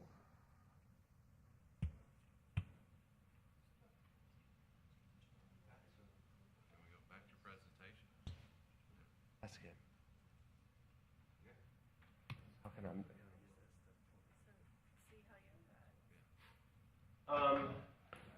Okay, so anything that's green is gonna be a green space, and so we haven't identified for the stuff in the northwest. We consider those larger lots. They're going to be 40 and 50 feet wide by about 110 foot deep. Those are going to be big enough to where people are going to have backyards and front yards. Maybe not as big as your yard, but they're going to have a front yard and backyard. So if they want to go out and kick a ball or play frisbee, they're going to be able to do that in their yard, in their backyard. But in addition, if you look at the north-south roads on either side of the entrance into that northwest area, so if you look at the lake, there's a lake on either side, and at the end of the lake, there's a little small pocket park that's about the same size as a lot, about 50 by 110. And that's at the end of each of those lakes. And so the single family does have rec area, open space areas, places to hang out. Plus, around the entire lake, there'll be a path, much like I showed you in those pictures, where people are going to be able to walk around. And then when you first come into the community, at the terminus of that T, there'll be a small area there for people to be able to hang out in green space. There's not an amenity proposed for this, meaning there's not a clubhouse, there's not a pool for the northwest area. The residents of this will be allowed to go over to the east side into that larger 1 3/4 acre place park to be able to have a pool. There probably will be a small clubhouse and a cabana there, in addition to open space. And then the multifamily piece down at the south end will have its own designated recreation area, clubhouse, pool, and everything else. Those three areas that I just mentioned are all going to be interconnected with walkways, and but also vehicular access will be through that as well. Down Spanish Lakes Boulevard, up Colbogard Road, we've tried to create as much connection points as we can within these, 4 different communities. So I think it's enough. My client, who has been speaking with builders all over the state of Florida, believe that this is sufficient. And so when you say add more, I need a little more specifics. I think we've done a good job of explaining where the open space is, and we believe that we have enough to satisfy this market. If you believe that we need to have more, we probably need to have a little more specifics than I want more. So if you want us to add an acre, a quarter acre, half acre. May I quote the report from the staff? Go ahead, Mr. Byrne. In the staff report, open space, says the county's adopted level of service for community parks is 5 acres per 1,000 residents, and you're going to have 2,000 more or less. And it goes on to say,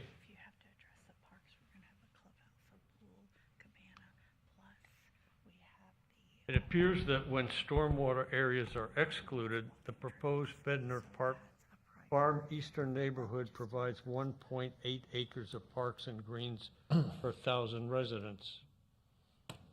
So the staff sees 3.6 acres where you see unlimited. Commissioner Munt, we are going to have a clubhouse and a pool area. That doesn't answer the 10 acres you're supposed to have. We're going to have a pool and a clubhouse. I would like to ask staff if they've ever applied that requirement to any residential community that's been done. Chairman Lowndes, members of the commission, the Oak Ridge Ranches project, as a condition of approval, it established a goal of both privately accessible and publicly accessible parks and recreational facilities, tied in with that ratio established by the comprehensive plan. So there's two key planning documents that the county has correlating with parks and recreational facilities.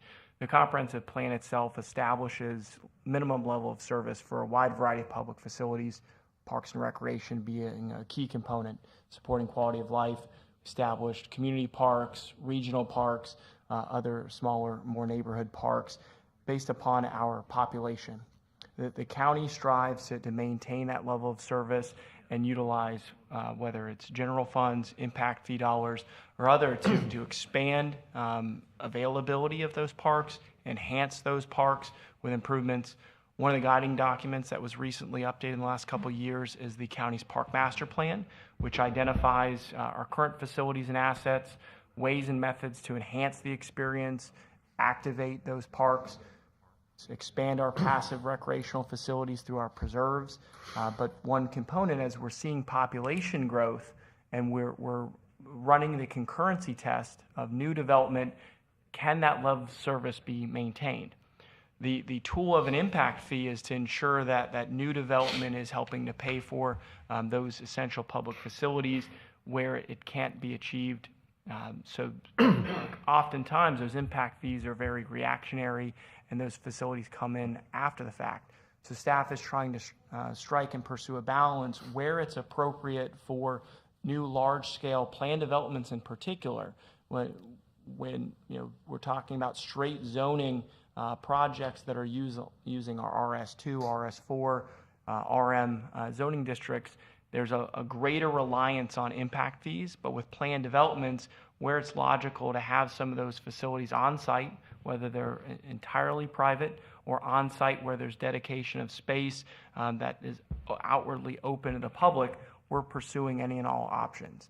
But we're trying to embrace a balance because purely paying or offsetting or mitigating those demands through impact fees, there's no guarantee as to when those park facilities will come online, how close they will be in relation to this particular development, how long or how far folks would need to travel, whether that's on foot, on bicycle, or in a car to these parks and recreational areas. So we are trying to encourage a balance.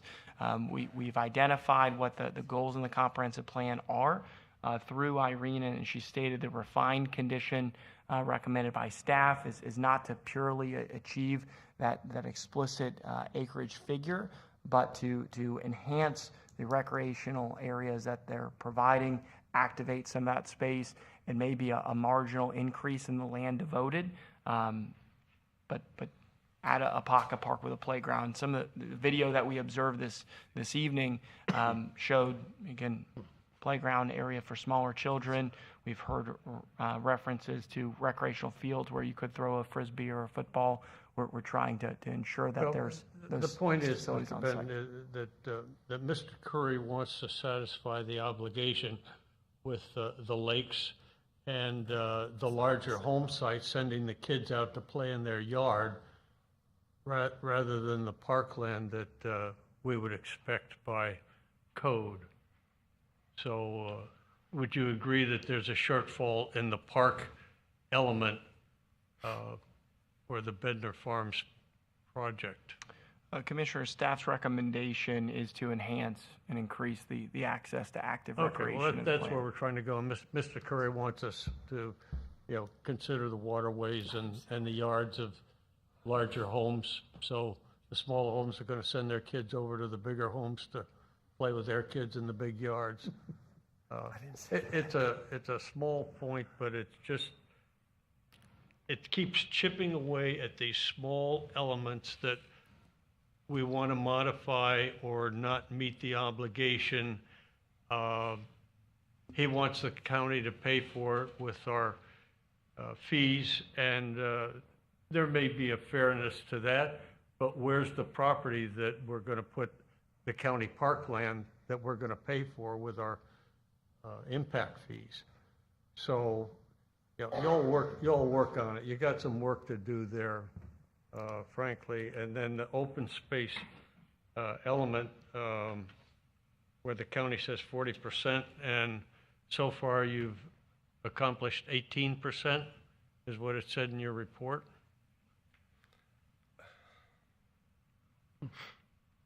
On page 28.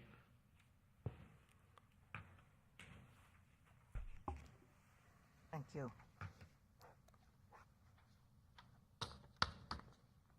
Anyway, I think the staff has done a good job in identifying some elements that need to be clarified. And Mr. Chairman, I have a couple questions. Mr. Mudd, to set the record straight, when we went over this plan here, I never once pointed to lake where people were going to be playing in the lake. So I just want to make sure I pointed out areas on either side of the lake and the green areas in between, but I never stated that people were going to be playing in the lake. So I just wanted to make sure I said that. Mr. Benton, in the Oak Ridge Ranches example that you gave, are they going to be seeking impact fee credits for that, for any park dedication? Currently, I don't believe that element of that project has been contemplated.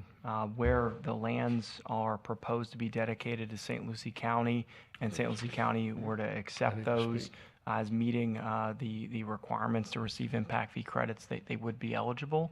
But we haven't made it to that point in that project. But doesn't it make business sense to say, why would a developer say, I'm going to give parkland to the county and I'm going to pay park impact fees?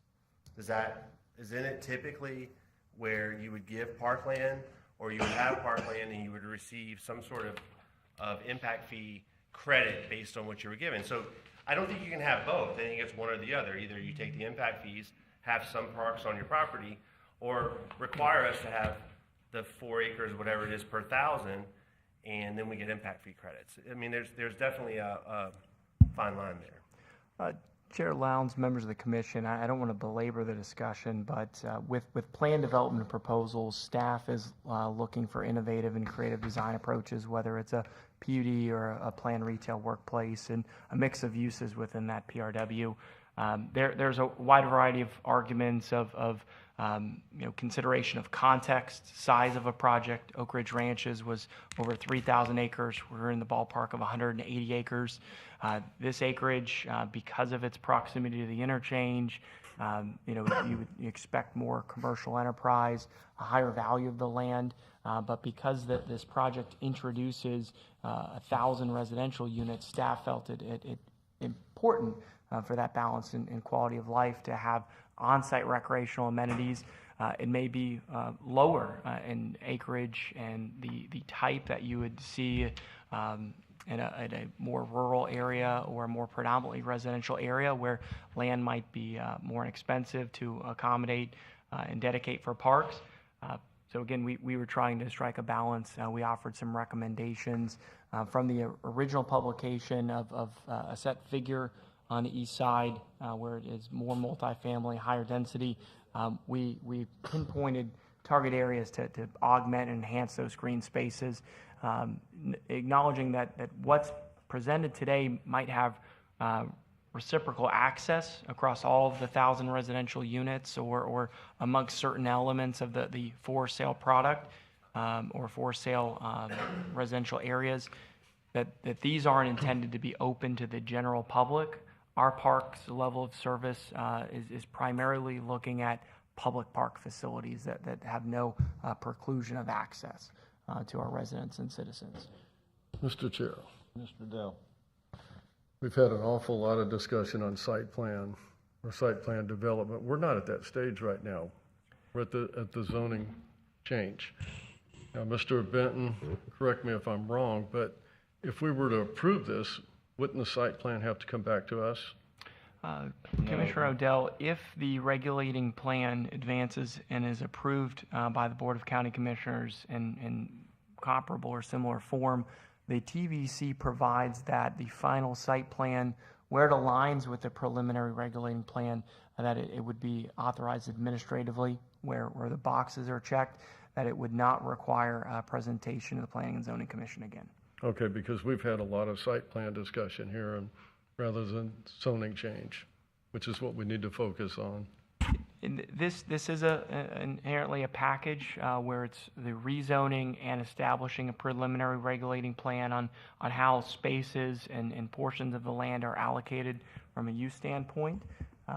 Again, if there's a qualitative recommendation as to specifics in enhancing parks and recreation, staff would encourage that particular guidance as to laying out what the goals are, whether that's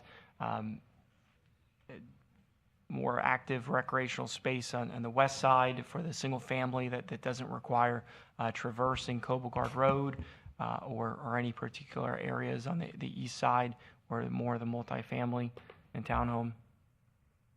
Well, let's say to keep us focused here, I'm in agreement with the subject to conditions set forth in the staff report. I'm still on board there. Thank you. Chair.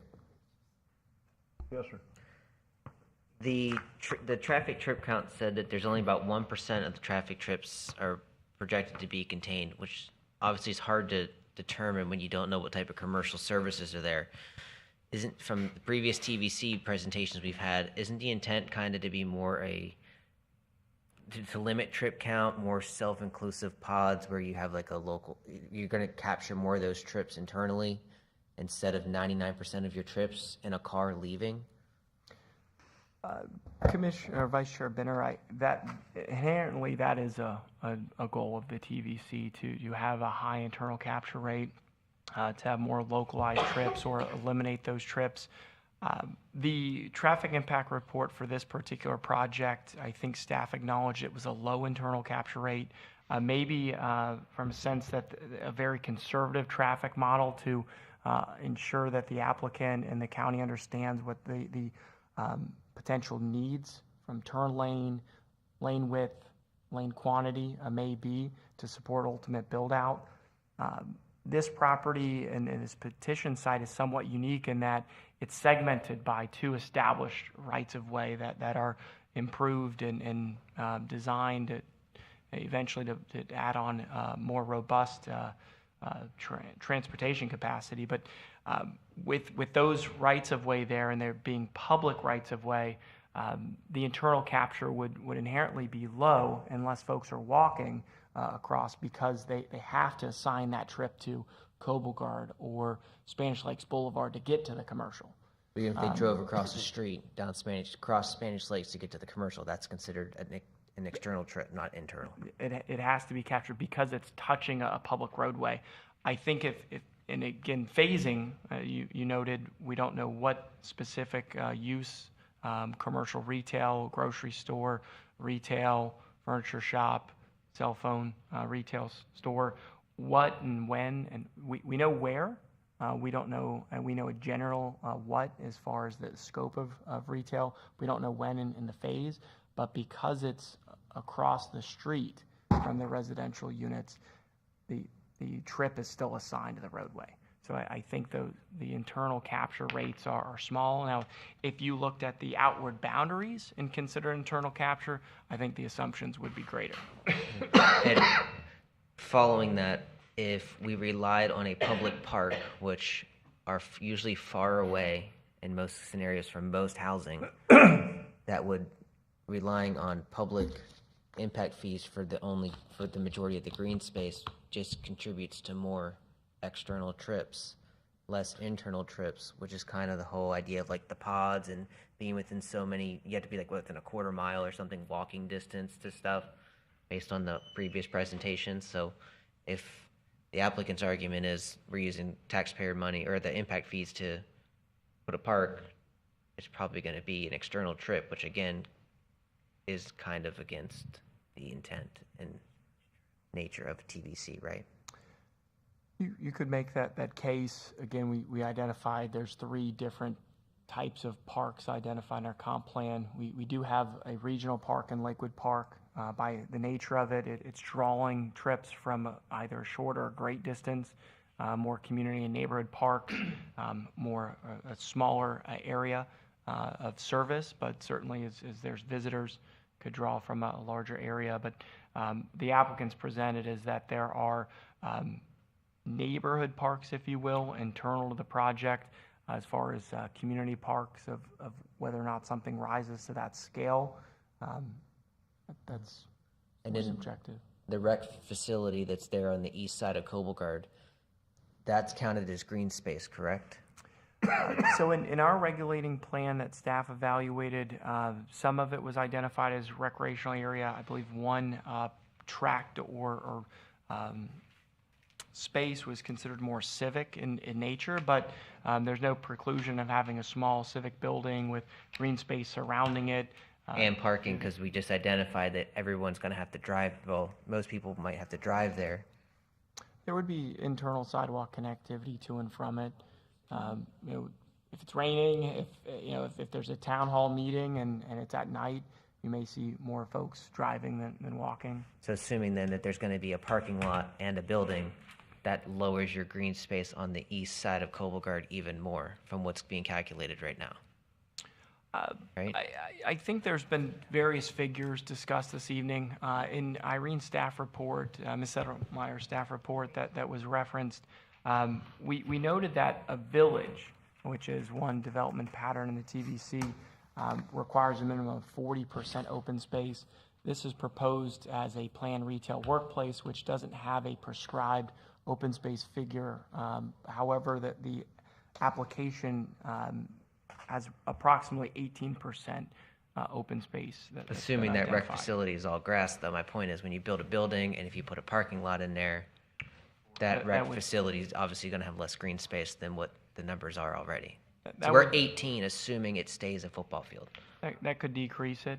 You know, if because of those potential concerns, if that is a particular figure of, you know, a recommendation from this body that a final site plan demonstrate a minimum of, you know, 18% common area, open space, only factoring in pervious area or pedestrian walkways, you know, that could be something that is guided by this commission for staff and the board to consider further. Works. Mr. Chair. Yes, ma'am. Nicole Fogarty with the school district again. I just wanted to make a couple comments. I know we're all talking about the parking and the green space and the right-of-ways. I just want to keep in mind that the school district is still a component here, especially with this being majority single-family, multifamily, and non-age restricted. So we do have a couple of comments on keeping in mind of bus stops. So these children are going to be walking to their bus stop. We are going to have increase of trips because you're going to have people who are going to be taking their kids to and from school, or they're going to be doing on buses. So just keeping in mind that we necessarily do not want to have that bus stop on that major road. Pulling into establishments, Brad is well aware of this, we like to pull our bus stops into the developments to be able to pick up those kids and then pull back out. So keeping that in mind. Another thing is that I know there's another development that was approved, correct? Indrio Associates. We have an approved plan, Town Village due south, and then we have a pending petition for Indrio Groves further to the north adjacent to Spanish Lakes. Okay. Indrio Woods is east of Kings Highway, pretty far away. Yes, further down. So my only K through 8 in that area is Lakewood Park right now. Right now, that's not. And unless Indrio Associates comes online, I won't receive that school site. So just keeping on a capacity issue there that I may be busing more than those kids being driven to school, going to Lakewood Park. I got it. Thank you. Mr. Benton, can you show the rest of your recommendations here?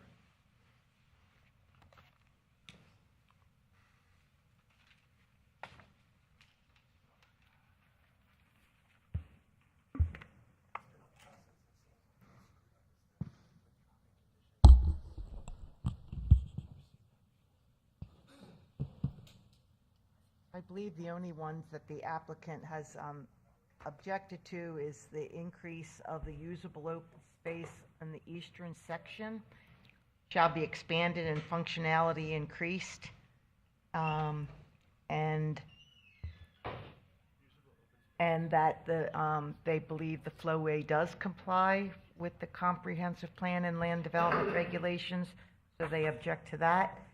And They object to getting FDOT approval prior to presentation of to the county commissioners. Can we get down to 4, 5, and 6?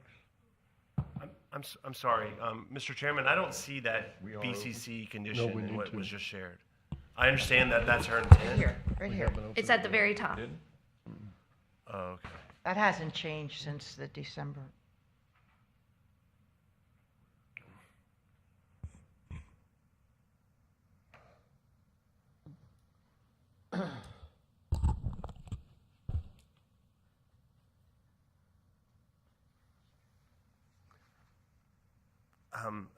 We're in agreement with the conditions as they are. The only one that's bothering me that I know I can't comply with is getting a DOT letter or approval by the time I go to Board of County Commissioners. We hear staff about the open space, and we're willing to work with them on that. But I can't agree to having a DOT approval before I go to the Board of County Commissioners. And I've never heard, again, maybe I forget things, but I've been doing this a long time, and typically a DOT approval is something that you could have a site plan conditioned upon it, but we're not going to get that access without DOT approval. So if we don't get the DOT approval, I still think the plan works. I don't think it hurts us one way or the other. So If you don't get DOT approval, is it only for that Indrio Road access road? That's the only thing? well, we'd have to get, I think, the east of Colbogard, I didn't realize that was DOT either. I'm learning a lot tonight. I've only been working on this project for about 2 years. But I thought east of Colbogard was county, and I think I heard Irene say east of Colbogard was also state. I always thought it was just in that interchange area, but we have to get DOT approval. And I don't see any reason DOT would not approve it if they had to east of Colbogard. The only question would be west because it's within that interchange area. Correct, it's on the ramp. Yes, sir. But it's a right-in only. And I'm okay with the condition saying we have to get that approval prior to construction. I'm not okay with the condition saying we have to get that approval prior to BCC. Staff, did we not open it up to the public? You did. No. We did? I thought I did. Okay. Chair Lowndes, Is there any, wouldn't hurt to call additionally, just to be sure. I don't know what we're doing. Well, I'll just voice my agreement with that. I mean, FDOT, we have no control over that, and it doesn't really Right. affect the project in the preliminary site plan stage anyway, so I think that's easily removed. Staff, any other questions? Mr. Neese, question? Mr. Benton, one of the things that Mr. Cowart developed when he forced people to digest and swallow TVC huts, hubbles, and pup tents was that the people that lived in the developments would not get in their car and travel around the world. That they would exist within that little sphere, that little cloud, that they could walk to wherever they wanted to, have recreation, shop, and such have you, join a campfire, sing kumbala, and drink Andy Green Spring wine and such have you. To me, there's not enough green space in this development to accomplish that task. Can you work on that a little bit? I would approve this if I thought that you all were going to work with them and get a little bit more green space. Is that possible, Mr. Benton? Chair Lowndes, members of the commission, if that's the consensus and recommendation of this body, staff will certainly continue to embrace our recommendation and work to enhance open space within the plan. Members of the board, do you all have any problem with us asking for a little bit more green space? Mr. Chair, no. No. I think it would be a good idea to clearly define the green space and maybe put like a percent to it, because to just say more, I can add 1 foot and I technically meet the definition. So if your intent is green, I think you need more parks and you need more green space. yeah, green space not including. You want to I'll let you sign the amendment then. How much do we have right now of actual green space, not including the waterways? Mr. Chair, do we have Do we have this in writing of what is required in green space? Because according to your staff report, they were less in that percentage, correct? Let me, there's a couple of things here. This is a planned retail workplace preliminary development plan, and I don't believe the code has a specification for open space in the planned retail workplace zoning district.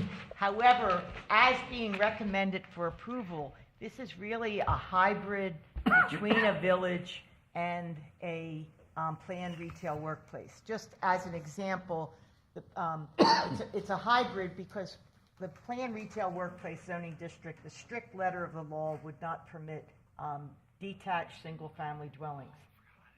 So that's kind of a village element.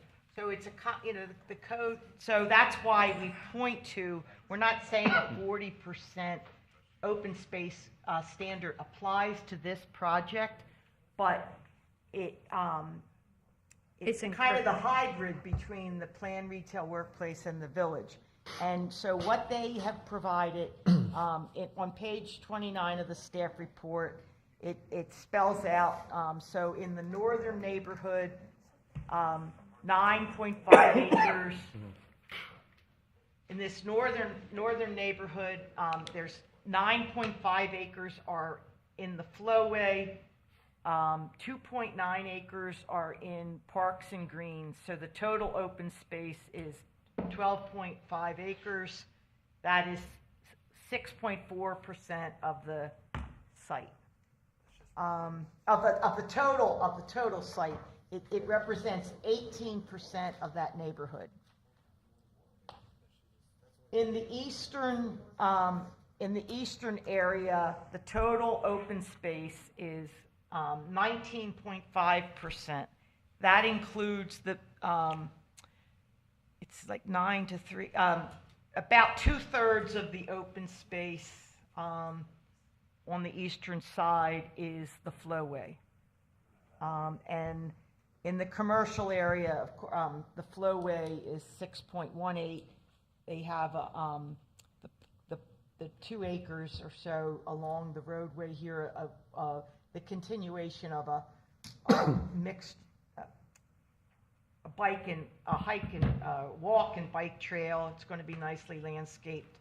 That was like in lieu of a civic space inside the development. They're providing a landscape walkway along there that is about 2 acres. Hard So, to yes, the issue with hard the to play soccer in a walkway. Excuse me? Hard to play soccer in a walkway. No, but it will be a very pleasant walking experience, I believe, based on the landscaping plans. People will be able to ride their bikes or walk, and they'll be able to. There's going to be a connectivity. There's a trail proposed. The sidewalks are going to have they're going to be tree-lined streets. So there is, just by building the good street network, there is, for people who like to walk, there will be some walking. Some of what we saw tonight was a little different than what we've seen on the preliminary development plan. Some of the space that will have buildings, if it's a gymnasium or some kind of recreational facility, it can be both a recreational facility and a civic space. But a civic space could also be like a place of worship or a library. So I think that we heard from the applicant that they are willing to work with staff to try to boost some additional open space in the plan. Mr. Chair? Yes, ma'am. Sir. Sorry. Public comment is very important in our decision making. Is it possible to open the meeting to public comment? It's been open. It's been open. We did that already. Yeah. All right. I didn't see anyone come forward. They didn't. Okay. Yes, sir. I have a question. Come on. Yeah, see, he was the one I was... Step up.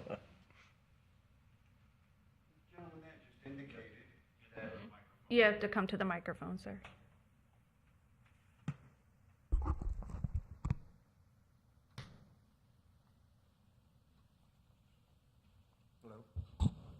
My name is Gregory Lusberg. I live at 14299 Dahlia in Spanish Lakes.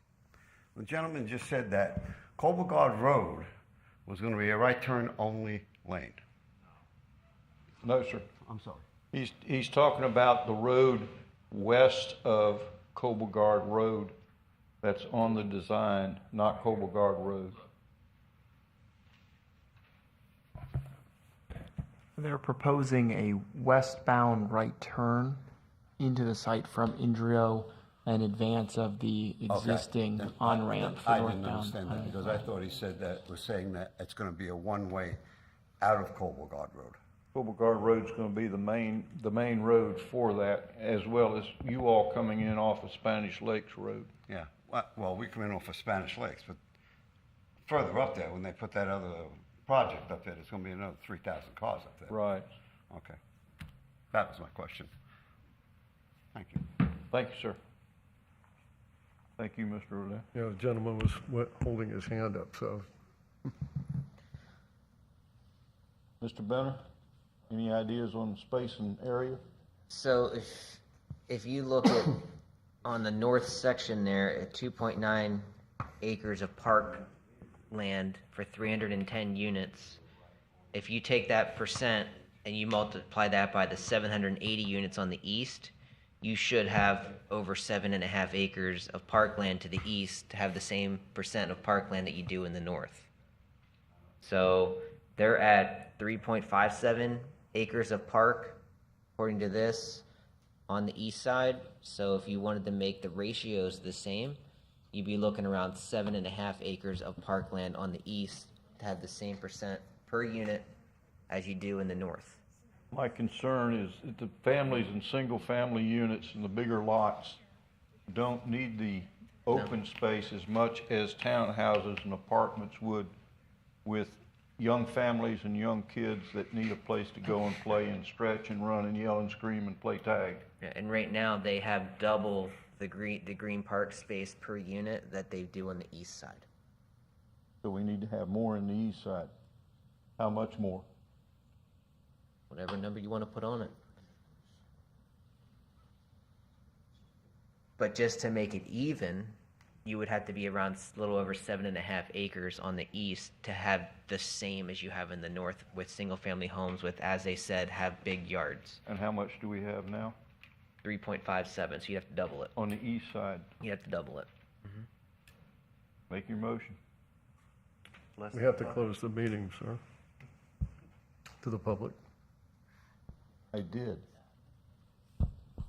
Did I close the meeting to the open public? Yes. Mr. Chairman, if you want to close it again, since you reopened it for the gentleman to speak. Okay. Yes. Anybody else like to come from the public and speak? Seeing none, we're closed to the open public again. We're back to the board. Chair,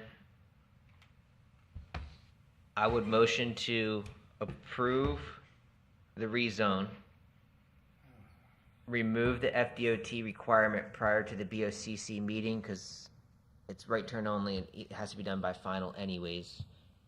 But I would add a condition to increase the green space on the eastern section of parks to at least 7.5 acres,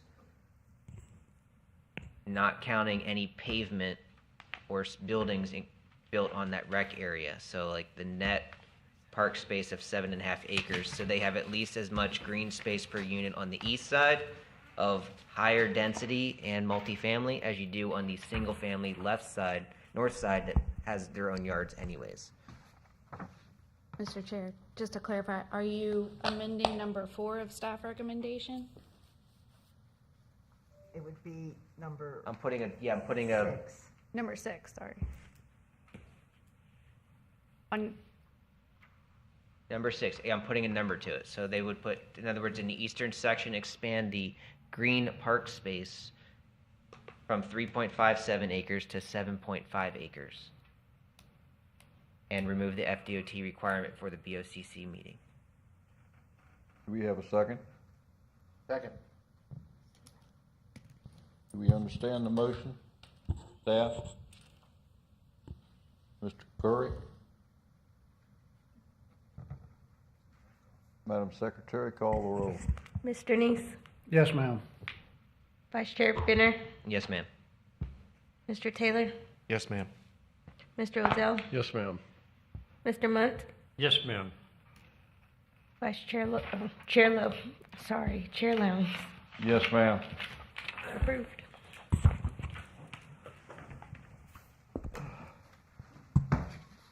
Staff, is that it? That is all the published agenda items this evening. We do not have any workshops. We have a workshop? We do not have any workshops.